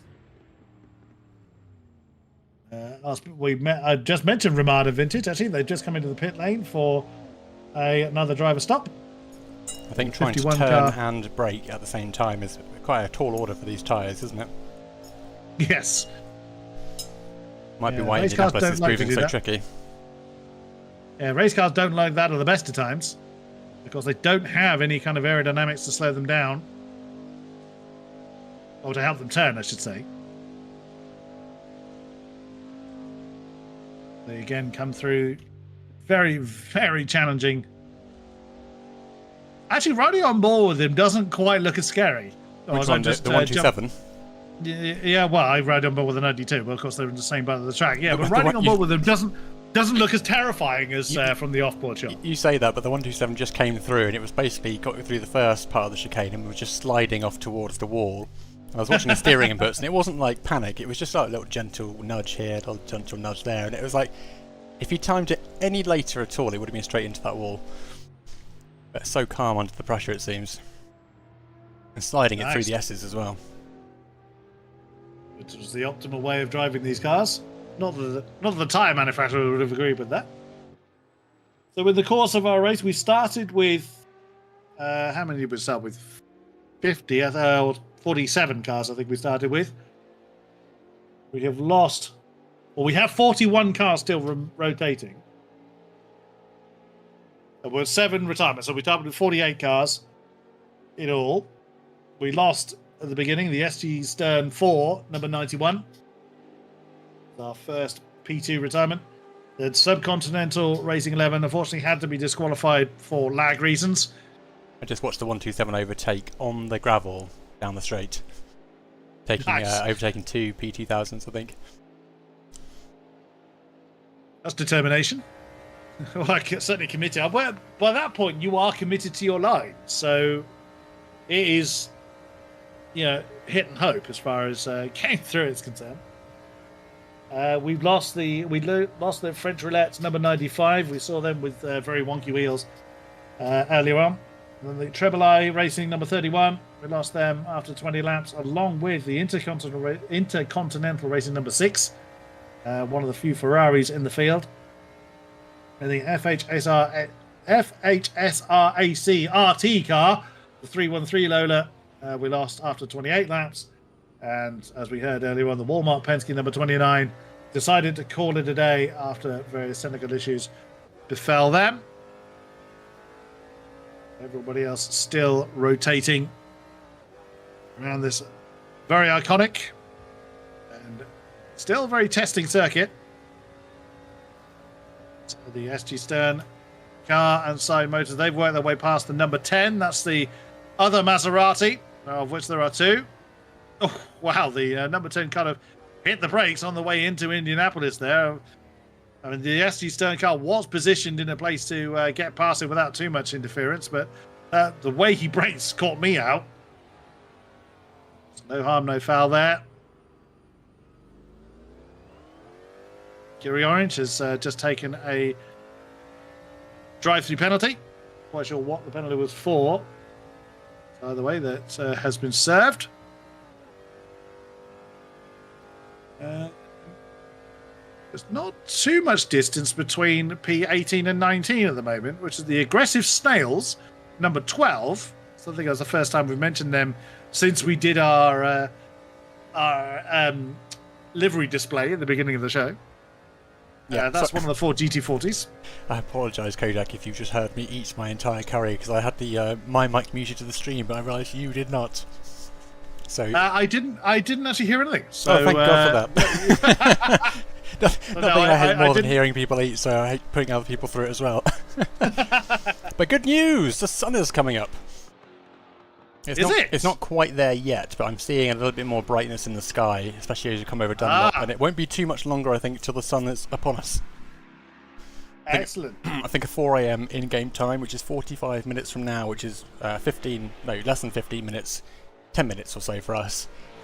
Very much puts them in the summertime then. Yes, yes. 127 is in. Sideheart Motorsport is in. So one of our lead cars just noticed that gap there. So yes, SG Stern is now out and clear by a good margin. They are for now, so this will be a driver change. The splash and dash stops happen within about 10 seconds or so.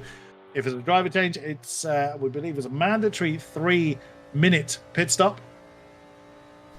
Yeah, SG Stern is now still very much in the lead. Syndicate Bottling takes the P2 spot in the P7000 class, and they are 46 seconds behind the race leader right now.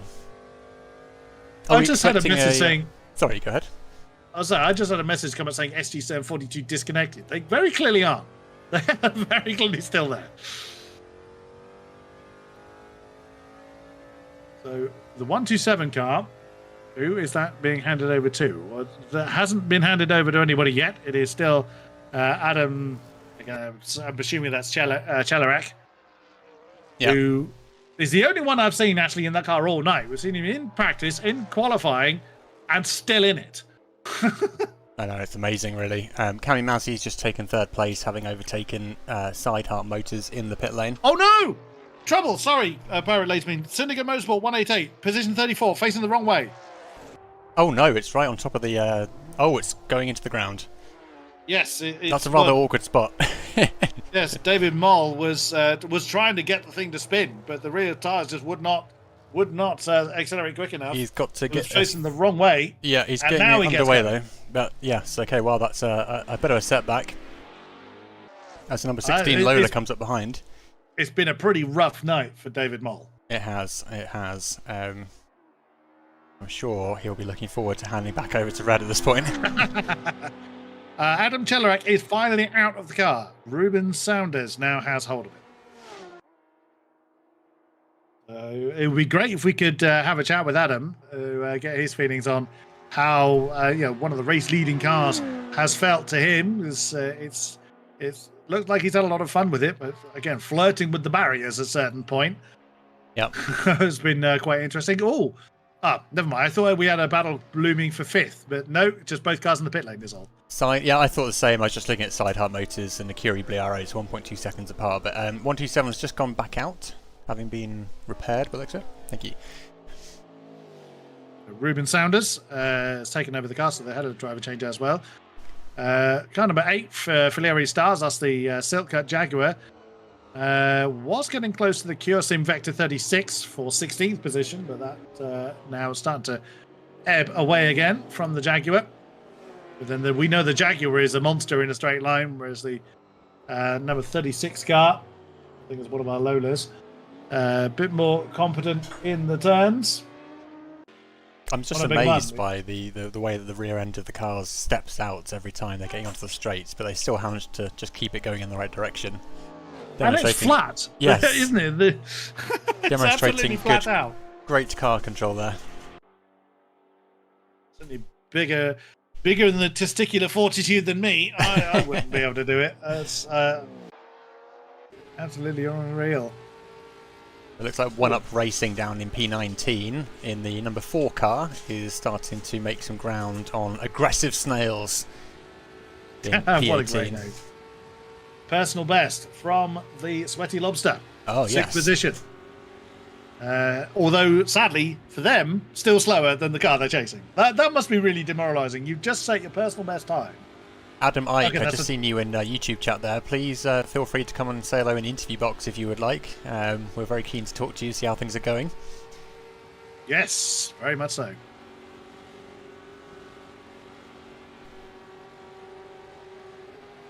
So the Ford Mark 1 driven by Aggressive Snails, which sounds a brilliant sentence, I didn't think I was saying this morning, is just coming up through Dunlop and be working its way through the S's next, followed closely by, I think, a fellow Ford in the number 4 One Up SimRacing. I think we might have a P2 battle for 4th? No, 3rd. So with pit stops going on, Hi and Revival are very close together for 25th overall.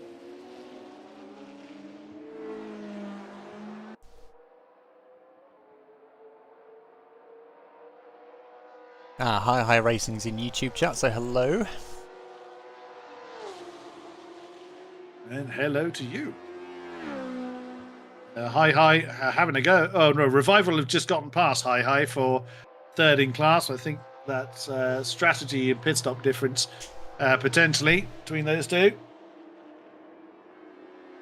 So some personal best times coming in from some of the teams now. So I think the fresh driver swaps are helping to rejuvenate the racing. But look at this, One Up SimRacing and Aggressive Snails are 0.1 of a second apart down the Mulsanne straight right now.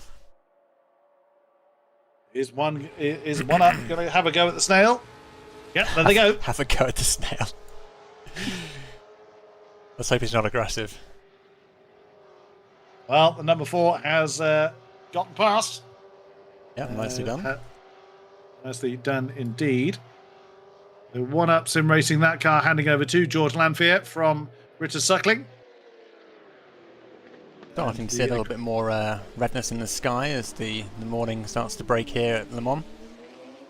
Mark Johnson in command of the Aggressive Snail number 12 from Max Solomir.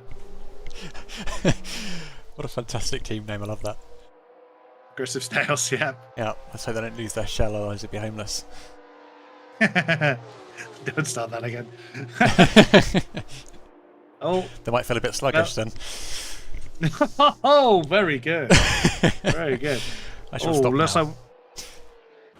I don't believe you. Belga is in trouble. 36, just rejoining the second there. I think they've just been involved in an incident of some description. They've just lost a spot to JVM Racing number 63. Yep. I don't think we've actually mentioned all race long. I think it's 63. I think that's our all Spanish squad. It is. That's the plain grey coloured Porsche 904. It's just gotten past the Belga number 60. Belga number 3. Bit of a battle unfolding here between Hi Racing number 39 in P25 and Revival Series. And P26 are now side by side by the looks of it.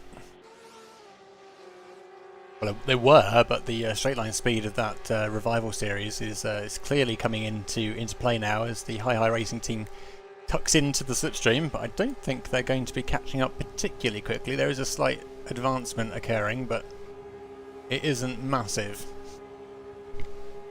Oh, we've got someone in the interview box. Let's bring them in. Oh, lovely. Hello. Hello there. Hey, who are you racing with? Which team? Oh, so I'm Narwhal.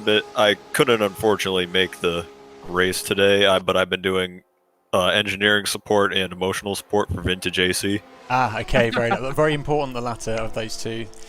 Very important, yes. Which car number was this? This is CAF Racing Northeast and VAC. There's another VAC named team in there. Kulik and Costo as well. Yep, CAF car mainly. Yeah, so the CAF 944. Yeah. I love that livery. I mean, I know that sounds like a broken record because several people we've spoken to tonight have said the same thing. But that very John Player special influence livery on the Porsche looks superb. Oh yeah, it looks beautiful. But I gotta tell you something. They say all communities are created equal, but you look at Vintage AC and you look at everybody else and you see that statement is not true. See, normally if you were to go one-on-one and race with another community, you got yourself a 50% chance of winning.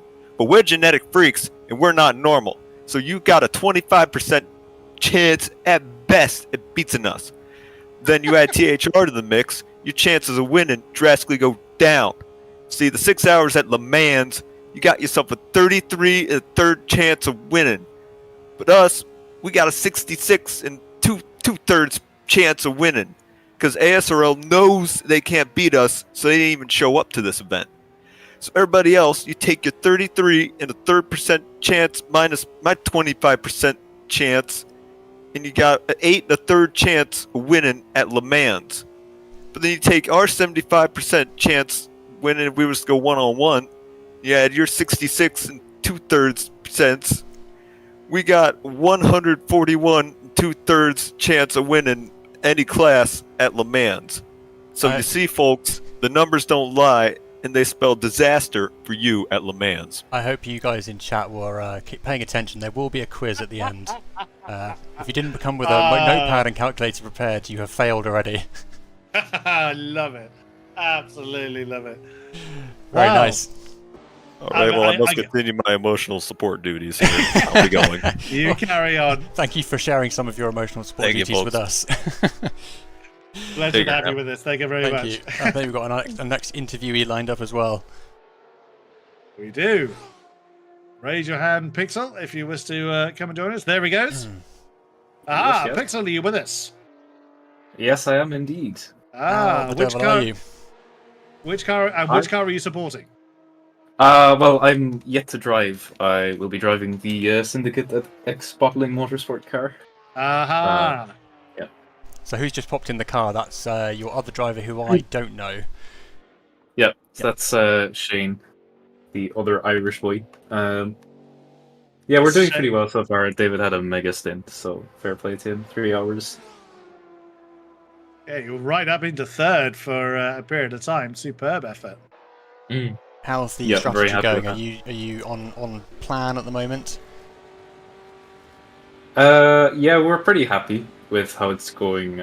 Fuel mileage and everything. Shane has good pace as well, so we don't want to push too hard. Just trying to kind of consolidate where we are and see how it goes. But we've kept it pretty clean overall. Not too many issues or mistakes or anything, so running pretty well. Very nice. And I understand you didn't take part in the load testing that happened earlier this weekend, but you were involved in the previous load test a while ago. Yes, that is correct. Yeah, so all seemed fine. We've tested all our pit stops, everything. So we're quite happy with what we're doing. Obviously, it was a bit unfortunate what happened earlier with the server issues, but like I've said, anytime you do an endurance race, whether it's the admin side, the server side, driver side, there will always be at least one moment for everyone of, well, that never happened in practice. It's just the nature of the beast that something completely random and unexpected will save itself for race day. So very true. Yeah, and just while we're mentioning it, fair play to the mods. They've done a great job of handling it and communicating it to everyone. So fair play, done a really good job. So how are you feeling about your turn in the car then? Are you you're ready to go or feeling a little bit daunted? I'm pretty happy. I'm not setting too much expectation for myself in terms of pace or anything. It's more just being consistent, keeping it out of the walls, keeping it out of the pits. I mean that's really the key with endurance racing, particularly with older cars that are a little bit more tricky and unforgiving. It's just the less time you spend and not moving, the better. Not like that's how you get results. And I mean, I know it sounds silly, but that is the formula for success. Be moving for as long as possible. Yeah. That makes sense. And tell us about your choice of car. What went into that decision? And just got your fellow teammate David Nixardi here as well, so I'm going to bring him as well. How much preparation did you put into selecting the car? Sorry to interrupt. Pixel, can you please drive instead of Shane? He has no input. Oh no. Oh, duty calls. Duty calls, yes. Yeah, you'd best head off, Pixel. Totally understand that. Yep. But, thank you for taking the time to come chat to us. David, have you got time to stay with us for a minute? Yeah, sure. Great stint in the car to start with. Certainly looked it from our side. Were you planning on being inside the top 3 by the end of the stint? I was actually hoping for P5, top 5, something like that, but getting P3 is kind of unexpected, but seems like all the time that I put in just has gone to waste, unfortunately. Oh no, so there's definite trouble with the car then? Or with the No, not the car, it's my teammate doesn't have input. He's moving the wheel, but nothing happens. Oh no. Hopefully Pixel will be able to jump in at short notice. It's probably more nighttime driving than he would have liked. Yeah, but I mean, it's already getting light. The sun is coming up, so... True. Yeah, we're quite glad about that here, because we haven't been able to see a great deal at night time, but it's certainly brightening up a bit, which is better for everyone, I think. It wasn't that bad the night time. I was expecting to have less vision, but it was fine. Have you been seeing? I mean, from our perspective, sorry, the some of the cars' headlights seem to be working fine. Things like the Jags XJ13s, they don't have any headlights at all. By the looks of it, are you seeing that from your perspective, or is it consistent across everyone? I think everyone was fine. Everyone had headlights and was clearly visible. Okay, yeah, maybe a client-side issue then. But yeah, great. Yeah, well, probably. Congratulations on the strong first stint. It's nice to see you guys doing so well. You're currently down in P18, but hopefully you can be clawed back with pit stops. Yeah, I was trying, but it seems like it's not meant to be. Well, there's still another 2 hours 56 minutes to go, and a lot could happen in that time. So best of luck with the remaining stints to come. Are you going to be getting back in the car then, if we're having a man down, as it were? I'm hoping not, because I'm quite tired. So, but I mean, if it's necessary to last, then yeah, I can. Well, we'll hopefully get the. Hopefully, we'll see the car back underway with at least one of you behind the wheel.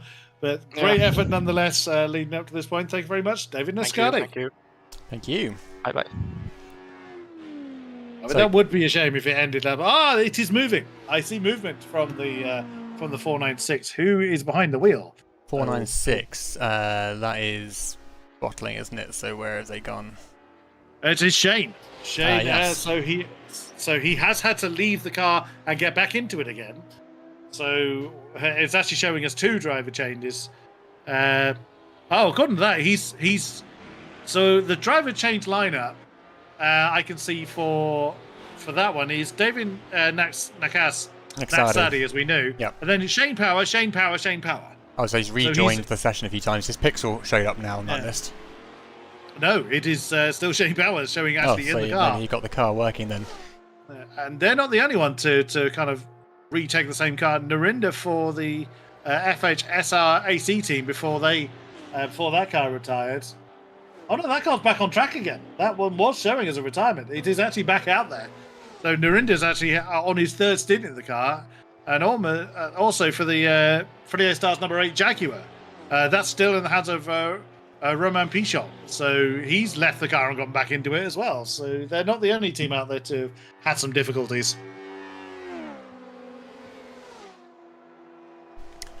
Well, that's part of the course with a race of this nature. You need to settle in for every eventuality, as it were.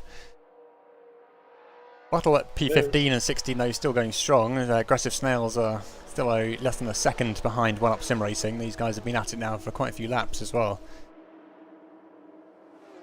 Yeah, that they have. It's amazing actually, like the P7000 class seems to be so much more consistent in how close the gaps are, but the P2000s is so far apart. There's hardly any battles to be had down there. Oh, I'm looking at the Syndicate car. It's just got a punch in the face from the Ikuri Orange Jaguar. So a bit of misunderstanding going on there. It's the Ikuri Orange car. Well, actually, that was for position. So maybe the Ikuri Orange thought, I need to let you go. Oh, well, no, hang on a minute. I need to defend it. But then defended it too late. But either way, there was impact between the two. With the now Shane properly getting the horses deployed. So they have lost quite a bit of time, but they'll have lost a full lap, essentially, to the Kamikaze car. And now the 727 Maserati Missile is back in the lead. Yes, I know. I've seen it creeping back up there. Adrian in chat was just asking whether there was going to be another pit stop for that Kamikaze team. There's the 188 Eclair. So both syndicate teams are now in close proximity. Let's hope they can keep themselves to themselves. Let's go on board with Shane here as he takes the inside line past the other Syndicate Eclair car. Yeah, I rode on board with David and the 188 guy. The speed difference is just insane. Yeah, Tomato Soup I see in the audience in the waiting room here with a picture of a cat, which is a combination I didn't expect to see this morning. Put your hand up if you want to come in for an interview, otherwise feel free to chill out and listen. No movement there. Ooh, there's a big crash in Maison Blanche. That's a 16, isn't it? Is it the 16? Good question. Can't see them on the list here. Where have they gone? Oh, massive. incident there. Do you know who that was? Also, no, not as yet. I will endeavour to find out who it is. That's not the 313. The number 17, the Akiri Orange car, has actually come into the pit, so they've had a bit of an excursion. Yep. I don't know who the manically flipping car was. Oh, they're in the pits. It automatically retired itself to the pits, but I don't see a disconnection zone. Unfortunately, I'm not entirely certain who that was that had that huge crash. No, I can't quite see them, and it'll be a bit too late now. The number 10 just coming into the pits as well. Curse and Vector, though, is starting to close in. Well, so Virtual Asphalt was starting to close in, but I think that's another pit stop issue with the timing board. Does look like SG Stern might have a little bit of a thrust from Sideheart Motors in a few laps' time. They're about 3.8 seconds behind, and that may result in a bit more battling between these two. They've had a fair amount of battling throughout the race duration so far. And 2.5 seconds to the good for Sideheart Motorsport. They were that much quicker than SG Stern last time around. Yeah. 3 different marks in the top. The Maserati lead, the Lola lead Ford.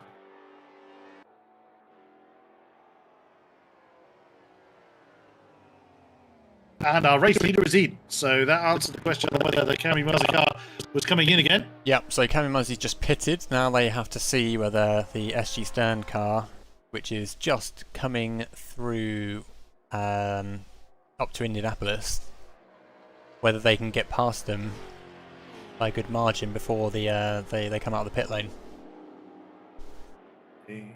Well, if it's a 180-second pit stop, they were only 108 seconds ahead, so yeah. That would most certainly will cost them the lead again. It's going to be very kind of forwards and backwards. Again, the lap times from the Kamikaze team have still been very, very impressive. Indeed, although we have a bit of action down in P14 with Plebeian Racing in the 78 Lola coming up behind the Virtual Asphalt 23 car.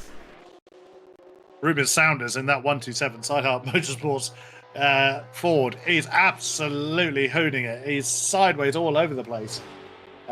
Controlled, I will add. But yeah, he's absolutely flying. Well, Adam in chat in YouTube is just saying that the 127 car is now driven by the slower of the teammates. So the big question is how much we lose, but so far, not much is the answer. Yeah, Virtual Asphalt side by side with Plebeian Racing, drag racing down the straight right now in Lolas. We can see liveries again! Yay! Yeah. So the 23 car and the 78 arguing for 14th position overall, the two Lolas. Still, neither one of them, blink and you'll miss it. Oh, Virtual Asphalt is run out of Virtual Asphalt there. Onto the dust, but keeping the foot royally in it.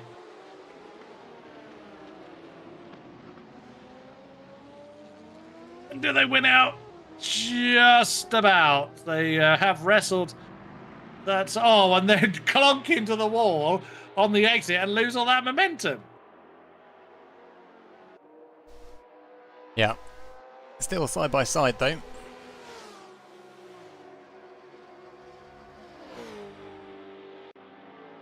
I thought I had a bug on my timing screen there, but then I realised the Virtual Asphalt cars are 14th and 16th. They were showing us on my screen. They actually showed the same position twice. So no, the Virtual, although they're a minute apart, they are close together in position. But now the number 23 car has once again gotten that 14th position away from the Plebeian Racing 78.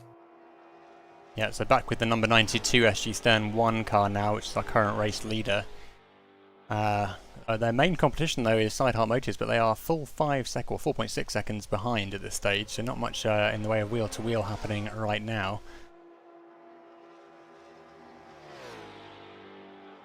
Now we may well you know, as we now enter the second half of the race, a lot of pit stops have happened. It's almost going to be a bit of a guessing game here as to how the strategies are going to be playing out. Yeah, definitely. Ooh, a little bit of a overcorrection there by Silent Motors. We've just seen Syndicate going through, and there's the 127 from Sideheart Motors. They are starting to close now on the back of that little mistake. See if they're able to capitalize on it. About 3.7 seconds now separates first and second cars. Lola from the Ford. A little bit of traffic up ahead for SG Stern now in the form of the number 27 car. Bottling Motorsport, or Syndicate Bottling, just behind the race leader at the moment. So there's the 127 in the background. This time deciding not to fly over the sandbank and stay on the road. That was Adam's St. Party piece, it would seem. Well, fair dues that they've managed to recover so well from those incidents. It's very nice to see them still coming so close to winning this race already. And it's half an hour, well, half of the race to go still, but still they're putting in a valiant effort here. Oh, there's a bit of a collection forming for 13th place. Aggressive Snails, Virtua Asphalt, and the Plebeian 78. So we've seen the Virtua Asphalt 23 battling with the 78, but they're gaining on the number 12. So we may have a three-way fight for 13th forming here. Yeah, getting pretty packed there. Looks like Virtual Asphalt's coming just past one of the fake Martini racing team. But I'm going to go back to our race leader now, who is just coming down pit straight up towards Dunlop. They have got a slight issue in the form of the 127 closing in now. That was a 4.6 second gap previously. It's now 3.6 seconds. That's good improvement there. Coming up to the S's now, and thank God it's daylight because we actually see what's going on now.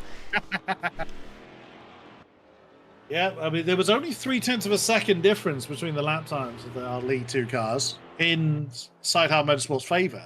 Yeah.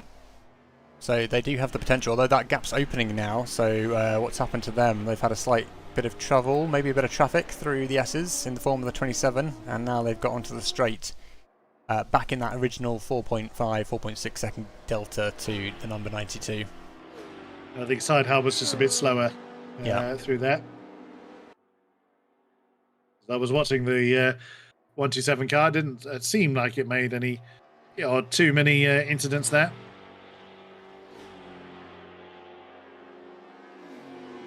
So how many pit stops are left for the lead two teams, the 92 and the 127? Well, it depends on what the strategy is leading forwards. If we go by a kind of 23 lap average, where are we? We're at lap 55 now, or 56 now. So we'll say, say 53 laps for half the race, give or take. Or make the numbers easy. Make it 50 laps for half the race. So they pitted 5 laps ago. Our race leaders did. So they got at least another 2 until the checkered flag falls. But that again assumes they don't have any major incidents. So, say 3 pit stops probably for safety. And there's still only, 4 seconds between our top 2. That could well come down to the wire.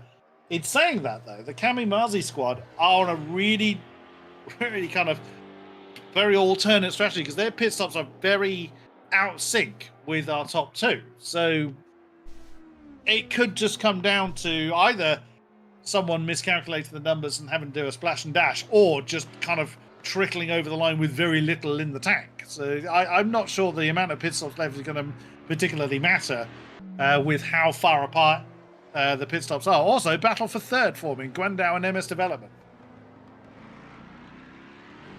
MS Development much quicker. Whoa, someone's flown off the road right behind them. I can't tell who it was that flew off the road. But behind P3 and 4.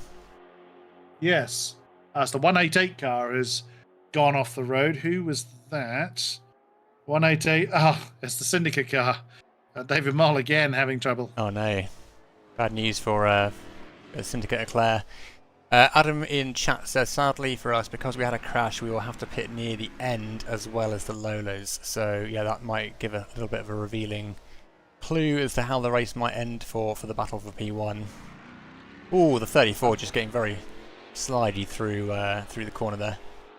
Granage. In their pursuit, certainly pursuit of the podium. What I'm seeing, impact for the 127. Oh, I bet it's had an argument with the wall coming through that last chicane, but it's still going. It's lost 2.4 seconds over SG Stern in that last lap, so it wasn't a good lap for who's in that one. Oh, this is my favourite time of the race. Is when the sun's just coming up over Dunlop, and we get to watch the. Gonna stay on board with the 34 here for a moment. We just come over the Dunlop hill. You will see the sun under the archway. Hopefully, probably a bit too cloudy for that, but we'll see. I'll join you with that one.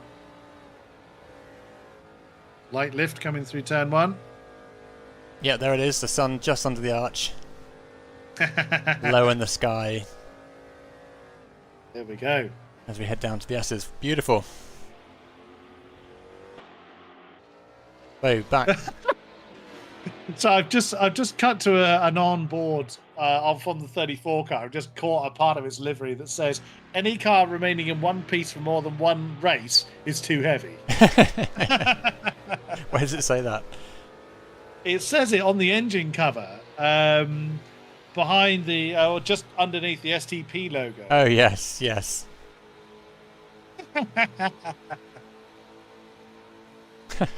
Well, there you go. Very good. Okay, so SG Stern in the number 92 is our race leader currently. 3:27.504 last lap, which is significantly faster than the number 2 spot occupied by the Sideheart Motors 127 car with a 3:29.910. But the main action seems to be happening around P3 and 4, as you mentioned, Kodiak, as the 34 is hunting down Wandu Rising Star. I was keeping an eye on the number 23 car, was lagging a little bit. But seems to kind of have itself under control. For now, at least. So we have seen lag cause the disqualification of another couple. Wow. SG Stern has built that gap up to 7 seconds now over the 127. Have they got damage to the Sideheart Motorsport car? Because they've suddenly lost quite a considerable chunk of pace compared to where they were. It's kind of 4 seconds off their best. Yeah. Looks like the 34 is just closed into striking distance on the number 26 car. Will be in full slipstream by this point on the run down towards Indianapolis. Will they have the pace to convert this into an overtake, and will they have the balls to do that just before Indianapolis? Looks like they're still 0.3 of a second behind though, so that's going to be a little bit of a tall order, I would have thought. No, yeah, I wondered if he was going to side up for mistake with the 26. That's going to put the 34 into a position where he can try and challenge. Goes to the outside line in Indianapolis, now down to Arnage. Can the MS Development car get later on the brakes? Not by enough. Just has the door closed in his face. Oh, no! Mistake from the 26 car at the wrong moment there. That's going to make it very easy for the 34 to just sneak on past there. Yeah, the Gwendow car dropped it just there. That is Gwen. That is in command of that one. Luxor was the one that had it to start with. And there's too much... cracked a little bit under the pressure, too much right foot trying to get out of the very, very slow Arnage. And that has handed the podium spot to the French-driven number 34. Indeed. Now, who flirts with the grass on the way into that deadly chicane at the end of the lap. Exactly. So an 8-second gap now for 92, driven by SG Stern. We've got, the SG Stern team, sorry. Sideheart Motors is now dropping further back, and that might be a problem considering they will have a late stage pit stop due to the earlier crashes that Adam was mentioning in YouTube chat just then. But anything can happen. There's still 2.5 hours of race time remaining, and it may present plenty of an opportunity for other cars to take themselves out of the race. Let's go and take a quick look at the number 13 battle. or P13 battle, where we've got Virtual Asphalt and Aggressive Snails. Sorry, that SimRacing team going toe to toe here. Yeah, the 23 car is lagging quite a lot, so Yes. that's making that challenge quite difficult. Well, actually, yeah, sorry, the 23 car is Yes, lagging. that is lagging quite significantly. Really quite horrendously. Ah, so this is the number 16 car, so that's why I couldn't see it. It's got a white and blue livery, but the actual logo in the tower is peachy, so that's why I couldn't spot it, and it's very hard to see the 16 there. Oh, the 23 just glitched through the wall and is potentially back on its feet again.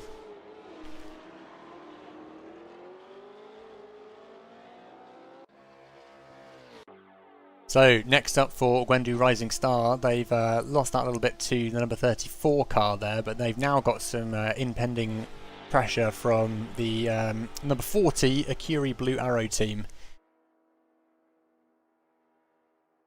Ah, yes, a request to look at P2 class. Is there anything happening down there battle-wise, which we can take a quick look at? And Kodak, just conscious, do you want to grab your food? I'm taking the silence as that he's already gone for food, so it's just me in the cockpit now. Let's take a quick look at the Northeast Endurance team. So this is, I believe, the solo driver Adam, who is currently winning the P2 class, despite having done all of the 3.5 hours of driving that they've done so far entirely on their own back, and putting in a 3:43.675 on the last lap, which is actually, by the looks of it, the fastest lap of the class. Which is It's hard enough to drive that. It's hard enough to drive that long in a road car, let alone in racing conditions. Yes, I assume. Did you just grab yourself some food, Kodak? I was going to say, I'm just conscious you haven't had anything. No, sorry, my phone went off. Sorry, I had to answer a phone call. Do you want to go and grab something to eat? Or are you okay? En route. Route. So yeah, I've broken the diet on this occasion. No problem at all. So yeah, P2000 class is a bit disparate at the moment. There's no particular wheel-to-wheel action to be had anywhere. Although interestingly, there is the Assetto Corsa Friends car is in P27. But is there a P? Yes, so there's a P7000 down here, driven by the One Up SimRacing team in the number 4, which seems to be down here with them. So I don't know if they've just got themselves a little bit into a pickle earlier on in the race and are now battling along in this area of the grid. But apart from good, that, well done. I mean, they pitted a couple of laps ago, so did the One Up SimRacing number 4. So yeah, I suspect they've encountered some difficult times. They're just lining up a move on the Corsa Friends car. So apparently the number 23 car that we were seeing with the issues with the lag, they are drive swapping. Yeah, I suspect they would be probably forced into that particular position, because that was really quite something.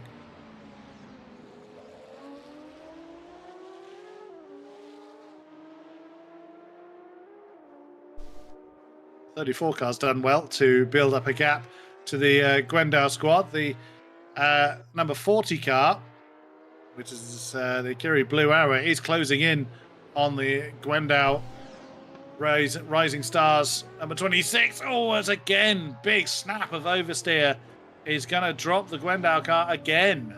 As a bit of overexuberance on the right foot has cost them another position.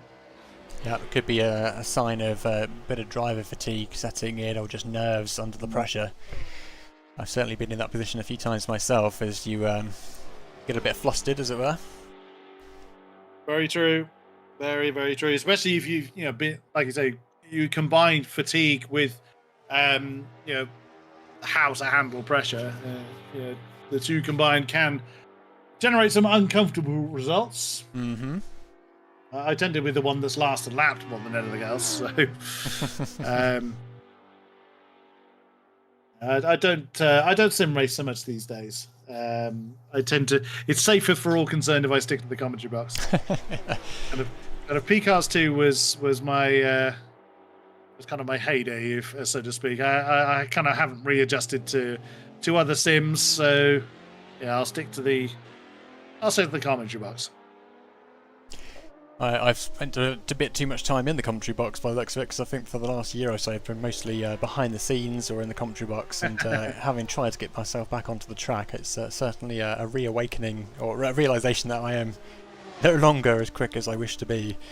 So yes, I need to get some more time behind the wheel myself. So here we are with the number 66 Assetto Corsa friends. THRacing in chat there is, or THRacing in chat there is just wanting to have a look at their team's car on the stream. So here we are. I think we had a nice little interview with one of your teammates earlier on. Yeah, it was Megasaurus that came to join us earlier. Yep, certainly did. So have they changed hands? It was Sun Oiler that was in the car before. Is it still he in car now? Yes, Sun Oiler still in command of the Nissan. One of the again, we talked a lot about the liveries, but they are a lot of effort's gone into quite a few of these, and they really do look magnificent. They do, and it's really nice to see everyone putting in so much effort with deliveries at an event like this. It certainly pays dividends when it gives us something nice to look at and helps us to identify who's who. Very true indeed. It's still Sun Oiler driving, yes, so apparently to THRacing in chat there. Yes, yes it is. So these trouble for our second place car!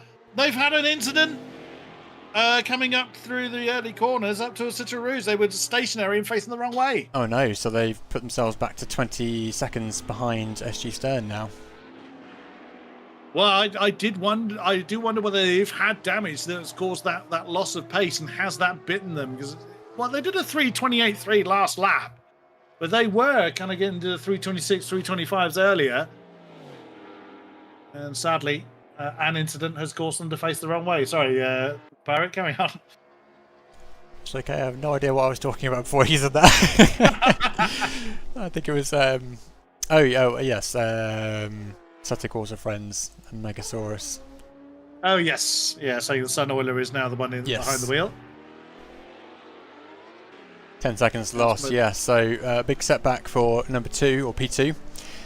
There's also the World Sim Racers, which are our friends from Egypt and Dubai, who were with us in the commentary box earlier on. Yes, indeed, the 25 car. We spoke to... It was Ehab we spoke to earlier on. It was, yes. Who should be in the car now. Double check that. To World Sim... Oh, Ehab was in the car. It's back to Hatem again. So that's been... So there's been some connection issues gone on there, because they've had... So Hatem apparently was in the car twice before Ehab, who's been in the car twice, and is back to Hatem again. So... I've got a car coming into the pits just now. Looks like the number 16. Actually, no, they're just indicating to overtake, I think. That is the 76 that you spotted. That was 78, beg your pardon. That's the plebeian car. Ida Van Beek and Daniel Taberner. Okay, sorry, my mistake. No, sorry, it's the 16 just overtook the World Sim Racers. I beg your pardon. I was talking about the one going in the pits. Oh, okay, beg your pardon. No, yes, I was. Quick stop for the 78 car. No, I beg your pardon. Where are the World Sim? Yeah, they are 25th, and they are a car right behind them is 43. The one that went past them is indeed the 16. Yes, my apologies. You are absolutely right, sir. So our friends over at Moisty Sim Racing in the number 54 are currently running in P10 at the moment, behind the number 8 Jag. Seemingly in pretty good condition at the moment, with 14 seconds behind their next closest competitor. Syndicate Bottling has found itself down in P16. Looks like they are overtaking the Martini team, as the 127 car in the background starts to come up.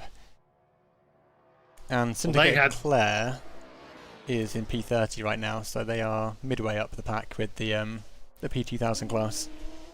The Syndicate Bottling team had a 327 last lap, but the one before that was a 343. So okay. Definite trouble has befallen them, but we knew that there was difficulty going on for the Syndicate car. Shane Power struggling to get any kind of input with the car, so hopefully his issues haven't continued. But either way, back up to pace. He now finds himself about 30 seconds behind 15th, the virtual asphalt number 22 car. Just driving, or just keeping an eye on P34, the number 20 car driven by Kulich and Costo, who was in the interview box earlier on. And their very snazzy chrome livery. Number 8 Jaguar has hit something apparently.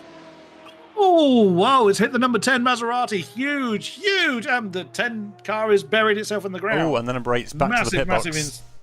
Yes, but the number 10 was literally stuck in the ground, and that has recovered itself back to the pit as well. The lap art, oh, that's a shame. They've just done the team best of the 3:27.3.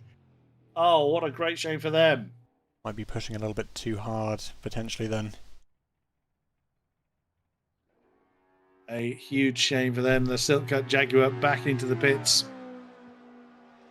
Who had that one? That's the Valeri Stars. That's Romain Pichon, who's been in the car pretty much all night. So it could be tiredness maybe taking its toll on the number 8 car, the Logos number 10. Oh, 127 just making a slight mistake at the end of the main straight as well.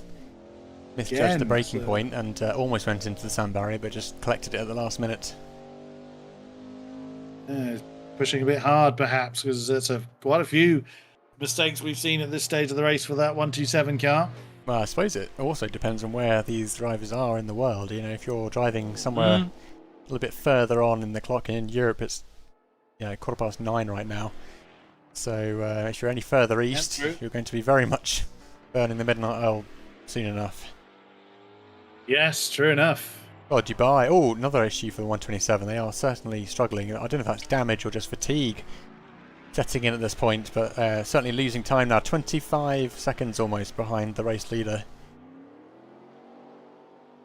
Well, that should be Robin Saunders, who is flies the American flag, so it would be afternoon time over there. But that's assuming, of course, he's driving from his nation's sake, because I mean, we've our Egyptian drivers, one's from Dubai and one's in America, as was highlighted earlier. So, yeah, like you say, it could just be getting on a bit, because we were an hour and a half delayed in the start of the race. We should be in the final hour of the race by now, but sadly, technical trouble with through determination was overcome by our admins. Oh, that 127 car I thought was going to smash the ball again. Yeah, hazard warning lights are on though. I wonder if they're coming to the pits. It's coming in. Yes, they are.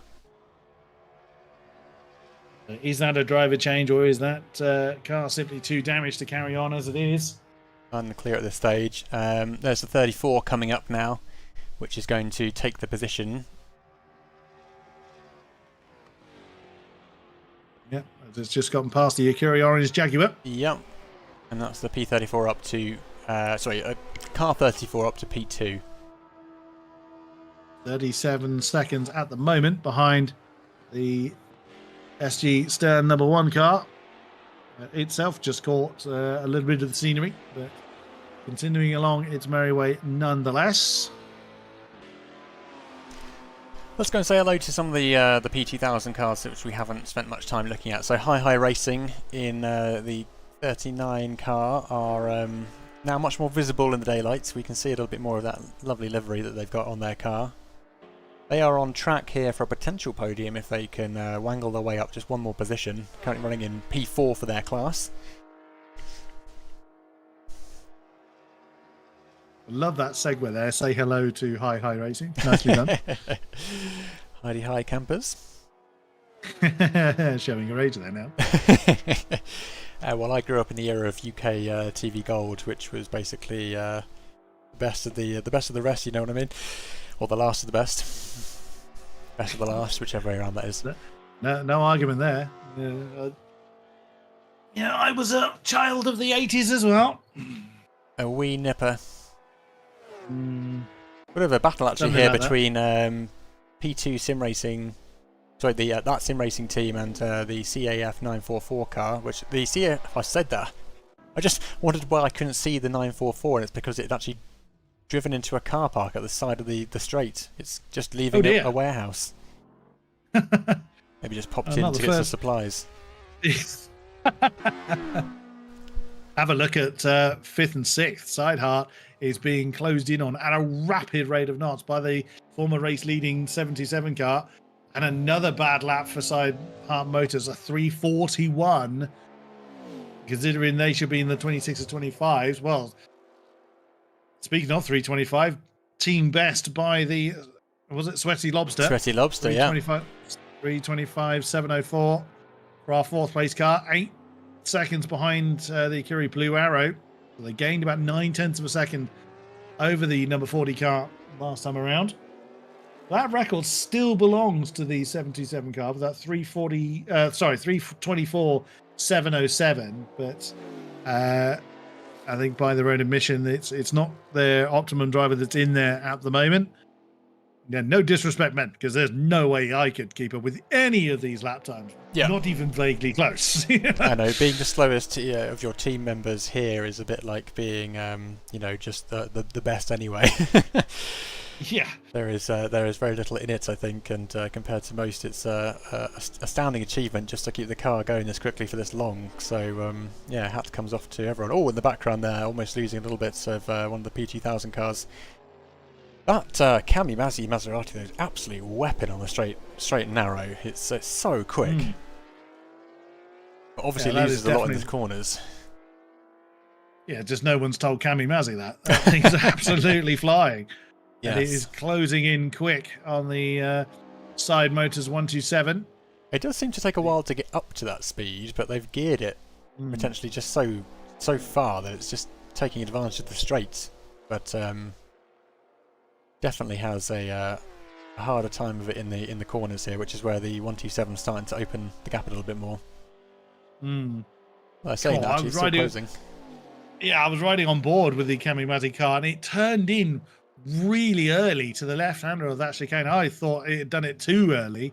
Nope, just glided its way through, seemingly effortlessly. Let's see how the S's go. 4 minute, wow, a 4 minute lap there from the Sideheart Motorsport. He's going from bad to worse to disastrous for them. Yeah, and they have that pit stop to come, which I think will seal their fates potentially, unfortunately.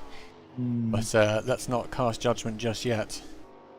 SG Stern's just come out of the pits right behind them, actually. So the lead hands back over to the number 34 car. It's been a while since the French squad were in the lead, but the MS Development number 34 Lola, he returns to the top spot with about 11.5 seconds over the Akiri Blue Arrow number 40. So Kami Mazzi now gets the easy pass. Go on board with them just to see them make this overtake. I think it's going to be pretty straightforward. The development, the MS Development car is actually not too far behind your favourite livery of the night. There's the overtake. Oh, is it indeed? Let's go and have a quick look at that then. Oh yes, there it is. So MS Development takes the lead. 2 hours and 18 minutes of race time remaining. We're still seeing some, like you say, fresh drivers or fresh driver changes. We're still seeing some team best lap times coming on.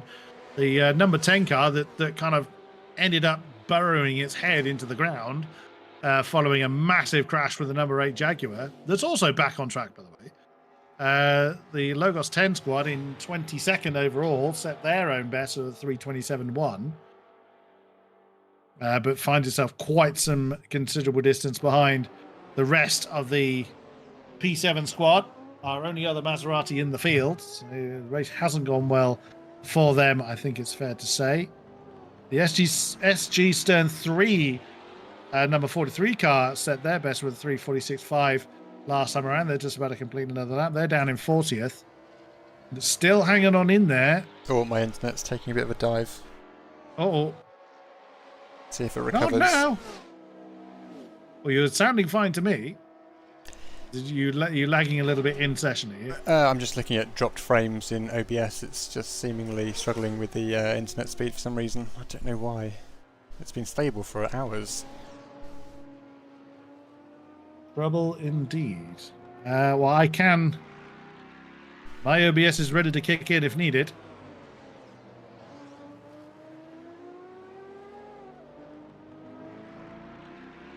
The SG Stern 1 car is gaining on the side car that has lost that position to the Kamimazi car. That's 4th place now to the 727.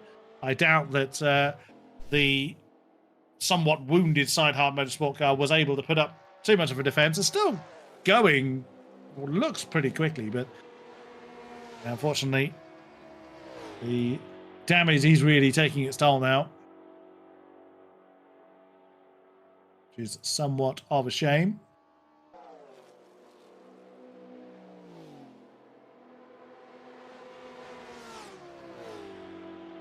Yeah, I can see the stream is stuttering a little bit. Mr. Pirate, so your internet may well be starting to cry enough. Do you want me to take over, sir? Yeah, so you all set up and ready to go? Yep. Okay, give it a shot then, and we can switch over. Do you have the sound set up so we'll be able to independently control my volume to the car volume? No, but we'll have to run with it. Okay, right, well, yeah, I'll stop and you start. Okay, 3, 2, 1, now.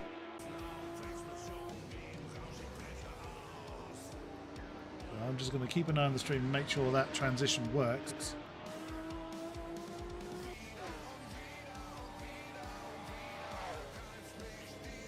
Of course, the stream is somewhat behind the point that we've just made that transition.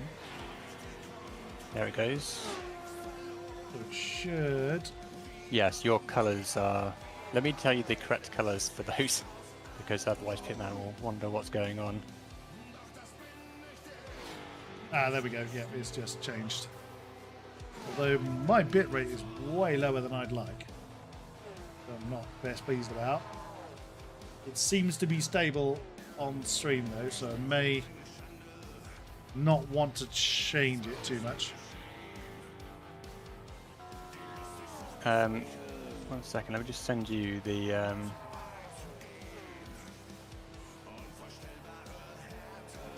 Which colours are we looking at? So on the mini map, Pitman was very specific around what the colours should be. There you go. So I can talk you through how to change that on the map if you need. Bionic Bromance, see you in the waiting room there. Just give us a few moments and we'll be ready to interview you if that's what you're here for. Where am I looking? So hover your mouse over the mini map at the bottom left. Yeah.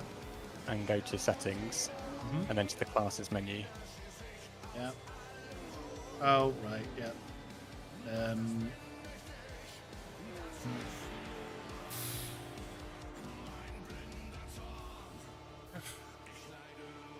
One. The other one. I'll be with you shortly. E7B9. You should be able to copy and paste it in. No, I've typed it in now. There we go. Okay, yeah. Is that the right one? That's the... I think you just replaced the yellow colour with the green colour. Have I done the wrong way around? Oh. Yes. Hold on then.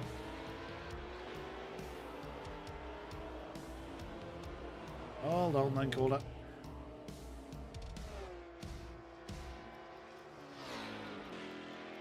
Oh, I've done it again. Yeah. P2000 is the yellow one, isn't it? Yes. No, P2000 is green and the other one is yellow. So I have got it. You're okay. Yes, you're fine. I have got it. Right, there we go. Apologies there, ladies and gentlemen. I know that wasn't a very exciting thing to look at with various number colours going on there, but details matter. We should now... You've just been watching Reacher, haven't you? I've heard that phrase way too many times in the last week or so. Details matter. There we go. So if you keep an eye on the stream, then... yeah, looking good this side.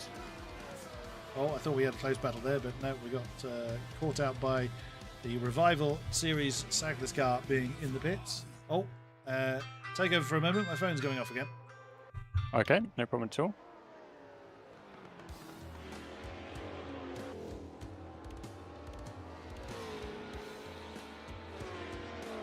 Kodiak, could you just change the camera at all if you can still hear?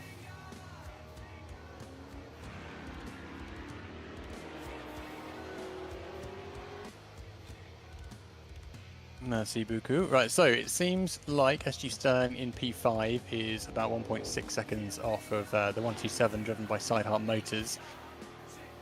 2 hours, 11 minutes of race time remaining, and still plenty of opportunity for the leaderboard to change up a little bit here. A little bit more action happening down the P2000 class, as we've got a few cars starting to get a little bit more close proximity, so we may see some racing here. Wheel to wheel of that nature coming up.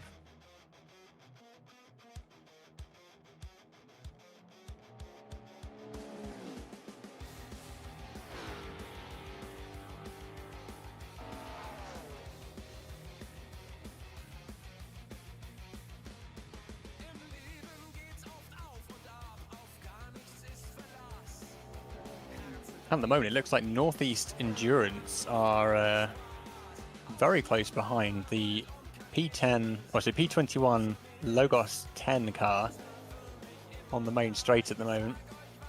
And of course, the Northeast Endurance team in the 77, the yellow car on your screens right now, have been driven solo by one driver for the entirety of the race so far, and they've got 4 hours under their belts, still putting out lap times which are faster than anyone else in the class, which is impressive all the same.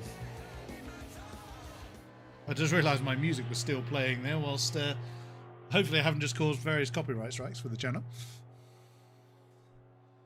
Apologies if that was the case. I just unmuted the stream quickly to have a listen to voice audio levels. It seems okay, but I didn't hear any music, so maybe you cut it off just in time. Yeah, perhaps. Oh, we're just commenting that Adam in the number 77 is still going strong at the head of the pack for the 2000s. Yes, amazing. He's been in there all night long. Yeah, he's less than 10 about 10 seconds off the back of the number 10 Logos car for 21st. But that's some dedication. There's a long time to be in the car. It's not just the race as well, bear in mind. It's the qualifying and the practice session that happened. Well, the qualifying actually happened during the end of the week, but it's the practice sessions as well. And without him being in America, that would have started quite early in the morning.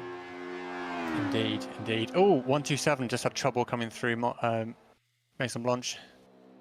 Managed to keep it going, but did hit the wall. That means it's going to be even easier for the 92 SG Stern 1 team to catch up with these guys. I am going to choose this moment to have some food, but if you... I've still got my headphones on, so if you talk, I'll point the cameras. Okay, yep, sounds good. If you could just leave it with 127, we'll see how this goes while SG Stern approaches.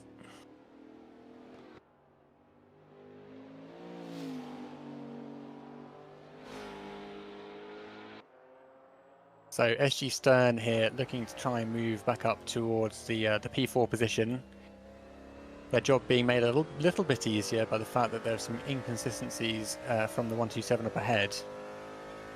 I don't know if that's just kind of late stage race fatigue setting in, or just nerves, or whatever it is, but 127 doing a fantastic job so far of keeping to the top end of the pack here, despite a few trips off the track into the woods on occasion at the earlier start of the race, and I think they still have a pit stop in their back pocket to do, which unfortunately will come at a later stage in the race, which may result in a few issues. But sorry, Bionic Bromance, I see you waiting in the audience there. Did you want to put your hand up for an interview? Yes, thank you. There we go. Bionic, sorry, apologies for that. We just had a few technical issues to sort out there.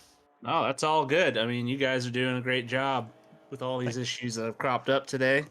Thank you very much. Yeah, no, we're just switching between streams here because my internet took a little bit of a dive there. But how are things with you? Which team are you driving for? Good. I've been racing with CAF 944. Yes, okay. My stint, so now we got our last guy in there. Fantastic. The Belarusian Crow.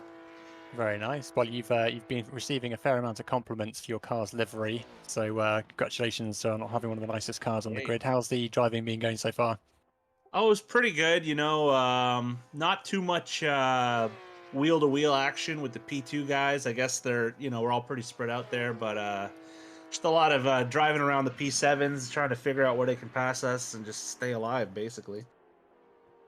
Yeah. So what's your plan? Are you just trying to finish this race in one piece, or are you got a particular plan? You're not too far off the podium for the class. Yeah, no, I think we're doing pretty good. Crow had an issue with VR, and I think he lost a couple positions because his vision froze or something. But we were running up in 5th for a while. I don't know. We're gonna see how well we can do. Very nice, very nice. I know it's amazing how an event of this nature seems to bring out the worst of the technology glitches all at the same time. Yeah. But I think everyone's doing a great job of persevering. Yeah, we love endurance racing over at VAC. I think it's we did what 6 or 8 months, one race a month, 2-3 hours, something like that. So we got a lot of practice last year, and yeah, it's a great style of racing because it really feels like it rewards different kinds of talents than just a sprint race or something. Well, I know it's certainly a completely different dynamic, isn't it? And it's more of a marathon than a sprint, as you say. So it's the complexity comes in from our point of view as commentators. It's trying to keep on top of who's where in terms of all the pit stops which have got to come and so on. I'm sure that's very complicated. Oh yes, but equally, when you're in the car as well, it's going to be a little bit more difficult to see who you actually are competing against because you might be separated by 30 seconds, but you've got to maintain that gap for hours. So it's certainly a very, very different style of racing, but a very enjoyable one, as you say, if not a bit taxing on the drivers. Are you a part of a 3-man team or 2? Yeah, 3-man team. Felix had the first stint, and I drove throughout the night. And now, we got Crow to finish it off here. He's gonna have to drive a little bit longer than either of us. He's got just the realities of the fuel consumption on these cars, but I figured it's fastest this way. Yeah, we've heard a bit about the varying fuel consumption and also the fuel tank size, leading to almost an enforced four-pit strategy. That adds another layer of complexity and dynamic kind of nature to the racing here. So interesting to see how that plays out. Yeah, absolutely. Yeah, it's you really don't know how it's going to shake out until it's over, and there's still another 2 hours. Exactly. I know, it's amazing to think of the whole third of the race to come.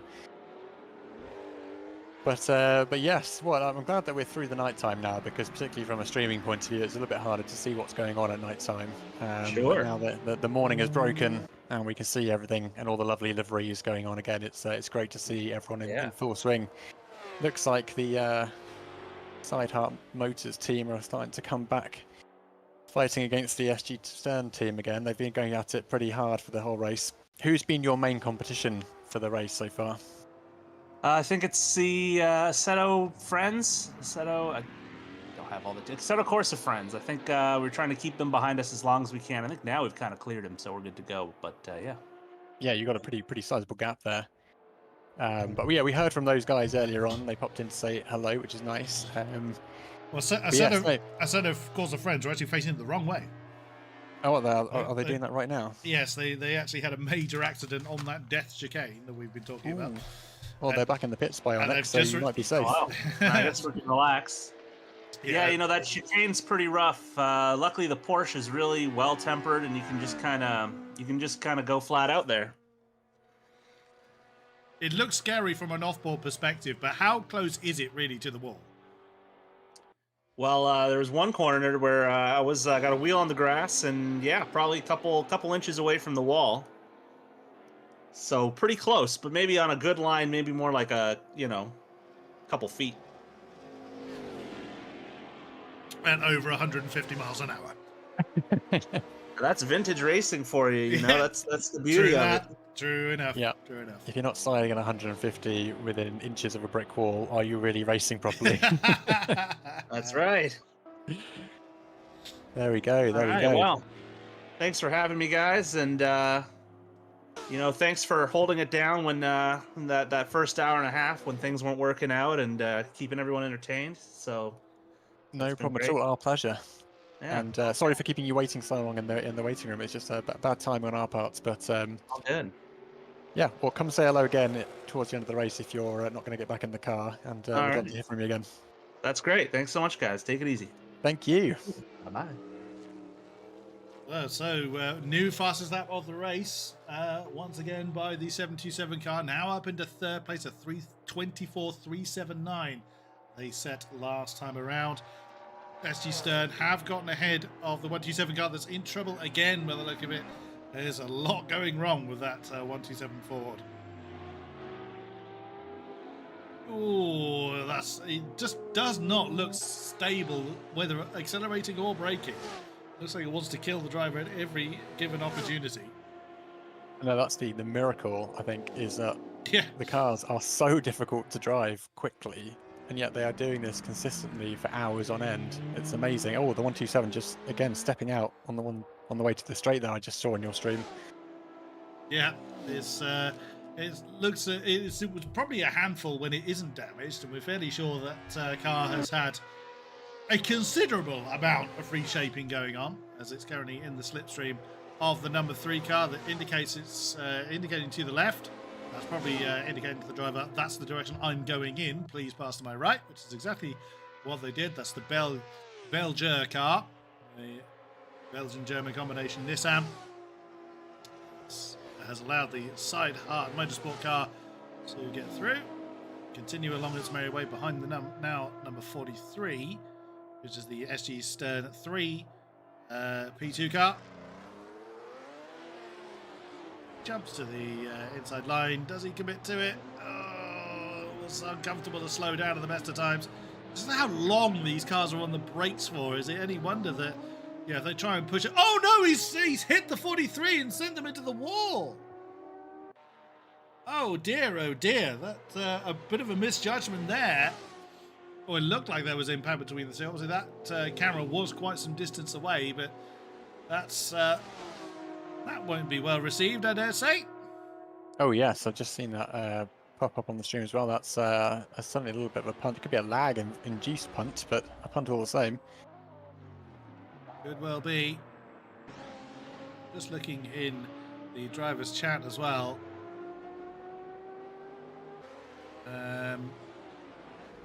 Yes, obviously there's talk about the 127 car, and it's tangling with the number 50, the golf-coloured P2 car. There's definite difficulties going on with the side hard motorsport car. Bear in mind that car's been in the lead earlier on in the race, amazingly. It has had its moments, but unfortunately this phase of the race proving somewhat difficult. Oh, as the Syndicate car hits something. It hit a bit of scenery as it's catching back up to one of the GT40s. The Syndicate Eclair or the bottling? The bottling car's just taken 12th, actually, 11th, sorry, from the from the VAC GA28 car. So that was for position, although again the number 28 didn't really offer any opposition to that. So they've gotten back up as well as they can, but like I said, they did lose over a lap to the difficulties that Shane Power was having. Loco Pixo in YouTube chat says that the P2 battle is going strong with strategies. Ah, okay. You're welcome to come and have a chat to us if you so choose to. Or you may remain where you are. Oh, I found your favourite livery of the night, Mr. PirateLaserBeam, the Revival Series Saglash 41. 4 seconds behind. It's 4 seconds behind a P7 car, so never mind. I thought he was about to engage in a battle, but sadly not. Now, has the 77 pitted recently? Because it's now finds itself third in class. I'm guessing that the Northeastern Endurance car has pitted fairly recently.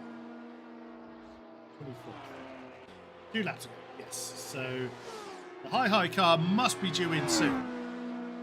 They're coming in this time? No, they're in the slipstream of the number 3 car. Is that? No, it's number 1. So that is the Belgier car.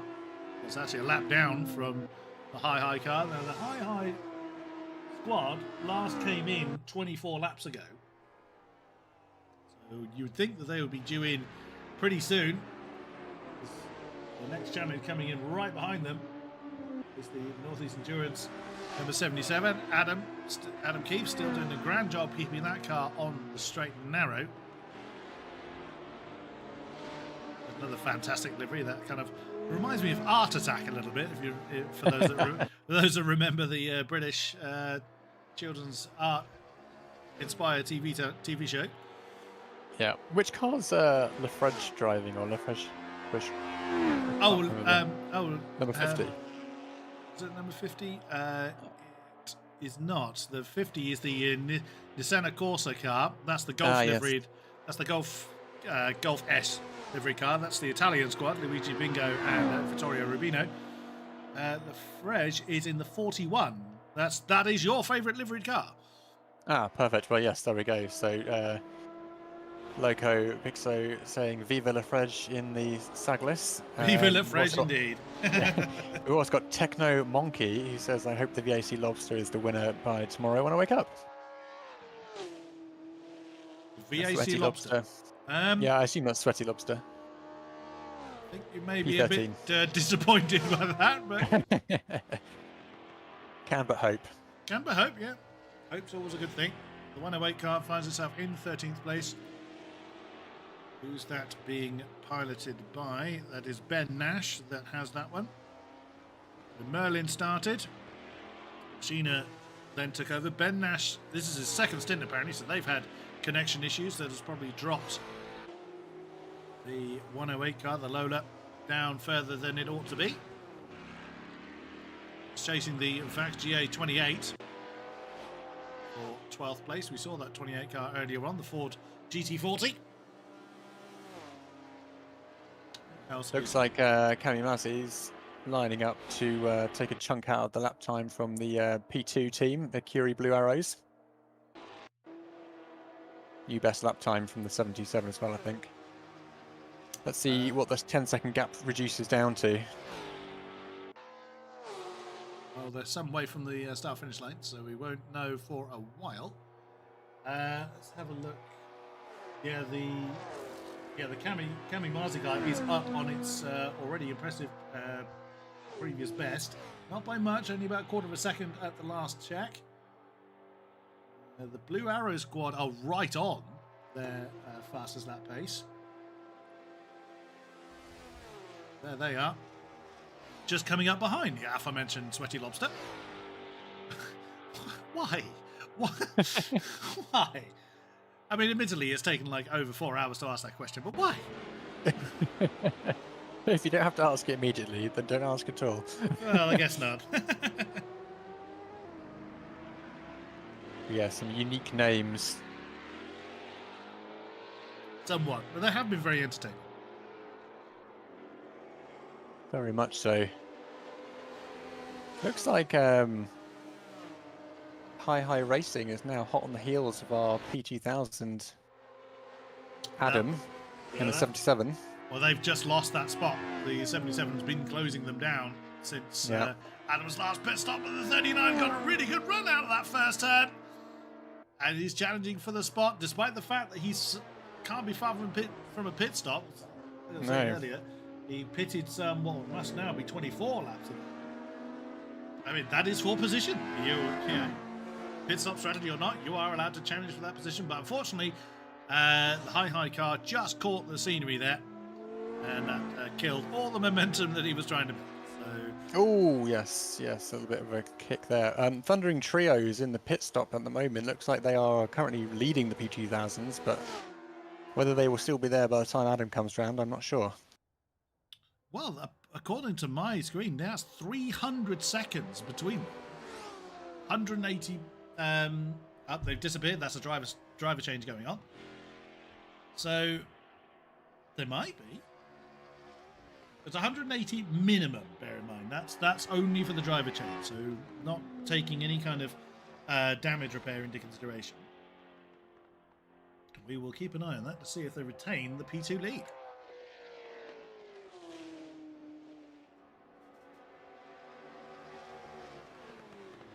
Who else can we have a look at? Well, Sweaty Lobster. Oh, new fastest lap of the race. Well, it's done it again. 3:24. Yeah, Cami Massey really opening the taps now. 3:24, And, 0:22. 3.5 seconds quicker than the Kiri Blue Arrow. Wow. Well, they were 10 or so seconds behind the last lap, and I think they are now within 6.5. They'll gain about 1.5 of those seconds on the straight alone, if not more. That's outstanding. Absolutely outstanding. Yeah, they are really flying. What about our P2 gap? Have they moved yet? Well, they haven't.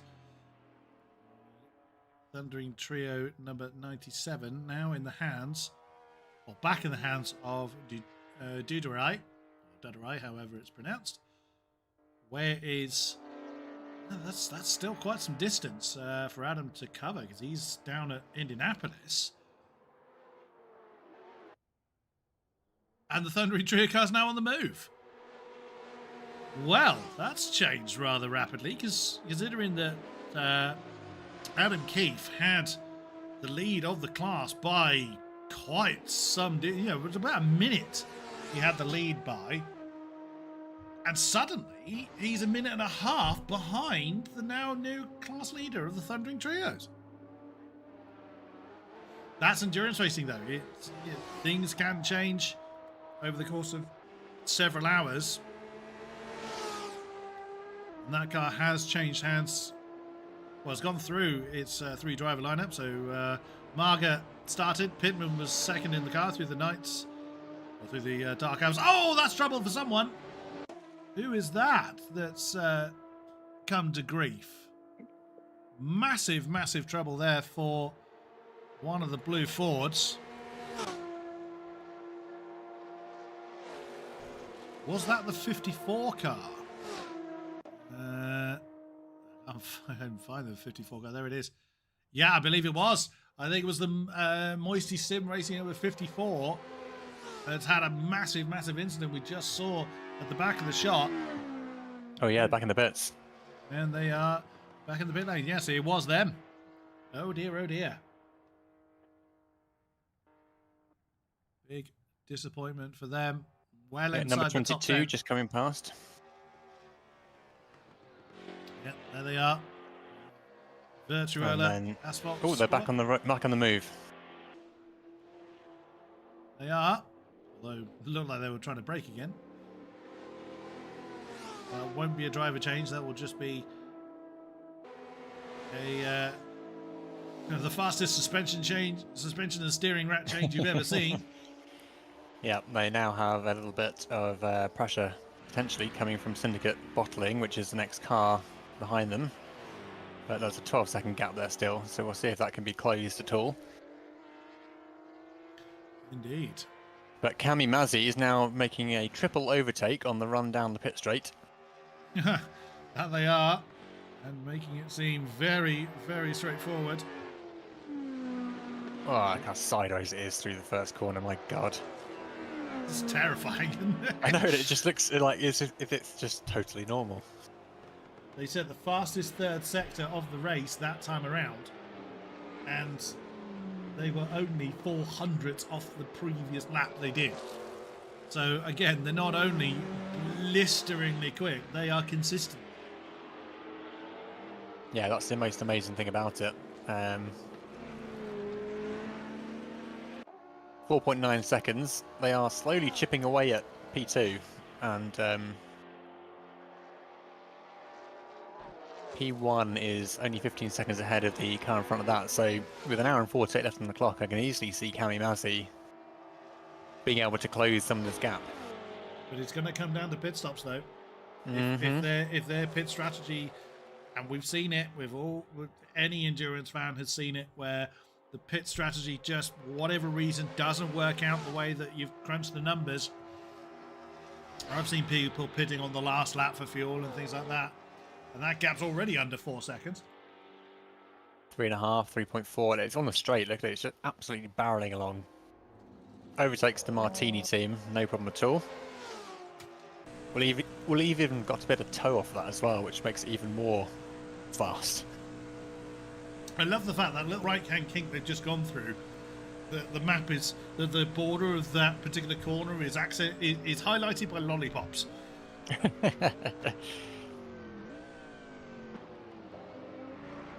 half bad on the brakes, that thing. It is just scary how fast that the Kamimazzi car is.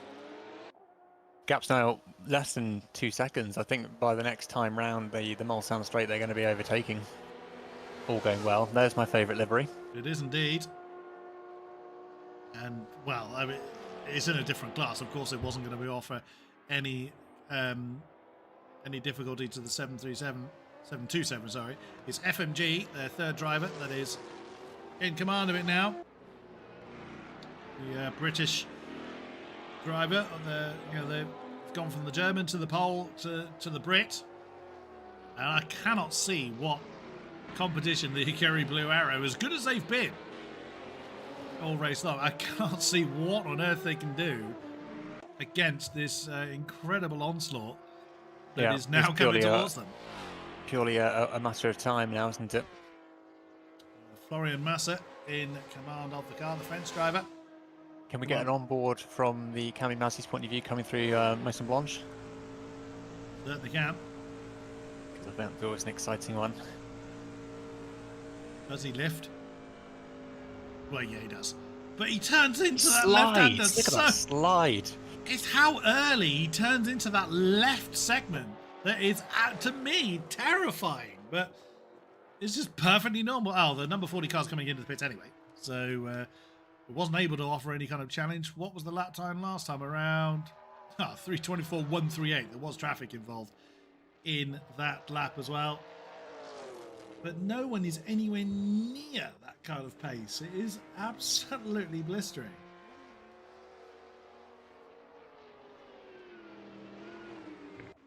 Looks like no, we don't have a battle forming for 13th because again, that's someone in the pits. What about 15th? No, that's someone else. The aggressive snails coming into the pits. Again, there's not many opportunities to say that in correct context. Look slightly further down the field, the Ramada Vintage squad got their team fastest lap last time around with 3:41.952. Who has command of that? It is in the hands of Carlos Basto. So their starting driver back in command. Portuguese driver. Where are they in class? They are 1, 2, 3, 4, 5, 6, 7th. Behind the Syndicate car, you'll be glad to know, Mr. Pirate. Yeah. Glad to see the Syndicate clear. Despite issues, it's still in with a chance here of a top 5 finish for P2000s. Is Mr. Akachi going to hand that car back over to Thierry Red, do we wonder? I think that probably would be on the cards, but we'll have to wait and see. It's not been the easiest run for the German driver. I'm just glad his internet's been holding out. He's been having all kinds of issues with his internet just cutting out mid-races and costing him all kinds of ELO points in our races. He's certainly not holding back in the corners though. Just watching him go through Maison Blanche. Got to say actually the Jags here I think are taking the top sounding car award for me. Okay. I don't know what your preference is. Well, what's just made me giggle is I'm just riding on board with the number 8 Jaguar, and there's no steering wheel there. Really? He's driving by the Force. Oh. I'm sure if I switch to a different onboard view, no, the steering wheel refuses to appear for me. That's the one that says beer at the end, bro, which had the steering wheel on when I first saw that notice. So I'm not quite sure why there's no steering wheel there. Oh, the Virtuella Asphalt number 1 car, the 22, has just got a drive-through penalty for speeding in the pit lane. Oh no, that's not good news for them, especially they're in their current P9 position. And the that's going to, yeah. That's going to cost them. High Racing just made up a position there, I think, because of a pit stop. No, they'd have lost a position because the High are in the pits. Oh yeah, sorry, I'm just seeing the wrong car flip past. It's been a long day. It has. It has. We still have another hour and 3/4 to go. Team best by Plebeian, 3:26.680 last time around. a couple of minutes, 2.5 minutes behind Gwendal. Only 5.4, 5 and a bit behind the Blue Arrow car. So the 26 car may be able to mount a challenge for a spot inside the top 5. Carry on that kind of pace. Another person, team best there for that SimRacing 2, which is the number 32 car. Let's keep an eye on the number 188 car and grab the driver once they finish their stint. 188. Who are they? They are certain chocolatey treat. Oh, looks like the number 8 Jag just overcooked the end of the... Oh, yes, big damage for the number 8 Jag. Oh, yeah, we're just actually catching the back of it. On board with Mol. That's just smoke. Yeah. That number 8 must still be... He's still caning it. 247 kilometers an hour with a completely collapsed front suspension and no wheel. Well, it has the wheel, but it's not working well. Well, you can't say that's a spectator glitch. He knows full well that car is not behaving itself. He's determined to... Well, he's got half a lap to do, which is a long way here in Le Mans. Oh, yes. It's a very... Oh, he's going off the track, though. He might be... Admitting defeat, perhaps? Yeah, I think he is. You wouldn't really blame them. That car must be horrendous to try and turn right. Although he kind of bowed out on a left-hander, which wouldn't have been pushing on that dead suspension. He's still not made up his mind on what he's doing. He's just staring at the... Is that being driven by No Pitch by any chance?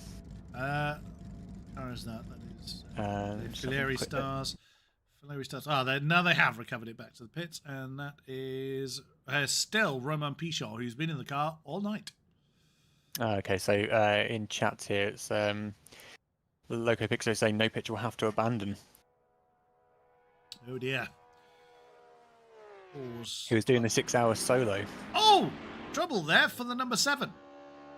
Oh, that's actually several cars several cars having some moments there.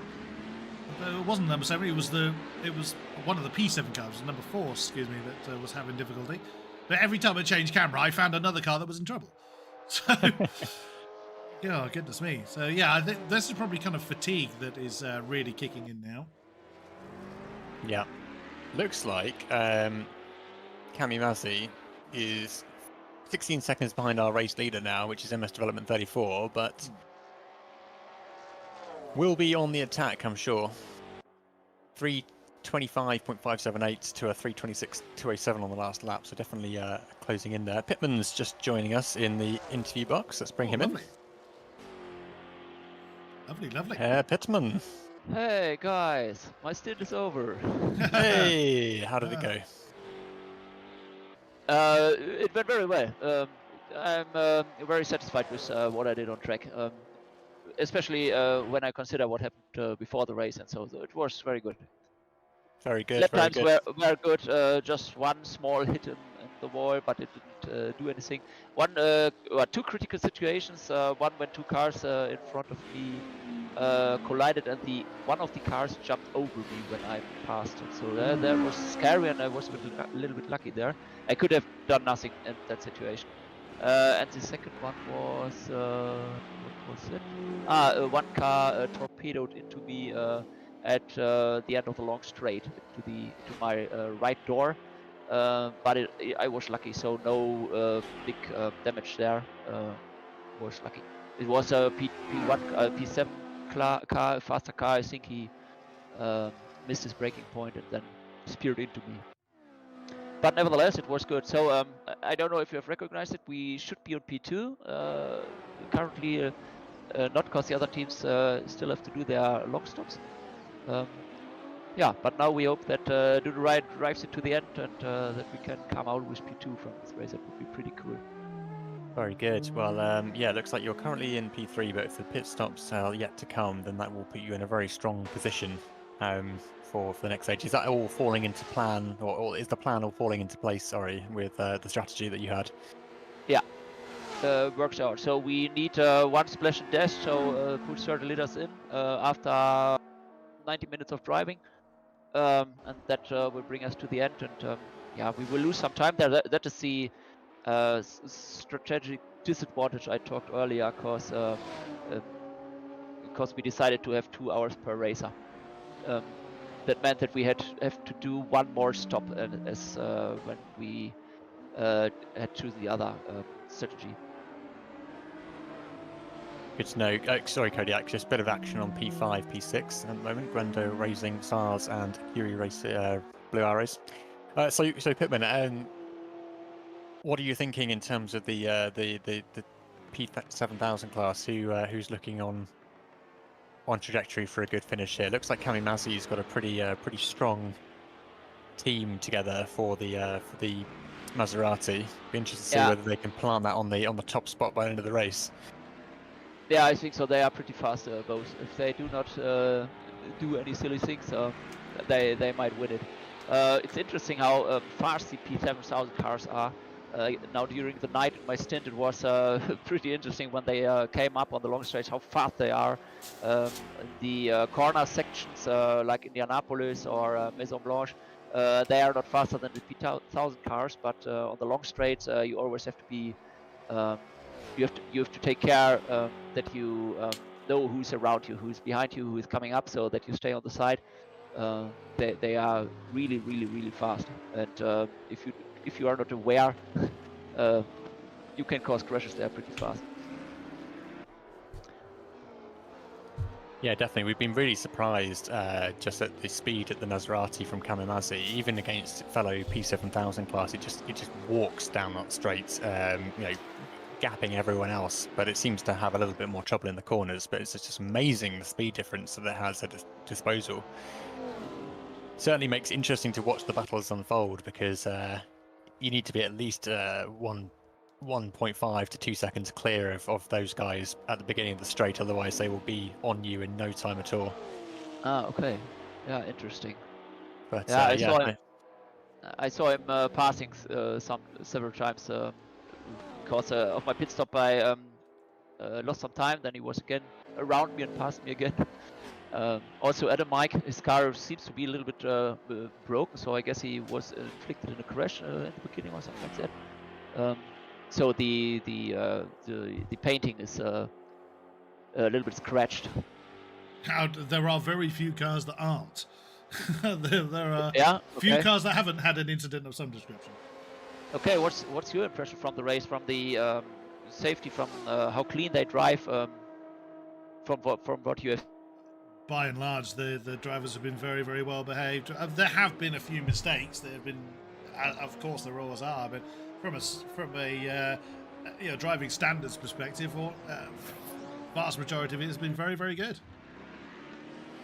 Yeah, okay, yeah, that's my impression from track. I only had these 2 difficult situations over the 2 hours, so everything else looked clean. It's been very impressive, actually, considering how you have to slide the cars through these corners at very high speeds. It's amazing how clean it's been. Yeah, that's true. Yeah. And what about your voices? Still okay, or still hanging in there? Hanging in there. So far, we've both managed to cook, eat, get drinks. Oh, cool. Kodiak said hello to his mum. We switched our stream from mine to Kodiak's because the weather was causing all kinds of grief with mine. Yeah, I saw that. I read that. Yes. Yeah.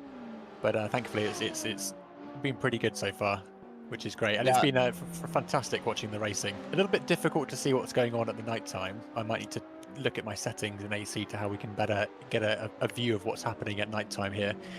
But certainly really good to cover this so far. Yeah, cool. Very good. Sounds very good. Yeah, I had no time to eat something. I have it now right in front of me, so I will start in a few minutes. And when I park my car and get out of it, I ran up to my kids, which I assume sitting on the couch, but they are all already in bed. So they have to go to school tomorrow, and I just wanted to ask if they've seen how I drove. And during my stint, at some time I was the fastest car in P2. And I hope that they have seen it, but they are already in bed. How old are your children? They are twins. They are 11. But they have to to go to school tomorrow. Mine are 13 and 9, so a similar age. Yeah, cool. But the time they were on the couch, they watched the stream, and they, I think they had a lot of joy. I will ask them tomorrow. Very nice, very nice. Yeah. So you two did a really good job. I am looking forward to rewatch the stream tomorrow. And I will start it now to hear a little bit what you talk about. Very good. Well, hopefully we do you proud. Yes. Yeah, absolutely, 100%. And as I wrote you at the end of the race, we thought about meeting in the briefing stage to have some interviews, maybe with the winners or something like that. So if you join, it would be cool. I think that the German commentators will also join, and then we can, well, maybe a mixed language interviews, not that long. Yeah, and then we can end this here after that. Okay, Yep, well, we look forward to that. Yeah, pretty cool. Sounds Thank good. you very much. Thank you, Pitman. Well, yeah, and congratulations on a good stint, and enjoy the rest of the race. Yeah, thank you very much. Yep. All See the you best, later. and have fun for the next 1.5 hours or 2. How long is it? 1.5. 1.5. Yes, indeed. Well, yeah, exactly 1.5. Go and have a well-earned rest, and we will take it from here. So, Kami Muzzy back into the lead as the MS Development car has pitted. So, final stints then for a lot of these cars, if not We've all got of another them. interviewee ready to go, by the way, Kodiak. Who have we got? Florian. Hello, Florian. Hello. I wanted to follow the lead of Pitman coming into the live stream. Which car are you, Florian? Yeah, I was in the EQ Blue Arrow. The number 40. Yeah, yes. Yeah, number 40. I just finished 3 hours stint. Right now. Very nice. And yeah. So just wanted to say a few words. I'm part of the THR Orga too. Okay. But I'm not the one putting the mess. So I just wanted to say that I'm really proud of what the guy achieved. I don't know what has been said with by other people coming here this last 3 hours. So I just wanted to say that I'm really proud about what they did and how the race went. And just to say that we sometimes see all the events and things like this, but because these are the things that are coming up, if I can say. But mainly for 3 hours, it was a great race, and everyone was very safe and clean on track. And so, really congrats to everyone because I had a lot of fun for 3 hours. Yeah, it has been it's nothing but positive feedback from what we've seen up here in the commentary box from people we've spoken to, and yeah, even working through all the difficulties early on, it's been a very successful event from our perspective. Yeah, most certainly. Yeah, and really thank you to all the drivers that stayed. Even if we had a bit of delay, and they are making an amazing race, I think. Yeah, it's been... Thank you for organising. It's been fantastic to be a part of this event, and we're glad to be able to dive in at the last minute here to help you guys out with the commentary. It's been an enjoyable experience for Kodiak and I'm sure. Absolutely. Yeah, and thank you so much. You saved us here. No problem at all. So where were you hoping to finish? Obviously, you're 5th at the moment. You're chasing down the Grandau car. Where are you hoping to just see the flag, or are you hoping to sort of push for a podium? Where do you think you'll finish? Yeah, first see the flag, of course. Then I think we could manage to stay into this position. Top 5 would be great. We started in P7, and yeah, it's going great. As of now, we are not the fastest, but I think that we are 2 consistent drivers. So we managed to avoid mess and massive crashes, and so we are here right now, even if some guys are a bit faster around us. Ironically, you've got the race leader that's just come past you. It would be good. It would be great if you two were racing for that top spot. But yeah, I mean, a top 5 result on a field like this is still, after 4.5 hours, is still pretty impressive. Yeah, and I mean, we are not. We are not aiming for P1. I think when we are seeing the lap times they are able to achieve with this. I mean, the current P1, which is the Maserati. They are in another league. I mean, they are way faster. They managed a low 24 3 times in a row when I was driving earlier. Well, there's only 4 cars out of 48 that are actually on the lead lap, so it's that tells you something as to how fast they've been. Yeah, so being P5 is already a great achievement. I think we would be very happy to end this race without massive crashes or something like this. Excellent stuff. Well, so thank you guys for commentating here for 6 hours. It's a big thing. Yeah, well, yeah, it will be by this point. Yeah, the irony would be if we had started on time, we'd be finishing now. But yeah, technical problems happen to the best of them. We are still here and still pressing on. So, well, best of luck for the remaining hour and 25 minutes. You're currently 5th place, 8 seconds behind the Glendale car. We look forward to seeing the progress until the checkered flag falls. Yeah, thank you very much. Indeed. Well, once again, thank you. No, he's gone. That's trouble right in front. That's the race leader. Oh, what's happened? That's the race leader. Massive crash at the death chicane. It finally went wrong. It finally went wrong indeed. Oh my goodness. Are they going into the pits? No, they're carrying on. They're carrying on. They've just had a huge accident right in front of the Ikari Blue Arrow car. And they're carrying on. So I missed it then. Was the 34... What's happened there? Did they pit or did As Kamimazzi ended up in front? I was missing that during the interview. Well, it's just pit stop difference that okay. Kamimazzi in front. But as Florian was just signing off then, I just saw this huge spinning shape and then realised it was the race leader. Well, that could spice things up a bit.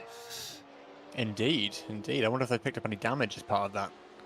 Well, considering how hard they hit the wall, I can't believe they didn't come straight into the pits. But like I said, the damage model isn't perfect. They may well have gotten away with more damage than they potentially should have. We'll know from the lap times that there's no wheels pointing the wrong way, and they're still, well, I'm sort of watching the speedo still climbing to the 300 mark. Yeah.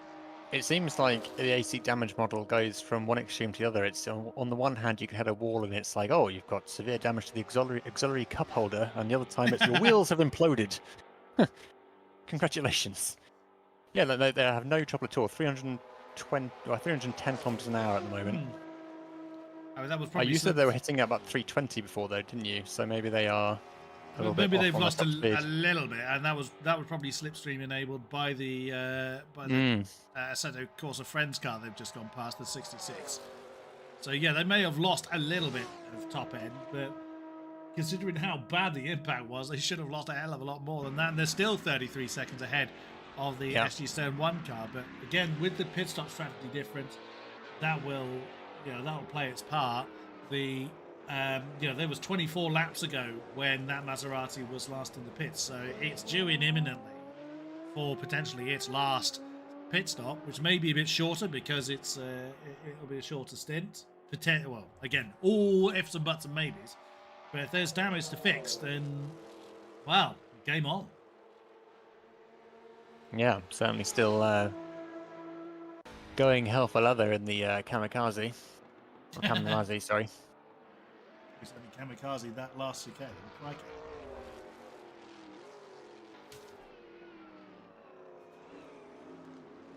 it. I just love the design of this Maserati. It's such a crazy looking car. It's really sleek, isn't it? Yeah. Maybe You're they kinda did like- model. Maybe they did model it after a missile, because that has been the general, the general description of its pace. Also, I changed the bit rate of the stream, so if you keep an eye on that, make sure it's behaving itself. All looks fine from this side. Yeah, seems good to me. I've just noticed another thing that's wrong. Unfortunately, because I set this up in a hurry, the certain things are not quite right. So I'm just gonna. One thing I want to change. I'm just gonna stop the stream for a brief moment. Right, we should be. There we go. We should be back up and running. Now the lead car comes back in. That was good timing. I just realised for the time I was streaming at 30 FPS, which is not good considering how fast the action's been. So again, because I set that up in somewhat of a hurry, I didn't check over all the settings in time. So again, apologies for that. But we'll finish on a high. Although the Kamimazi car may well have different opinions on finishing on a high, as the race lead is going to come back over to the SG Stern 1 car. There it comes, the 92. Back up into the lead then, just coming past the 1-up SimRacing number 4 GT40. We will see how long that Kamimazi car remains in the pit. I wouldn't be surprised if it's in there for quite some time, but look at the number 34 that has not long pitted either. They only pitted 2 laps ago. So that's probably the last pit stop for the MS development car. That's still got some distance to close in. It's not 400 seconds. It's being like the tower does get a little bit confused when the cars are in the pit lane. Oh, apparently bit of action on P12. Oh, P12. We've got Virtual Asphalt number 22 alongside the Syndicate bottle car. Has that been like a slipstream overtake on the way? Riding on board with the 13th place car. Staying very much in the slipstream. Whoop. Bit of lag causing a bit of confusion on exactly where the 22 car is. Through they go into 12th. Through goes the Syndicate car to 12th place. 2 Lolas arguing for that spot, although that's still side by side with right behind them. That's not for position. I think that is that the 36 car behind? It is the 36 car that's right behind them, on a lap ahead of them, would you believe? Ooh, the 22 just went way off at the kink. Yeah, it did. Well, right on board with the QSIM Vector 36 car, acting as our camera car for the battle ahead. Now, I think the Syndicate car broke very slightly earlier. Still amazes me how long they're on the brakes for. I mentioned this before. Yeah. It's just it's arms and elbows on the way out of the corner, because there's just way too much power for these little tyres to deal with. And you can see actually in that front shot just how narrow the tyres are. I know, it's amazing really. That's why they're kind of floating through the corners in a slide. But look at the little action we've got developing here. We've got the Curse and Vector car trying to get through, but it's technically the cars in front are on blue flags, I would have thought. Well, strictly speaking, yes, because that is the same class. They're all P7 type cars. And but they are... Ooh, 22 off again. It's trying to get that move done with the Syndicate car. Just biding its time there, just seeing how that maneuver plays out. Of course, flirting with the grass is never normally a recipe for success. No, not in these cars, especially on the brakes. But it looks like Curse and Vector is going to be trying to find its way through the battle ahead, but at the moment... Ooh, okay, yeah. Nearly hit the back of the Syndicate car there, and the road's not very wide. So no, not at all. And they've got the most dangerous corner coming up at high speed, I think. Yeah. Oh, the Syndicate car's flirting with the grass as well. Oh, okay, yes, I'm very much needing to change trousers now. Oh, that's bad for the Syndicate car. Yeah, the line coming in. Chunt. Oh, the line coming into that chicane and the was 92 all is wrong. through as well. Yeah, 92 has come through. Yeah, that very quickly developed for the Syndicate car. Driving the Syndicate car right now. Let's have a look.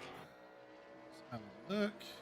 Yes, Forrest McCormack is in the driver's seat for the 496. Yes, yep. Plebeian car's just come out of the pit lane and it's going to be borne down quite quickly by the 36 car. So there is a battle potentially forming there for 8th place. Is Kamimazzi back on the road? Amazingly, yes, they are. They are back on the road following that. 59 seconds behind the race leader. Ashley Stern seems to have got their strategy in order. They've got a minute's lead now. The last racing lap by the Kamimazzi car was a 37.7. That's nearly 4 seconds slower than their best. So, yeah. Did they change driver again? Double check that, but I doubt it. Or is that damage? I suspect it's damage. No, they didn't change driver, so that is just damage that's causing that sort of difference. Or traffic, perhaps, as we're now seeing the 36 car working its way past traffic. 92 is really chasing down that Carson Vector 36 car, but they're racing for position, are they? No. Because 92 is the leader. Oh yes, of course it is. So you can unlap yourself from a leading car if, as long as you don't impede the car you're unlapping yourself from. Is the general rule of thumb. Yeah. I mean, endurance racing, you're kind of helping each other by slipstream anyway. Here comes a 36 car getting past the 22. That's one of the virtual asphalt cars. That's the one that the Syndicate car was fighting. That's 12th place has just put a lap on. You see the difference here, that the amount of time the Syndicate car has now lost. 3 seconds. Oh, Lola dear. on the sandbank there, and the Curse and Vector car getting a bit too much grass in the exit there. That's the Plebeian car that went wide, along with... background. Something just went off the end of the straight. Oh, is that the fake Martini car? Oh, no, there's number 6. Several cars have gone off. So the number 6 is the Intercontinental. No, it can't be that. That car retired a long time ago. Number 6 retired ages ago. Oh, do you mean position 6? No, Sorry, P6, yes. It might have been the... it's hard to tell, actually, but someone flew off the end of the straight there. A couple of people definitely went off the road. I wonder, was it the World Sim Racers number 25, I wonder? I mean, they probably have recovered by now, so I'm unlikely to find them.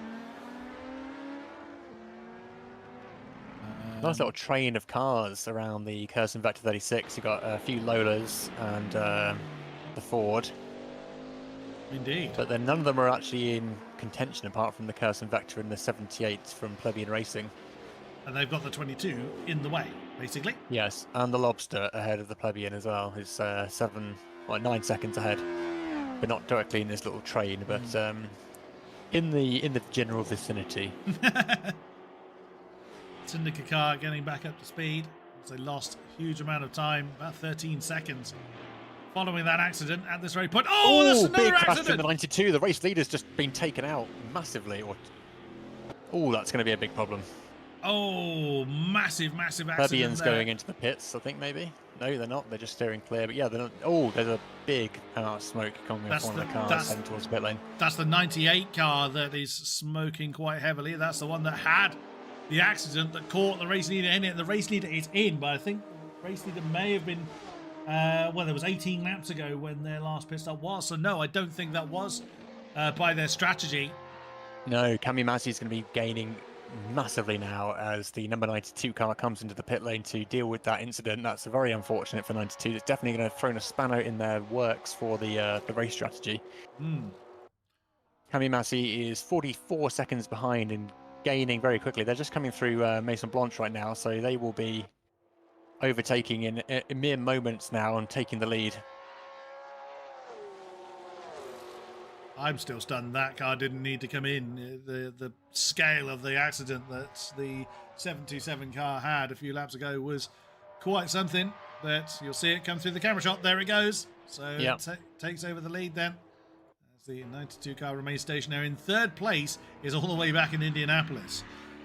But, I mean, even to be on the same racing lap after nearly 5 hours is in itself quite impressive, yeah. Side half. Who's driving the 188 car right now? Is Red back in the car? Is it still Akashik? It's Red. Red's gotten back in the car. Okay, let's get David Moll in here for an interview then. Where is the Syndicate Claire car? There it is, in 29th. Some distance to gain.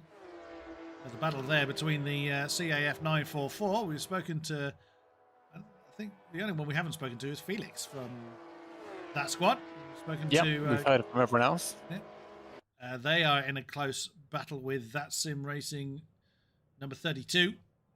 That is for 26th overall, which is 1, 2, 3, 4, 5th in class. Northeast Endurance back into the lead of the series of the class. Revival is basically back to the usual 3 that has been that way for most of the race. Other than What? Sorry. Oh, on my screen, the number 10 Lola Logos team just drove past, and it seemed that their offside door just opened for no apparent reason. But it's now closed. Oh, it's back open again. Yes. I don't know if you can see that on your stream. No. Oh, there it is. Yes. Yes, it's just wide open. How's that happened? That's not how indicators work. No. Imagine the arm strength you'd need to open a door at that speed. At that speed? Oh, it's back open again. Yes, there's definitely a little bit of shenanigans going on here with the number 10. Yeah, that's not an aerodynamic aid, I dare say. Open your door twice if you're okay. Oh, side by side, that's the 944 with the that's SimRacing number 32. Yeah, it looks like we've got Virtual Asphalt and Syndicate Bottling battling through Mont Blanc at the moment with a 8/10 gap there now, but getting smaller. Yeah, so that's following that massive crash that happened at that chicane last time around. Yeah, certainly one of the most precarious moments or points in the track by the looks of it. And that's put SG Stern 1 down into 5th place. Yeah, I suppose the way that the drivers are approaching that corner, you are very much at the mercy of the of what you've committed to when you go into the corner. If you get your angle of attack slightly wrong, there's no backing out of it. You are basically just a passenger at that point. Yeah, you're totally committed. These cars cannot react at all at that speed. No. You got to hope your slide is at the right angle, otherwise you're sliding into a wall. Or you don't get caught up with someone else's incident, as our former race leader did. Indeed. Go on.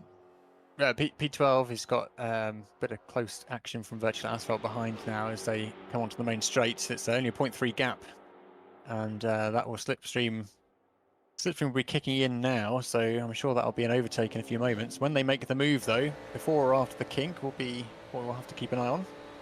He's just loitering there. He's just bowing out the throttle. Again, we saw this before, didn't we, where drivers just staying in the slipstream rather than committing to it. There he goes. Yeah. Number 22, which is in the hands of who's got that? David Bushevsky.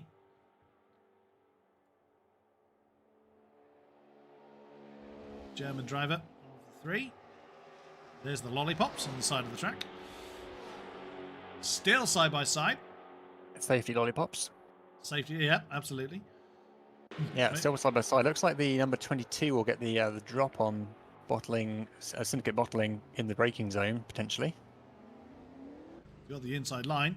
Ooh, bit of a shunt there. Tried to cut underneath, but it wasn't quite enough room to do it. That's Wow. bad news for number 22. Hopefully they can get back on the road. This is where you hope the damage model has a day off. Yes, very much so. That was a little bit unfortunately just at the point of impact. We were riding on board with the Syndicate car as it was trying to cut back underneath number 22. Wasn't quite enough room, sadly. Small impact along with the lack of traction from those very skinny tyres caused a bit of mayhem for the Virtual Asphalt number 22 car. But they're going again. The rest of our field still fairly spread out, although Overdrive Racing and Aggressive Snails are close together at the exact same bit of the track we've just left. Aggressive Snails, that's probably getting my award for my favourite team name.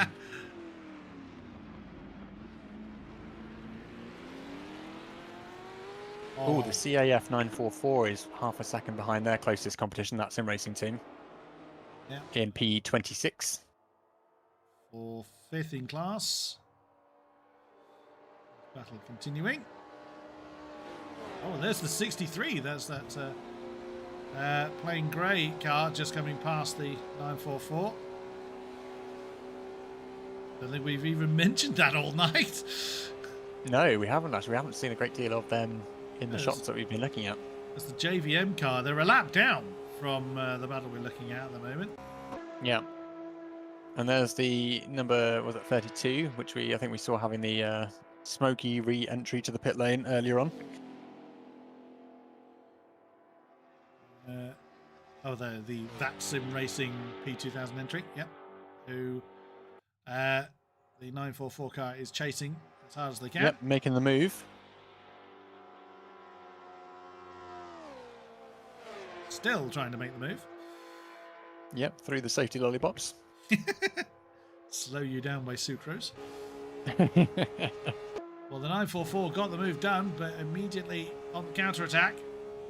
Yeah, it's a risky manoeuvre here. Actually, you can open yourself up for immediate... Ooh, 32 sliding in the braking zone. This is where you're just hoping that the car will slow down. Oh, 944 didn't get a good line on the exit of the corner. But move done for the 32 nonetheless.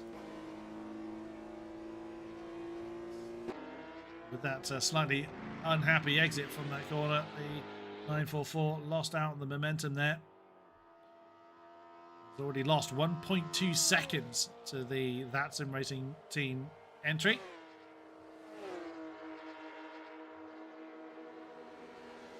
Goes to show how these gaps can ebb and flow, change quite quickly. Come into Indianapolis once more.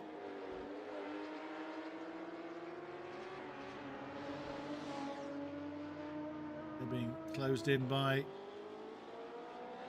4 cars right behind them. I think that's the 51, the Ramada car. That's for position that's closing in on them behind. Here it is. That is indeed the Ramada Vintage Racing number 51. I have approached Herr Moll for comment, but I've yet to hear a reply yet. He's also muted and deafened in the channel he's in, so I can't get hold of him right now.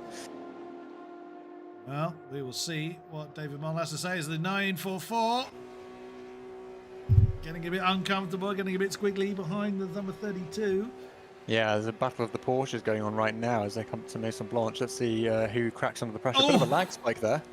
Well, that would have terrified the life out of me, but the Belarusian managed to navigate that very, very well. Looks like we've got Ralph in audience. Oh, momentarily had Ralph in audience. No such interview coming. Fair enough. Keeping an eye on the driver's chat as well.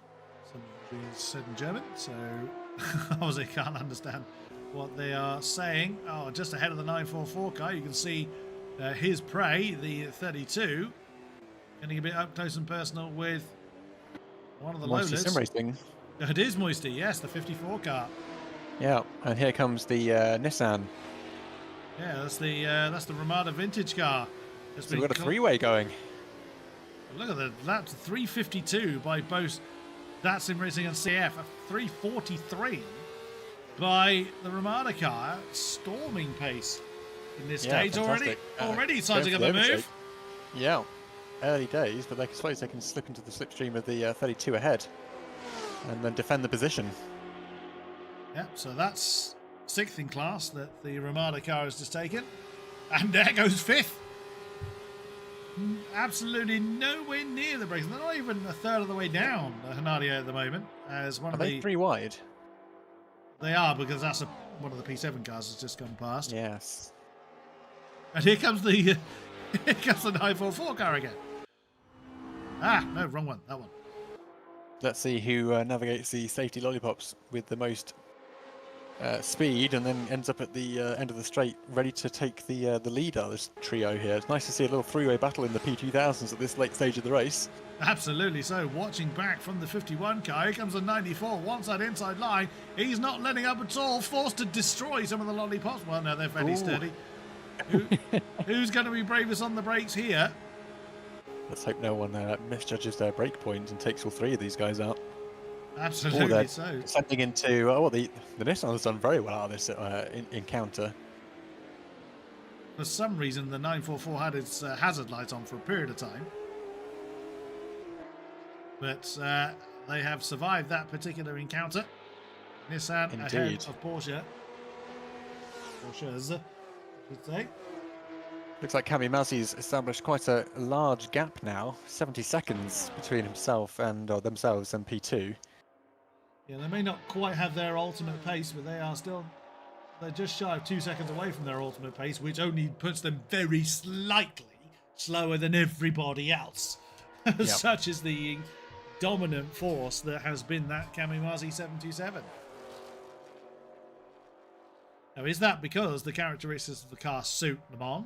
It seems to be a deadly missile on the longer straights, but in twistier circumstances, would they lose out? More than likely.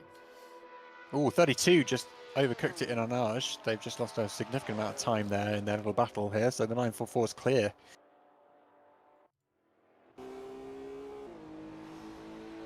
Oh, there goes another one of the cars coming through after the 32. Yeah, they've lost 3.5 seconds or more.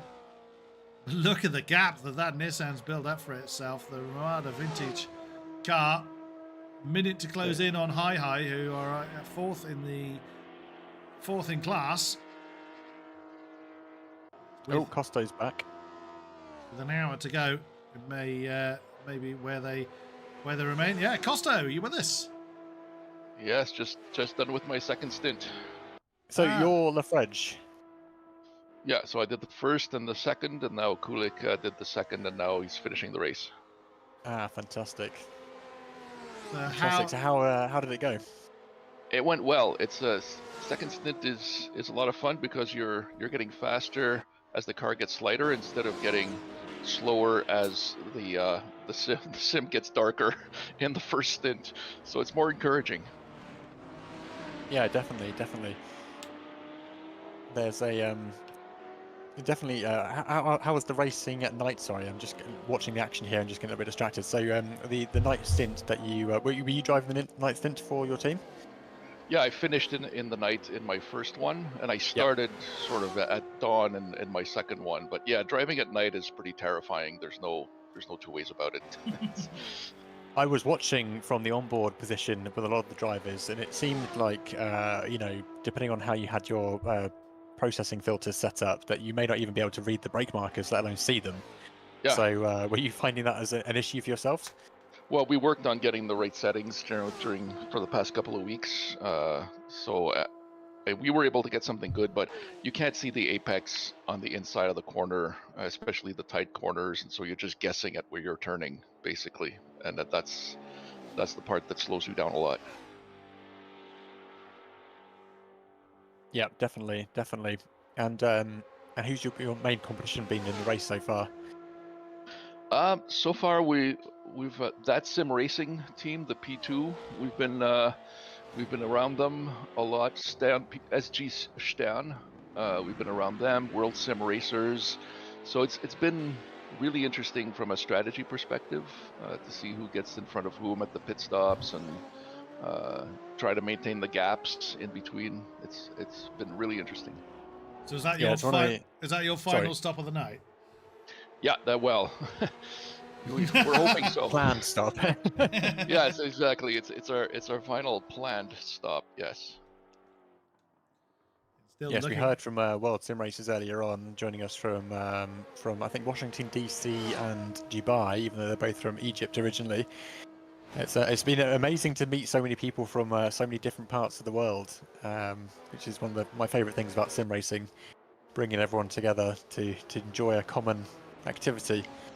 Oh yeah, it's incredible. I mean, this was science fiction just a few years ago, so being able to do this on the weekend is just amazing. Yeah, it's amazing to see the breadth of the audience that we have, both in who's watching but also competing in this event, and shows what you can do when you collaborate effectively. Yeah, and a lot of it is down to people in the community coming up with software solutions, apps, basically solving problems and doing amazing work. Yes, definitely. I think that's one of my favorite things about AC as a platform is the adaptability of it to all the changes that have happened since it was released about 10 years ago. You know, you see how amazing it is to see a game like this come this far. I think originally the developers said that you wouldn't be able to have weather or nighttime racing, and modders have taken up the challenge and delivered. And here we are delivering a 6-hour race with full nighttime transitions and so on. So quite incredible. Yeah, full nighttime transitions, driver swaps, which we didn't even think about. I started in GPL way back in the day in like 2000s or something, and this is just amazing. I can't believe I'm doing this, but it's fun, and I'm glad I'm here. Yes, very much so. Very much so. It's amazing actually. I know ACC has brought in driver swaps, but as a platform, you would think that more sim racing games would have included it. Back in Syndicate a few years ago, we were running Project Cars 2 as our primary sim. We've now switched over to AC, but I was very much missing the driver swap capability, despite the fact that they put all the weather and full 24-hour race capabilities in. So we ended up coding up our own driver swap solution for Project Cars 2, which ran in Excel in the first iteration, would you believe? Beautiful. I know, I used to send the updates to drivers via a Discord overlay, which they could have up in the game. But yeah, we found a way to make it work, and it was great running some endurance races in that platform. But it's so fantastic to come over to AC now and have, I mean, even though it's an external solution, one that's so well integrated into the game to make driver swaps work so well. Yeah, anyway, so I'll get back to the pit wall and help Kulik through the end of the race. But thanks very much and thank you also for doing this commentary. It's very much appreciated. No problem at all. Well, thank you for giving us so much to talk about, and enjoy the rest of the race. Thanks. See you later. See you later. Right. Okay. I think we have 2 people waiting in the audience here. So Akshik's waiting, but I know that he wasn't here first. So put your hand up if you're ready to be interviewed, and I shall pick the first one to put the hand up. Oh, Lafredge just. Lafredge just by. There we go. Lafredge. Hello there. Nice to meet you guys. Nice to meet you. Are we pronouncing your name correctly? Absolutely. This is Thank Kent God. Lafredge. You can say it with the French accent. It works wonderfully. Great stuff. Wonderful. So how's your race been going so far for you and the team? Well, I'm part of the Revival Series community, so we actually have fielded 5 teams for this event, and I'm riding in Revival Series Saglis, the number 41, with my comrade Loco Pizza. So I just ended my stint. How can I say that? It was pretty good. We had some problems firsthand. I had a PP filter, the post-processing filter. It was not working properly, so I couldn't see anything. It was just like my headlights would not work.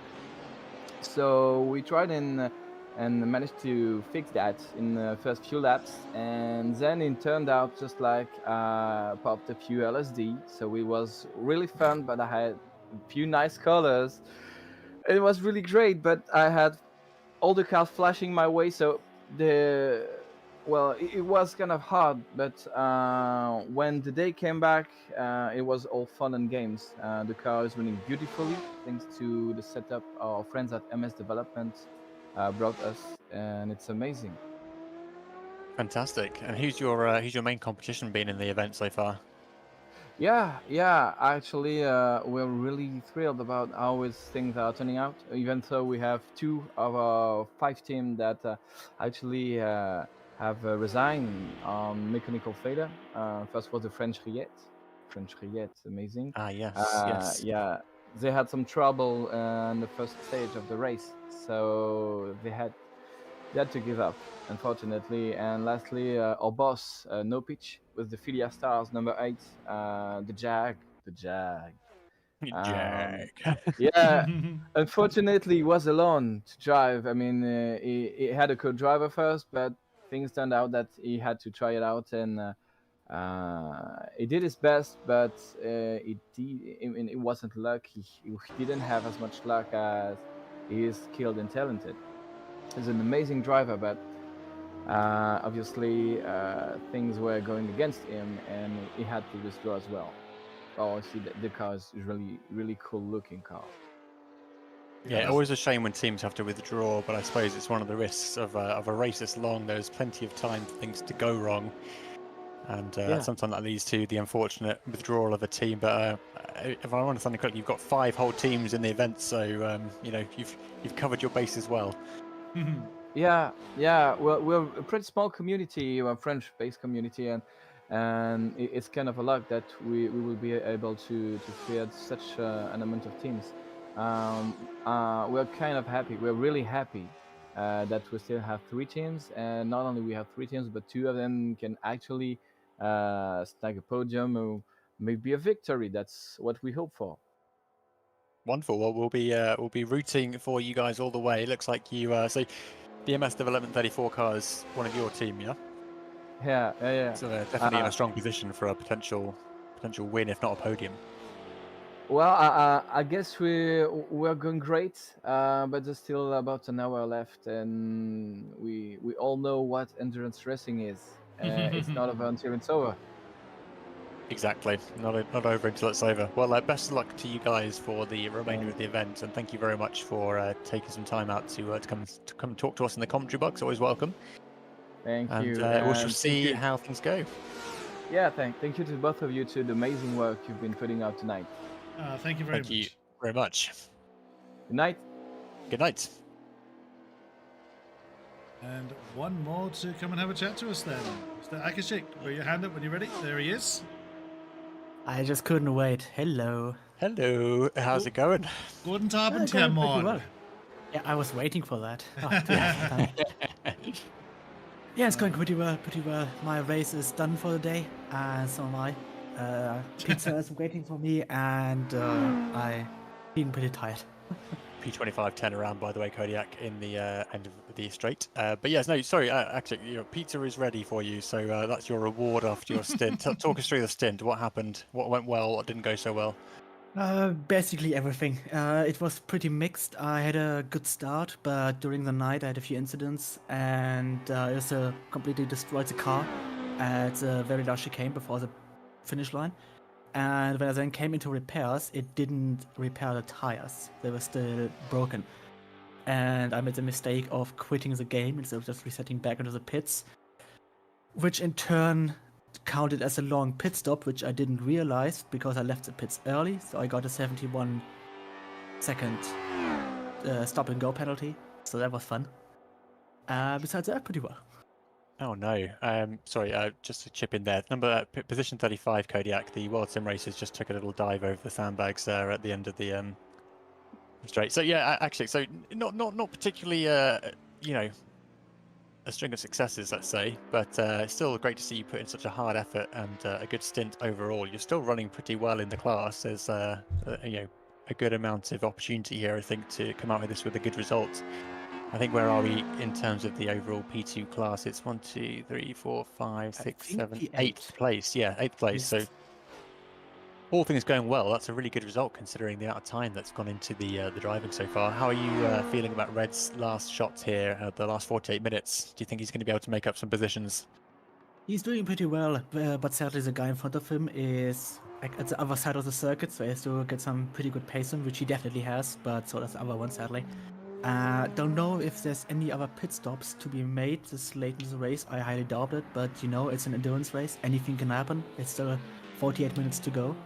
So yeah, I definitely have my hopes up, and I fully believe in my co-driver. Fantastic. Well, yeah, let's see how Red does. We've got a quick question from YouTube chat. It's coming from Viles, age 3, from Kent. He asked, "What was going through your mind when you crashed in the chicane? Did box enter your mind?" A lot of things went through my mind. Not many I can say here on the stream, I have to say. But yeah, I did. I saw the wall and I immediately thought that wall looked particular finish, so I had to put my mark on it. Sadly, it wasn't. So it turned out pretty badly for me. I regret my actions. Very good. Well, we've been talking earlier on in the stream about people testing their fibre against the trees, and I think the trees win in most situations, as we have found that the walls and the sandbags and pretty much all the scenery wins whenever a car attempts to go toe-to-toe with it. But yeah, From what we've seen, getting the speed out of the car basically requires you to slide through the corners pretty much most of the time. Are you finding that particularly challenging to deliver lap after lap for such a long period of time? It took me some time to get used to it, especially with a full tank of gas. I was more accustomed to the qualifying setup with like 3 laps of fuel instead of 96 liters, 94. So it definitely took me some time to get used to it, and I took a hit on me in the night because my pace just wasn't there and wasn't feeling very happy. But in my penultimate lap, I set my fastest lap, of course, 43.7, I believe, or 0.4, I don't know. So I got used to it for some time. Very good. How much practice did you put in? I know you did the 2 races yesterday and the practice session yesterday. Was that enough to bring you up to speed, or is it been a learning experience today all the same? I think with such events you can prepare as much as you want, and it's always a learning experience. I think I did around 600 kilometers in practice and qualifying, and now I'm sitting at over 1,600. If the car stats are to be believed. So I think you can do as much practice as you want, and Le Mans will always throw a curveball at you. I think that's very, very true. Never a truer word said. It's certainly an event where you can start off with the best of intentions, with all the stats in your favour, and it will all go wrong anyway. So, yes, it's a cruel mistress, Le Mans. Yeah, step 1 is making a plan, and step 2 is throwing the plan out of the window. Yeah, exactly. Well, congratulations on the racing so far. Hopefully, a strong result from Red to carry the team forward to a good result at the end of the racing today. And enjoy your hard-earned pizza. And it's waiting for me. One other thing before you go, Jawohl. Oh, what's coming now? It was 43.410. Okay, now you have to do the 0 in German as well. I can't remember what 0 is. Null. It's null. It's null. Yeah. I was close. Yeah, it was pretty close. I mean, it's pretty good job. Yeah. Very good. Good job. Dankeschön, mein Freund. That's always nice to hear. Okay, guys. Good night. Well, enjoy the pizza. Night. And we'll talk to you soon. Yeah, see you soon. Bye-bye. It was Akashik from the 188 Syndicate Eclair, and we have another driver, Nismo. Raise your hand if you're ready to come and have a chat to us. Yeah, there we go. Nismo from MSR. Mr. Nismo. How's it going? Yeah, fine, thanks. Just finished my stint about half an hour ago, so I've taken that time to relax and process how long everyone's actually been driving for. How's the teamwork been going? You got 3 drivers in your team, I believe. Xevious, yourself, and Ultimate Kaiser. Yeah. I mean, as Akashik said earlier, we had a plan to begin with, and that very much became apparent that we'd have to adjust from mistakes or damage. So eventually, we've Kaiser at the start of our first stint ended up getting damage about, I think, an hour or so through his first stint. And now I had to swap in to get a driver swap because it allows you to essentially get a brand new car. Not realizing that I'd be driving for 3 hours. And, well, maybe not exactly 3, but around that amount of time. And being a controller player, my hands are now very much like fully just out of it. They're just like, I can't. You've got claws basically for hands. Right? Yeah. You're gonna go to sleep tonight with your claw hands, and they'll still be there in the morning, just like pulling the trigger and adjusting the sticks. Oh. Yeah. Well, it kind of impressive to see a controller player in a team which is currently running P11. So it doesn't hold you back in the least. Yeah. I mean, I was especially surprised when I was setting 126s and looking around, going, "That's what everyone else is setting." I'm within the pack essentially. I was really happy about that. And, fantastic. How much preparation did you guys do as a team then for the event? I mean, I think we had about a week to prepare, and I did about on and off, I think a good chunk, a good decent chunk. I don't think I touched. I do a lot of AMS2 racing. Good man. And I did not touch the game for that entire week, and that's my main simulator as well. So I did a lot, and honestly, from the racing today that I've seen, and just how many people have come to join such an amazing event, I'm so happy I did. Yeah, fantastic. Great to have you guys here representing MSR for the event. Who's in the car right now? I believe Xevious is in. Yeah, Xevious is in the car at the moment.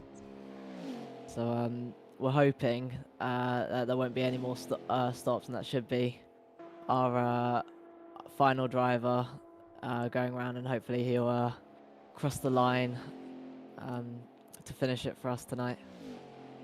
Very good. Well, hopefully all things going well. No unexpected pit stops, and you'll be able to deliver on that hope. Well, yeah, glad you're enjoying it, Nismo. It's great to talk to you as well.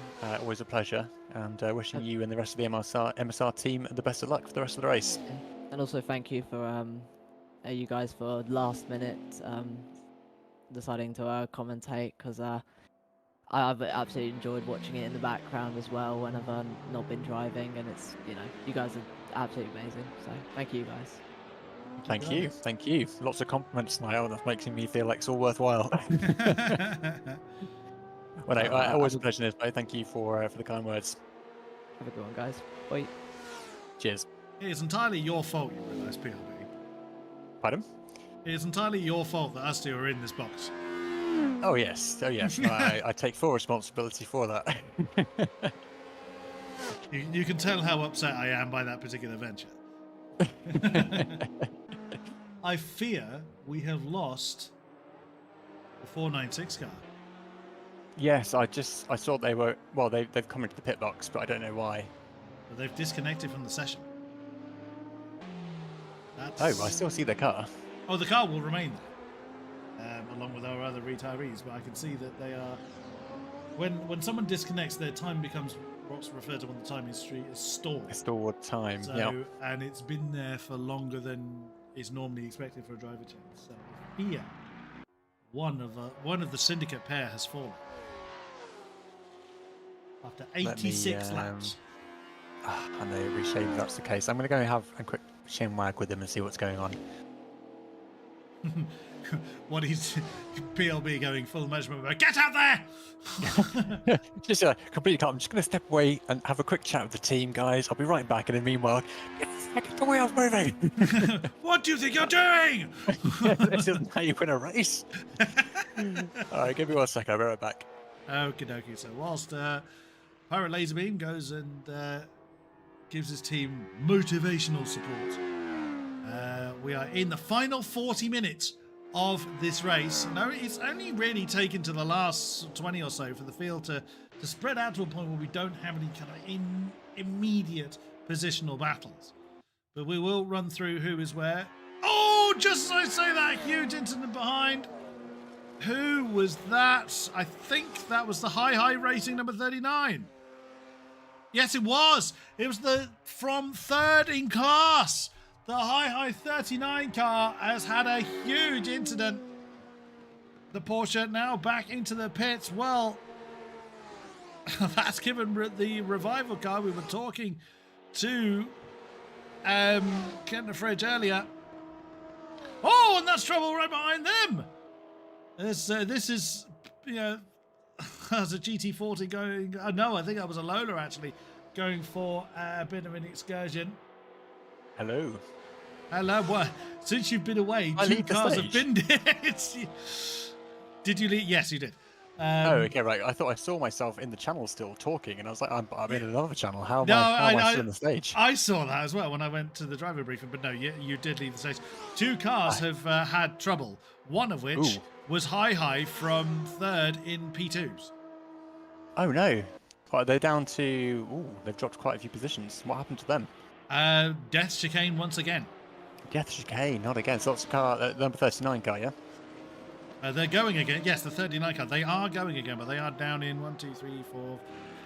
7, 8, 9th, I think, in class. So, yeah, big incident for them. There was another car that had a big incident, but I couldn't quite identify who it was. It was one of the Golf-coloured cars. I think we have a couple of them. It wasn't the 50 car. I'm sure it was a GT40.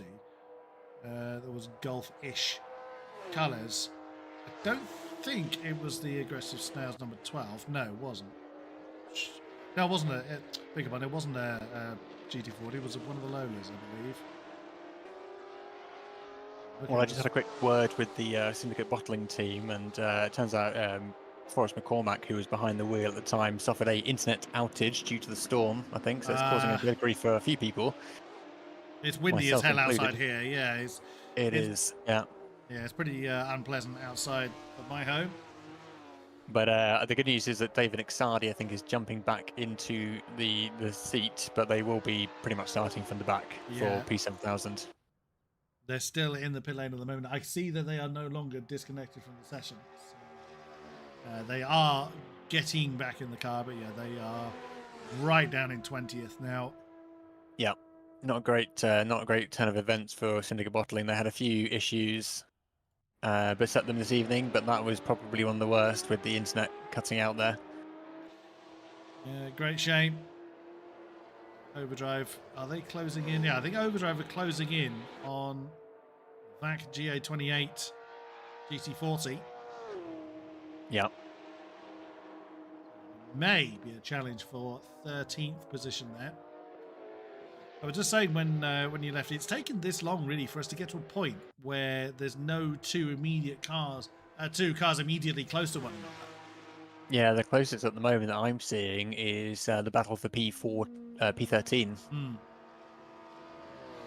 Ooh, the 39 just span in Indianapolis.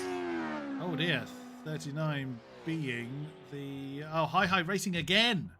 They've just recovered from one incident and pushing too hard to try and, I mean, they're never going to make up all that lost ground, unfortunately, with 35 minutes on the clock still to go. So they've now got the JVM number 63 car closing in on them, following the mistakes that they've made. Yeah, the battle for 13th is the closest one, which is Overdrive against the VAC GA28. The closing speed of the Lola is quite... it's going to be quite difficult for the 28 GT40 to do anything about. Unless they come into the pits, however. Very late pit stop then for Overdrive. So a splash and dash going on here. Now, we've heard a few drivers say that they probably will have to do that. Bit of action on P8. Yeah, there's the Sweaty Lobster. Yeah, closing in on the Cursin Vector 36 car. Beautiful growl that we've all enjoyed all night. Oh yes, and the hazard lights are on as well. It indicates the Sweaty Lobster is ready for feeding time. So they are in 9th, closing in on the Cursin Vector. They pitted only 7 laps ago, so they shouldn't need to pit again. Looks like they're actually losing a bit of straight line speed here. They might get a little bit of a boost from the slipstream up ahead, but they started out at 0.9. It's now 1.2. Well, I so think that gap is growing. The Cursin Vector car had the slipstream off the back of the P2 leader, the northeast car, so that would have helped them maintain their relative position against the Lobster. I wonder if that's just straight line speed advantage from the Ford overall. If the Lobster's got some kind of aero damage which is slowing them down, they definitely seem to be hemorrhaging a bit of time at the moment. 301 top speed for the Cursin Vector team, 299 for the Lobster. So it's only a small margin, but it's enough on a straight this long to make a difference. And the Sweaty Lobster's not getting any slipstream off the back of the Cursin car. Not anymore, no. See how the rest of the lap transpires. There's the number 77 car driven by Northeast Endurance, who are back on the top spot for the P2000s. There indeed. By quite a long way. It's 3 minutes, something like that. They lead. Yep. So that's, almost an entire lap that they lead the P2 class by.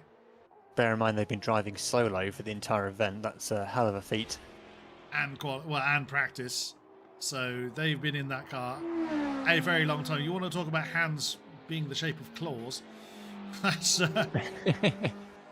talking about feet. I wonder how our Swiss friend in the basement with the freezing temperatures is doing.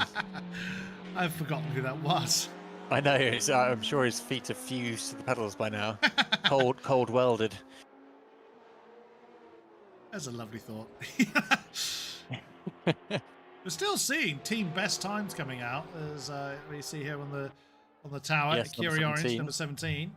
Yep, as is the P47 and P48 with the Subcontinental Racing and Sternal. Actually, they're out of the race, aren't they? Yeah, that's been green for. That's caught me out several times. That's been green. Yes, for I keep quite a while. seeing it, and then it's not the case. No. Just enjoying the sound of this Jaguar again.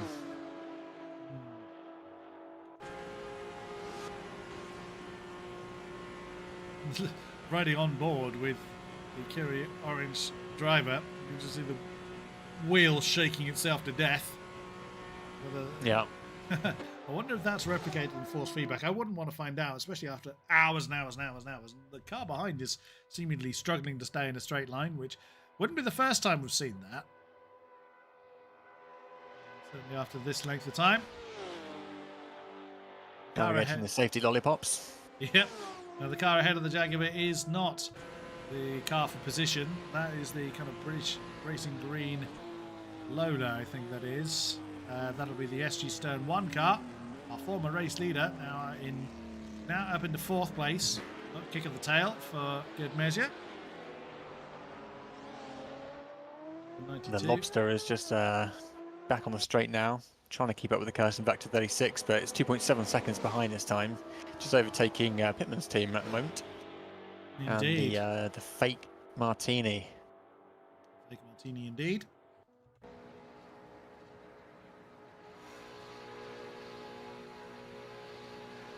Just on the drone camera behind. Obviously, no, 40 years before drones were invented.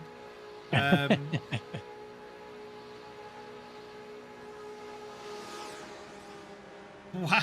As I rotate the camera around the 108 car to watch the lap car, all you could hear was the scream of, I think that's the Chevron that makes that scream noise. Oh yeah. If you hold right click, by the way, in F5 camera, it will do a slow rotation around the car. Oh, really? But a very smooth, slow rotation. Ah, okay. It would have actually been the wrong way. That goes clockwise. I was rotating anti-clockwise around the car, but that's good to know. Thank you for that.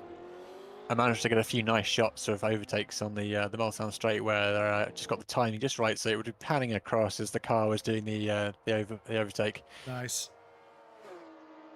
63 is getting close to its prey, which is Hi Racing, who's had a very turbulent closing stage of the race. This was before, what did we say, 8th or 9th or something like that? 1, 2, 3.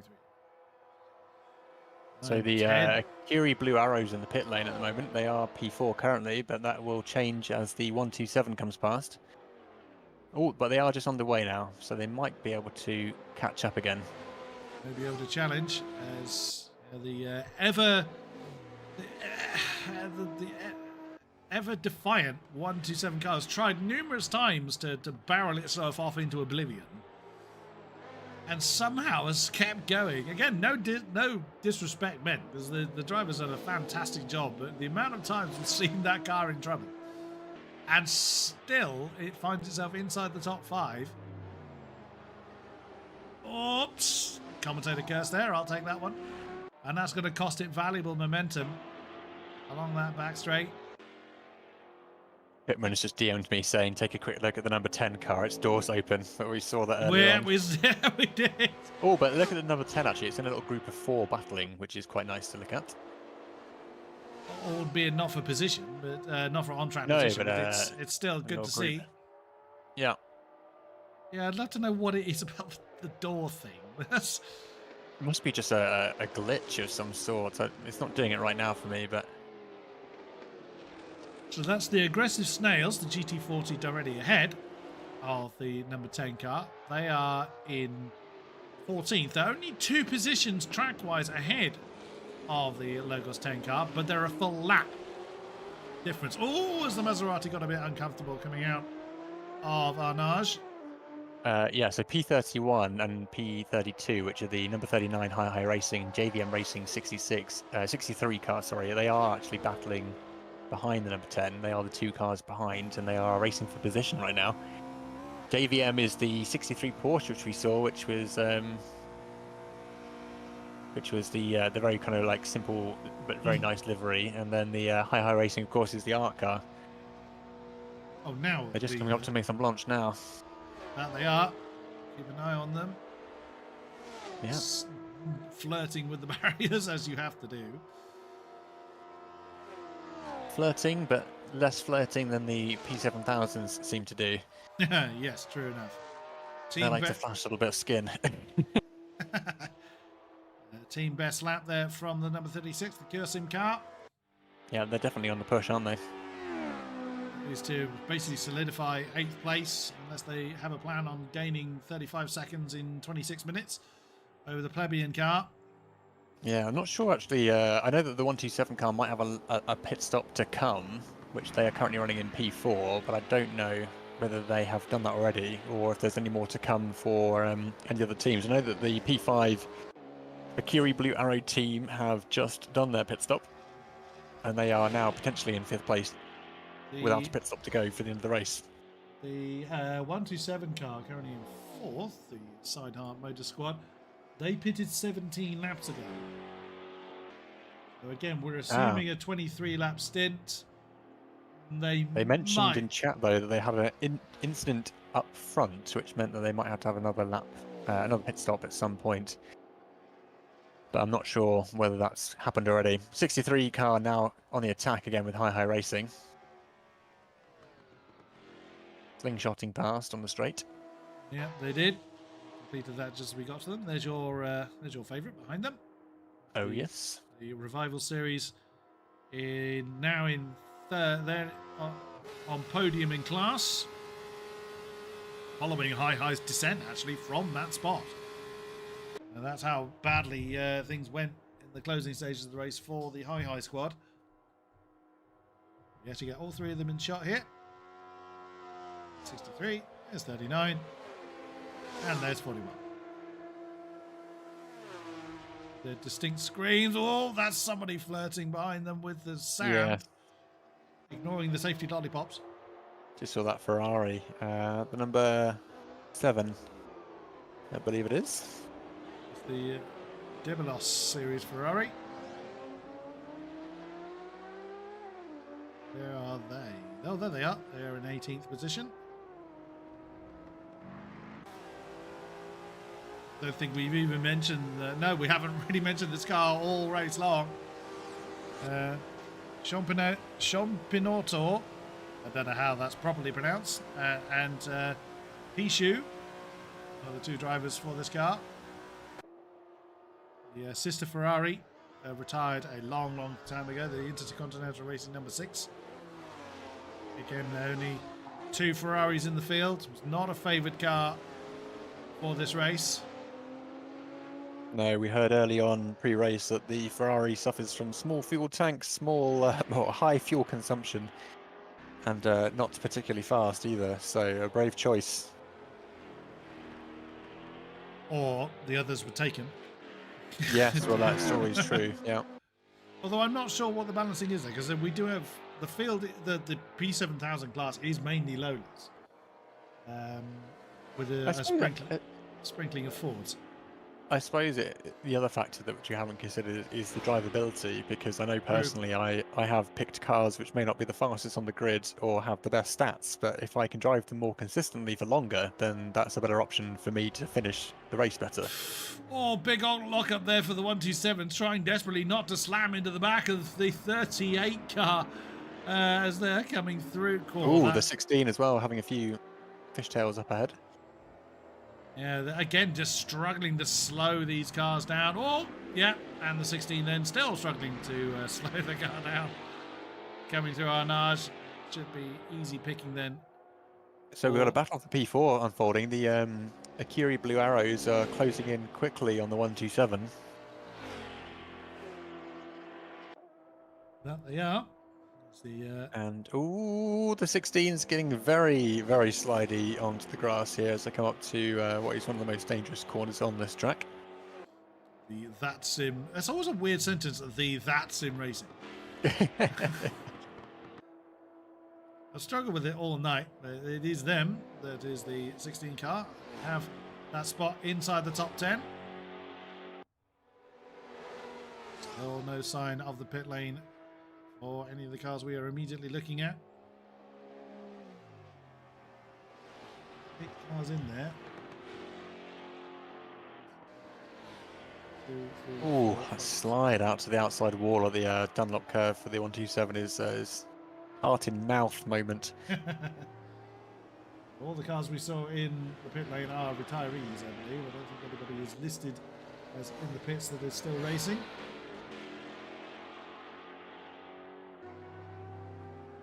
A potential for 18th there, or between the Davidos number 7 Ferrari and the Virtuala Asphalt 23 Lola.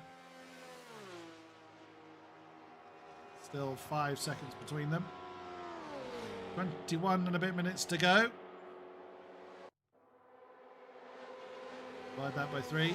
That's roughly how many laps are left. Probably about 6 or 7. 6 or 7, yeah. Just thinking. I was just trying to figure that out in my head. Math's not. I'm still trying to recover from the math lesson we received earlier on. Yeah, that was something quite phenomenal, wasn't it? It was. It's amazing to think that after over 5.5 hours of racing, there are teams within seconds of each other. Very true. Very, very true indeed. I think the Syndicate P2 car has just come up on. Now, where are you? Just had you. Where are you? There you are. P28. I think it got a bit of a bump there from the 108. They're in P7 right now, so they've gained a position. But there is quite a big gap, almost a minute between themselves and that SimRacing team ahead of them. Yeah, still finishing inside the top 10 on a field that started with some of the 17, 18 P2 cars. That is not bad at all. No, not at all. And Red is now in the cockpit, and Red is our Syndicate Motorsports resident vintage expert. He organises all of our vintage events. And I'm beginning to think that he's done that entirely to favour himself when it comes to our ELO system, because every time I watch the Wednesday night vintage racing results come in, it's always Red in P1, and picking up all the juicy ELO points from everyone else. But on the vintage event that I commentated for Syndicate, it was not Mr. Red that came away on top in that series. No, well, I think that was the 1923 Grand Prix, wasn't it? That'll be the one, yes. Yeah, that is a mixed bag for some drivers. It was somewhat of a unique experience. That is. Well, we talk about thin tyres. They took the biscuits, I think. Oh, bit of action on P18 with the number 7 Ferrari. Yeah, there were bicycle wheels on those cars. They were, and they were very enthusiastic or optimistic about their engine to wheel ratios. Yes. So we put the 27-litre aero engine in the car. That'll be sufficient. Yes, it will. What have you used for tyres? Well, we had an old bike out the back. We've put the tyres from that on it. And brakes? Well, I had some cheese left over. We've put that on. Yeah. I hope you like your camembert warm. Well, we had the bikes were all already scavenged, so we had to use a horse cart. Looks like the Virtuala Asphalt car in 19th position, sizing up the move on the Ferrari. There it goes. Yep. Your traditional slipstream maneuver there. Eyes right on the Ferrari. Surprised, really, that the driver of the number 7 hasn't jumped into the slipstream. Yeah. Oh, Interesting maybe. choice. I know why. He's now choosing this moment to counter-attack. Because he instantly gained about 10, 15 kilometers an hour then. Yeah. To put the foot down. And now hit the brakes. Oh, one of you's got that wrong. Oh, and there's a car coming towards them. Oh God! Yeah, the 25 World Sim Racers, our friends from Egypt. Yes. When you see someone's headlights staring at you, you're generally in racing terms, you're in for a bad day. Yes, very much so.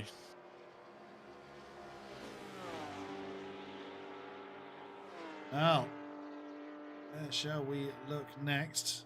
I was going to look at Hi-Hi, but they have been losing time against the JVM car. That gap now 9 seconds. Kabilos, as we've been looking at, still within a second. The virtual asphalt car. They couldn't really overcome the difference, despite the fact that the virtual asphalt car actually bounced off of the banking wall. Ferrari driver couldn't do anything about it.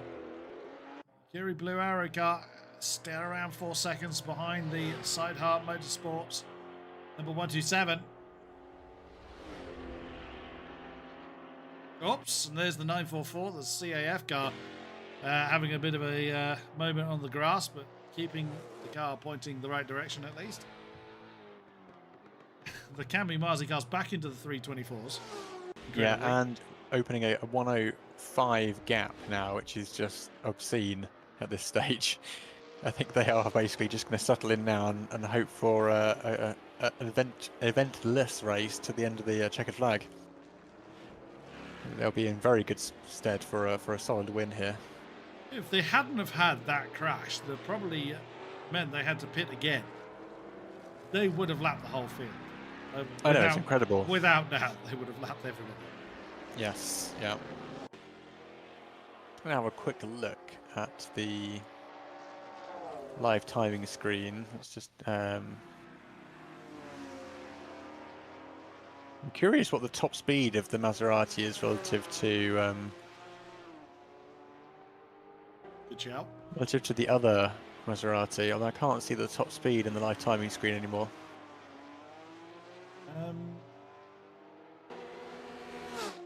Because it's not the only Maserati on the field, but it seems to be much faster by a country mile. Certainly, there's only one of two Maseratis out there. We'd lost the other one some time ago. I think the other one's the number 10 car. Oh yes, it is. Beg your pardon. Yeah, the number 10. Yeah, the logo's 10. The one with the funky door. 16th place. Well, I'll just keep an eye on it, the number 10, and see what the top speed is.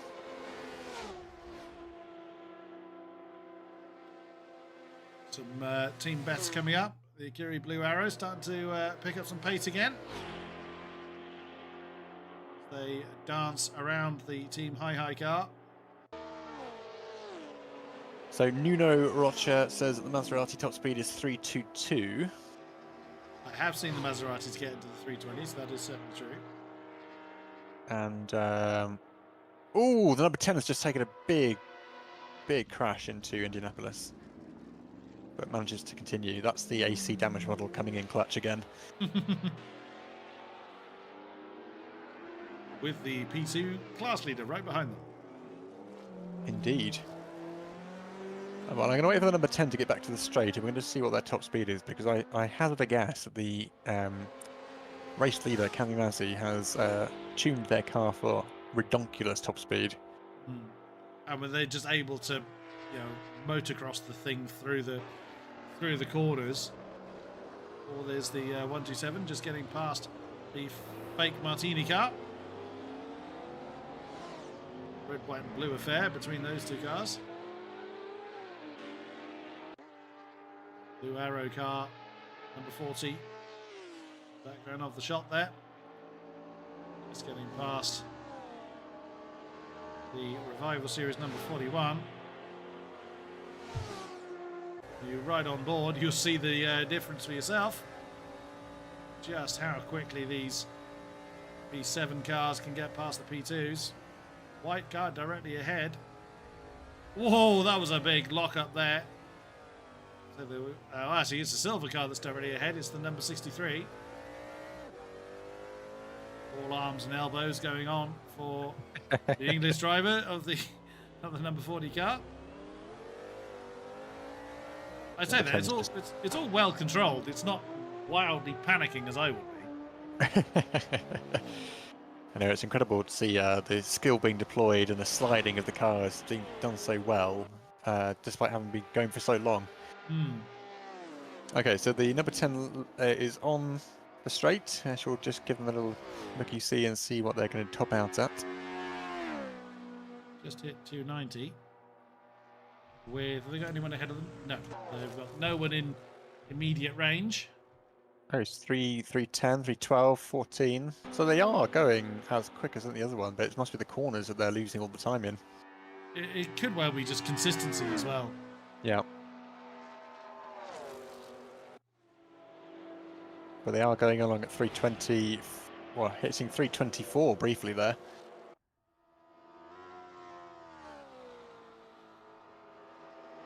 As the race is very much in its closing stages, everyone just entering just get it home mode.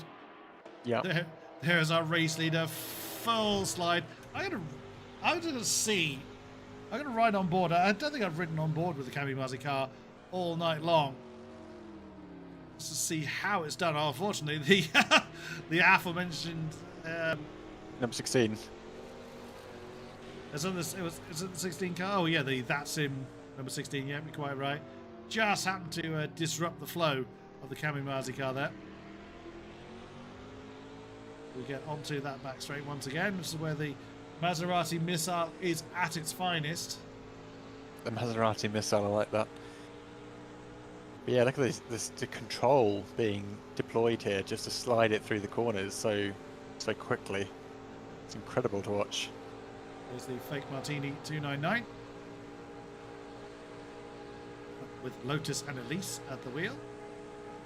Oh, well driven there. That could have gotten a little bit uncomfortable for Maserati driver. For the 16 car, realised that the race leader was coming past and didn't jump into the way.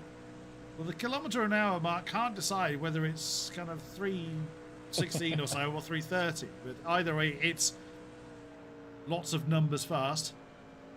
Being reliably informed in YouTube chat that the Maserati can get all the way up to 330 with appropriate amounts of slipstream. I could believe. You just saw the Kamikaze car just lift off out the throttle from that right-hand kink as the 63 car got out of the way. Now spends a week on the brakes.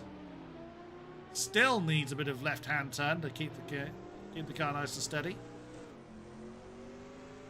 Closing in on another group of cars that will no doubt be dispatched fairly quickly. So 9 minutes remaining, just another 3 or so laps to go. Oh, the number 16 just taking a little dive off into the grass behind the Maserati.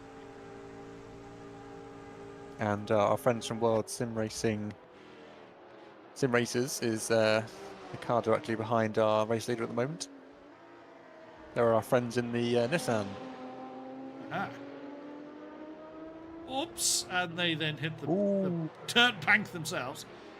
As now closing in on... which car that's closing in on, actually? Yeah, number 25 car, World SimRacers, having a little bit of a trouble now. Oh dear. Bit of a clip from the number 16 as well. Yeah, that got slightly uncomfortable. Yeah, there's a Lola in the background, dodging and weaving to get through the pack. I think that's the car I call the lemon and lime one, the plebeian car. Yeah. 78. Yeah. A lap down from the Kiri Blue Arrow car, but chasing it nonetheless.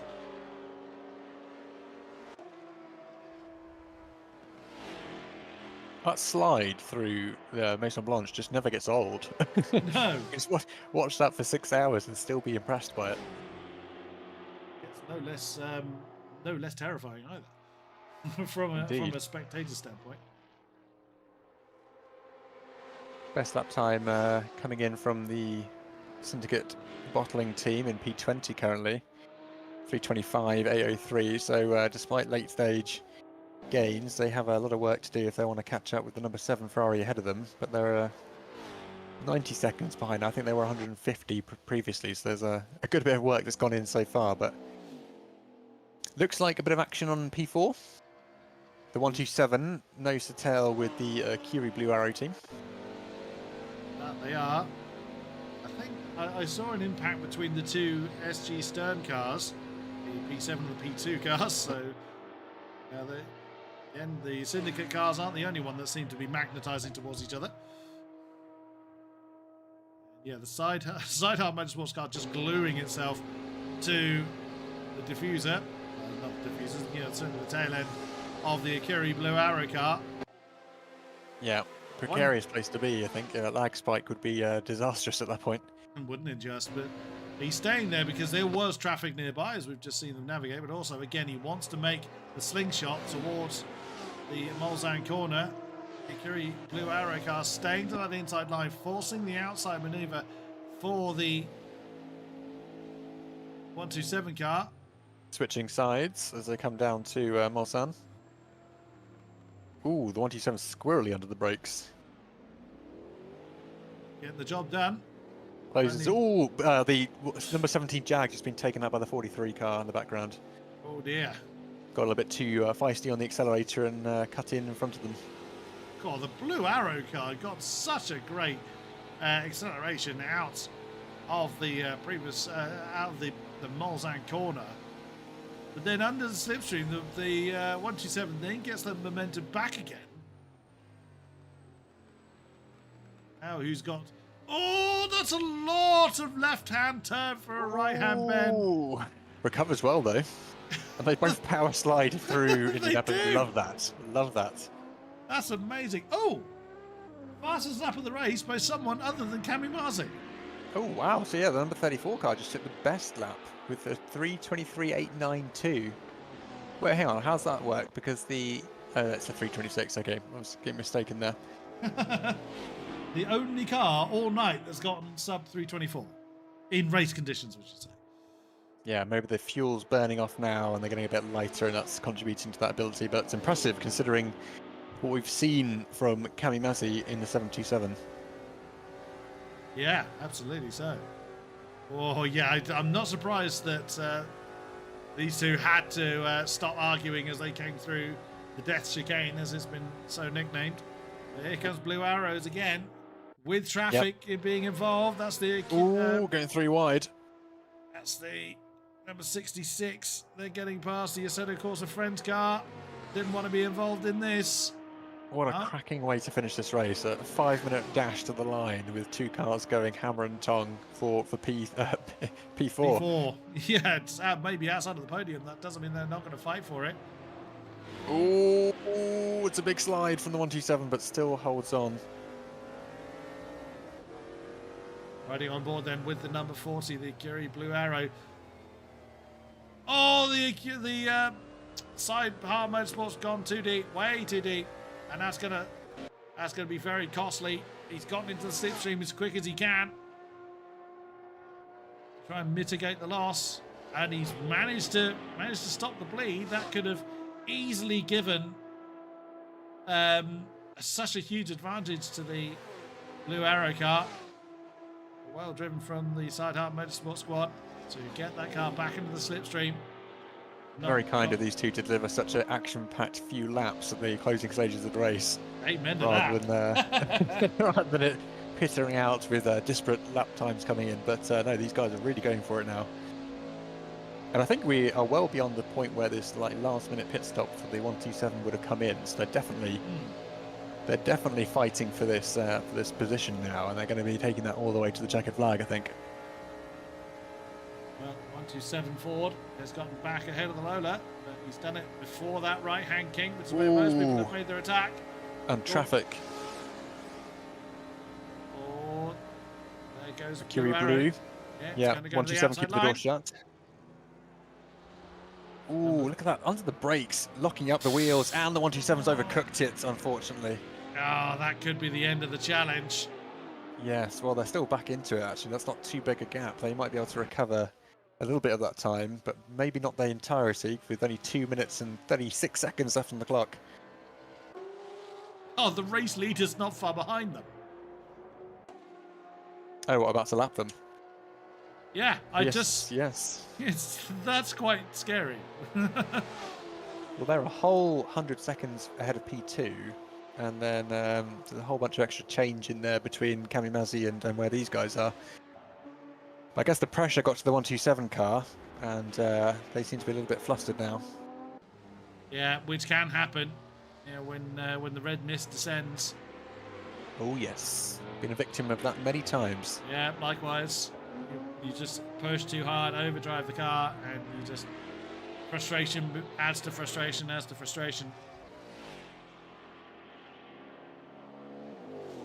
Well, that could well have spelled the end. Well, it does look like it has spelled the end of a potentially thrilling battle, because there is what 3.2 seconds looks like between the Akiri Blue Arrow car, Sideheart Motorsport entry. There's your race leader. Coming through to begin the final lap. The 6 hours of Le Mans. These gorgeous classic GT machinery. Absolutely phenomenal performance here from the 77 team, having established such a huge gap within the podium alone over the 6 hours. We've got someone waiting in the audience, but they've disappeared again. Fair enough. So WBM in YouTube chat says, we were trying to slow down the 4th car so we could get lapped as we don't have fuel. Oh. So they were trying to, trying to eke out one less lap. Don't think it's going to work for you. There's the grid Yeah, now. so we might see a last-minute change of positions here if the fuel runs out. Certainly possible. Unfortunately, it's the one thing that we don't see in the information at our disposal is the fuel. No, indeed. I don't know if I can go on board and see what the fuel gauge is looking like. Ooh, well, that may be a static thing, but the fuel gauge for P4, the Akiri Blue Arrows, is looking a little bit low, but I wouldn't say it's dangerously low, given the time that we have remaining, which is nothing. So where's our race leader? Oh, just coming down the Mulsanne, so they will be back to the start-finish line in about a minute and a half, I would have thought. There or thereabouts. You cannot say that hasn't been a race-winning performance from the 77 team. Yeah, definitely. Got the strategy and the driving just perfect, and that car is set up like an absolute speed demon. So I believe at the end of the lap, we will be all convening in the briefing room for a quick round of post-round interviews with the race winners, which looks at this stage to be the 77, the 34, and the 92. Oh, 127 having a bit of a issue again. Well, if he was trying to do one less lap, he's just re-overtaken the race leader. So that will backfire slightly if that was what their aim was. But yes. Here comes the 737 to retake that spot. So only the top 5 will be on the lead lap. And Gwyndow could actually slow down enough to not need to do that final lap. Whoa, where are you going? 77. Oh, no. 77. Oh, that's way off. I think he's got plenty of time to recover, but oh god, has he damaged the car? I mean, he would have to take a detachment of wheel. Doing the right thing, waiting for an available spot. Yeah, it's still 99 seconds between them and P2, but my god, that was a heart-in-mouth moment at this stage in the race. Well, if Sideheart are 1 lap short, they're going to have to stop on the line. Because they're now some distance down the road. Yeah, well, that's... where are they? Well, I think it was Akiri Blue Arrow, wasn't it, which was trying to slow down, but maybe I'm mistaken. Maybe it's the 127. Well, if it's Akiri Blue Arrow, they're just crossing the line to start their final lap. So they're going to have to crawl at that rate. Well, 127 sounds like it's very much coasting along, so it probably is the 127 that I was Unless they have run out of fuel. They've run out of fuel. Yes. Yeah. They're they coasting. Yeah. Well, they may get away with it because. Yeah, but they need to get there. Oh no! No! Oh no! They've hit the grass. They've hit the grass. No. There goes the race leader. No, they were coasting to let the race leader through. So your winner here, the 6 Hours of Le Mans, is the 77. The Kamikaze car has taken the victory. Second, some distance behind, unless disaster befalls them, is going to be the number 34 MS Development car. But that's just coming into Indianapolis now. Yeah, so plenty of time to stuff it into a wall yet. But if all going well, it will be the 34 car, which is good news for Lafrege. Indeed. Well, the 127 car, having just slowed down to let the race leader through, so they didn't need to push the fuel tank any further. Now stopped. Honk to you too, whoever that was. Okay, so they'll look through the last few turns then. Comes the number 34, the French-driven MS Development car. Maserati will lead a pair of Lolas to the checkered flag. Yeah, 34 has navigated the Maison Blanche corner without issue. 127's a wheel disconnected. Well, well, that would be a problem. There it is. There we go. So number 34 does take P2. And the top three were almost equidistant apart because the stern... Wait, why does the service say that MS Development 34 just won the race? That surely isn't correct. It doesn't on my screen. Oh, it just popped up on mine, but okay, we'll go right. with yours. Stern 92. Stern 92. It's just coming through Indianapolis, which is kind of where we picked up. Just said. Yeah, it is somewhat. Then 14 seconds back is the Ikiri Blue Arrow car with a very locked up number 32 right ahead of them. I swear some people are still racing despite the fact that they've crossed the line. But either way, yeah, looks like Syndicate Claire might take P6 in the P2000s. There they are. Oh no, they might have just been. No, they are back in the pits. So wow, what a race! Yeah, well, there is our P2 class winner, the Northeast Endurance car. Yeah, what an effort from that team. That I say team. Solo driver. Yes, incredible. Superb stuff. Well, assuming that they may not have actually crossed the line yet because they're still going for it. So we'll see our P2 class leader come over the line. They're a whole lap. Oh, there's a car cartwheeling after Maison Blanche. Oh, I just saw that. Oh, there's a number 50 car parked on the side of the road. Yeah, I did see the gymnastics there, but it was too far away to see who it was. But there's your P2 class winner. Northeast Endurance number 77, Adam Keefe from the what an US. Incredible effort. Absolutely superb stuff. Second, you won't believe where they are. Oh, Indianapolis. Is that? Yes, it is. That's the break-in zone for Indianapolis.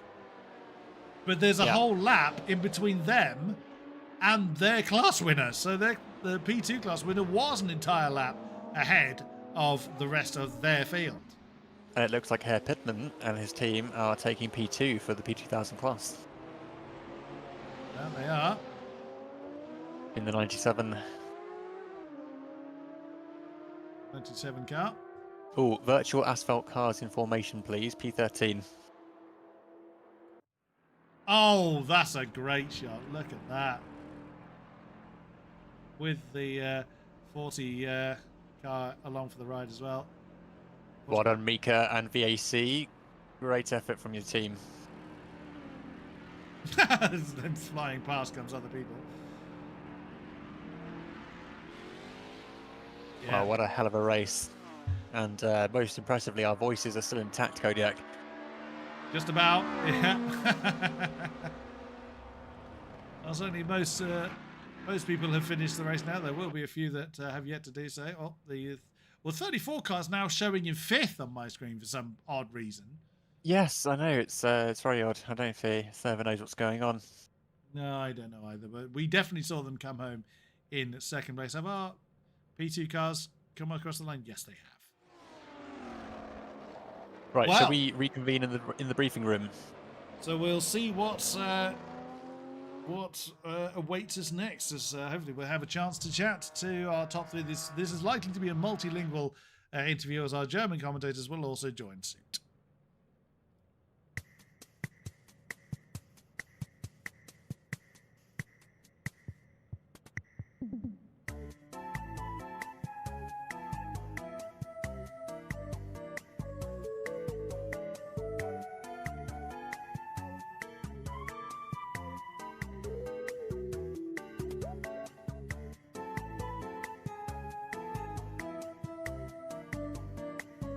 Ourselves over to the briefing room. The holding music for the briefing room's hilarious, by the way. Right, let's go and take my spot, and we'll listen to that lovely lift holding music again.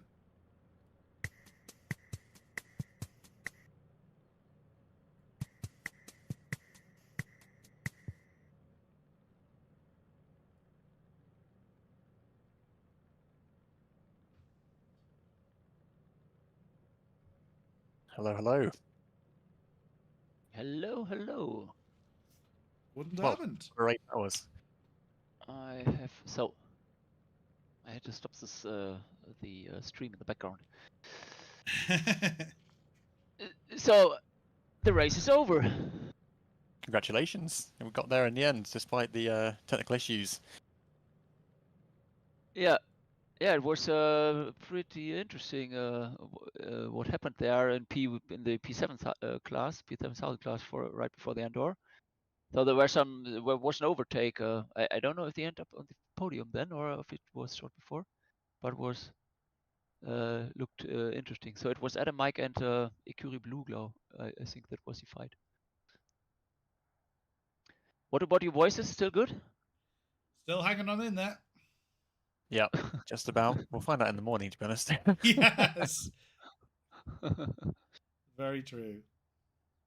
But yeah, very, very happy to have been a part of this, Pitman. So thank you for organising the event, and I'm sure everyone will mirror that from the drivers and everyone else who's been involved.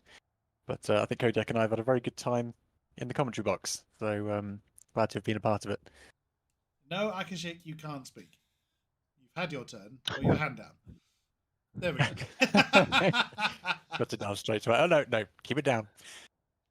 So Valentin is there, so let's put him up here. Valentin, hi. Hey. Race is over. We made it. Sure is. So with all the stress right before the race, all the drivers waited. Great. And what I see, it was a great race. Definitely. Thoroughly enjoyed it, yes.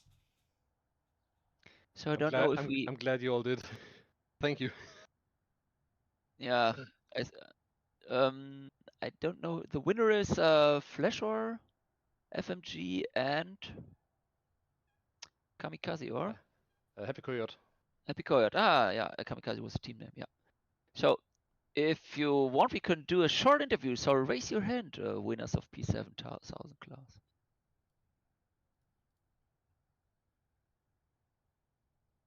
Don't be shy. No, two of them are there. Hello. Hello. Congratulations to you three. Thank you. How was the race from your point of view? Exhausting. Exhausting. Yeah. And scary. Yeah, the F105 is not an easy car to drive or fly. Well, my hat comes off to you all for navigating those corners, but basically sideways, with steering that looks more like a suggestion than a direct input. But for getting so much time out of that car, it's incredible for such a long period of time as well. So great teamwork, and looks like the strategy's paid off for you all. The silence. Yes. Well. Yeah, I had to drift the car pretty much on every single turn. It doesn't turn otherwise; it just goes straight. I have to slide. I mean, you guys had quite a major accident. I think in the final hour or hour and a half in that fight in that last chicane. And I thought, oh my goodness, that's blown the lead wide open. But you guys just seem to shrug it off and carry on. We were very lucky because that was one lap before I needed to pit for our full fill. So I just had to limp round. I lost about 6 seconds, I think we worked out. We were just incredibly lucky. The one at the end was more embarrassing and took longer, probably. Yeah, but you had the time to spare on both occasions. I think it's fair to say. Oh yeah. So, what was the decision behind choosing the Maserati? It was you were one of two Maseratis in the field. Right, so it was pretty funny. At first we went like, we are not driving the Maserati. Then Tim drove it, and he was like, yo, this car is kind of quick. And he made a setup for it, and he was like, yo, this car is like kind of drivable. And then we just chose it because it was funny. I know, I was really surprised to see only two of them on the field, and then suddenly you were banging out lap times, and the weapon that car is on the straight line speed, it was just incredible. Yeah, it's almost like the Mark II. You just drive it hard on the straight and take it easy elsewhere, because you can make time in the corners, but then it tries to kill you. So our qualifying pace would never have happened in the race. Sorry, I'm just clarifying that's what we've seen you doing through the corners was taking it easy. That's incredible. Well, yeah, I think our fastest lap was a 24 dead, and we could have gone down to at least a 22.7 in qualifying, and just didn't bother because no one seemed to catch it. And that's without draft, so we don't know what it could have done. My God. So does that make it undrivable then, or comparatively undrivable in circuits with more corners in it? I imagine it's terrible. I didn't try it. It's terrible. Yeah. That certainly worked in your favour here at Le Mans today. That's for sure. So would you be entering this car into a rallycross championship then? Yes. Didn't we? Yeah, nice. Maybe. Okay, do we want to add P2, P3 also here? It's your show. It's up to you. I wonder. My suggestion would have been the winner of both classes. So obviously we've just had the P7 winner, so we could have the P2 winner, which was Adam Keefe in the 77 car. Yeah, absolutely, and he's here in chat.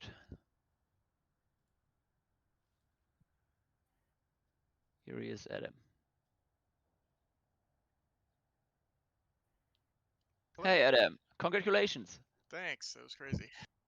Crazy one-man show out there. It was even more crazy. You did that on your own. That was What what possessed you to do that entire stint on your own? Well, I wasn't crazy enough to try it in a P700 or 7000 star. So I figured in this at least like I could snooze on the straight. Put my blinker on. At which point in the race did you have to start flexing your hands on the straight to get some blood back into your fingers? Oh, the entire time. The only thing I didn't have like a brick for the throttle. Just my right foot was getting tired. Yeah, just jam. I can imagine. Jam it in place with a broom or something. Yeah, I could see that. But again, so what was the inspiration behind the choice of car? I just love how it sounded in the inside. And it drives pretty nice too. It's one of the slower as far as top speed goes, but it worked out pretty good. I did make a couple mistakes, so I had to do an extra stop in there. It would have been a 3-stop, but I had to do 4. And did you lap the entire P2 field? I think so. I haven't looked at the final. I think you have. Yeah, I can second that as a P2 into P1000 class. Good grief. And so you're not the quickest in a straight line, but no one seemed to tell you that from what we gather then. Well, I stayed out of trouble for most of it. which I think was the main point. The only mistakes I really had were my own fault. What did I you? certainly saw that your lap times were just so consistent, even through like hours 4, 5, and 6. I thought surely your pace would start to drop off, but I'm pretty sure your green light for personal best lap time started appearing even well into the race. No, like lap 5 or hour 5 to 6. That was when the only time I didn't have body damage, so I was a lot quicker there. Ah, okay. Yeah. How big an impact was damage? We saw a few cars having Um, a few knocks and bumps here and there, but it was difficult to tell how significant the damage was or what the impact was. Full fuel was about a second, a little over a second, and then damage on top of that, any body damage is about a second a lap. Okay. So full fuel and a little bit of damage is down 2 seconds-ish. I suppose that's not a huge amount here, a track this long, but yeah, no, still didn't seem to slow you down much at all. Yeah, it was good. Again, I just stayed out of trouble for the most of it. Had a great team. VAC, the guys kind of warning me of danger ahead. Ah, so you had some kind of engineers in your ear through the Yeah, race. I Yeah, had some okay. engineers spread across the track let me know what was going on. Okay, I wondered about that during the race, how you managed that. Yeah. I thought for a moment when you said you had a great team, you were just, politely complimenting yourself, but it sounds good that you had a whole team to support you through the race. Yeah, it was great. Did they have to keep making sure you hadn't fallen asleep? No, I think I did okay with that. I mean, I was constantly busy trying to dodge the faster cars driving by me all the time. Making coffee whilst you're going. Great stuff. Yeah, congratulations on the win. We really were a class of one today, Adam. Well done. Thanks. Yep, congratulations. Hopefully you still see something other than AC when you close your eyes tonight. Yeah, I'm never driving this track again.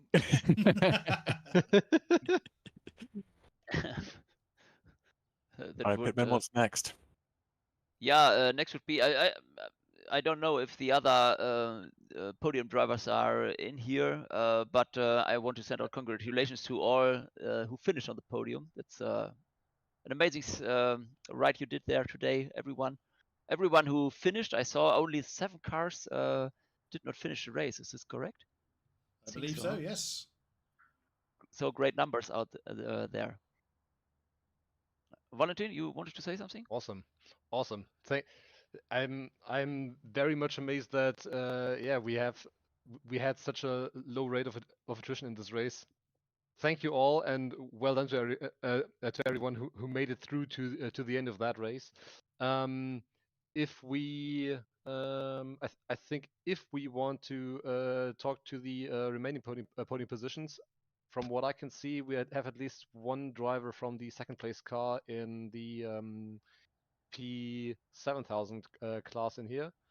For P2 second place we do as well.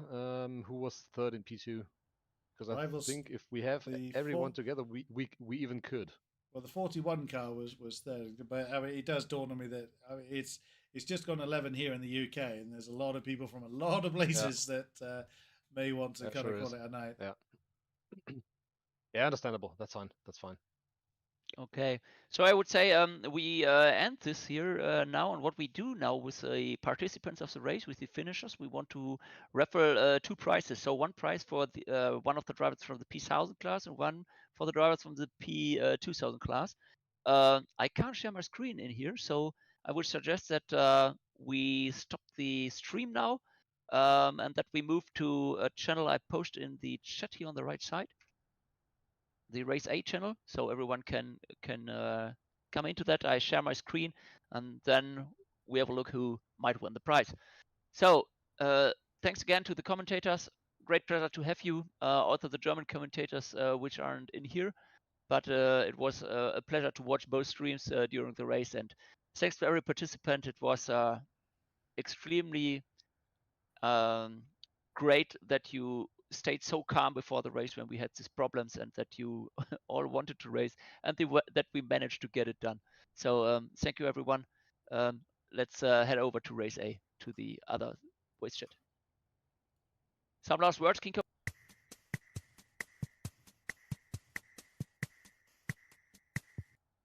Yeah, let's over. Let's it over.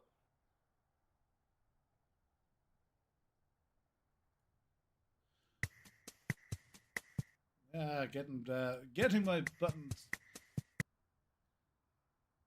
Well, whilst the drivers going to finish off their briefings, it leaves for me to just complete the stream here to echo what was said during the broadcast. Thank you very much to those that have been with us throughout the stream and those catching up post-event.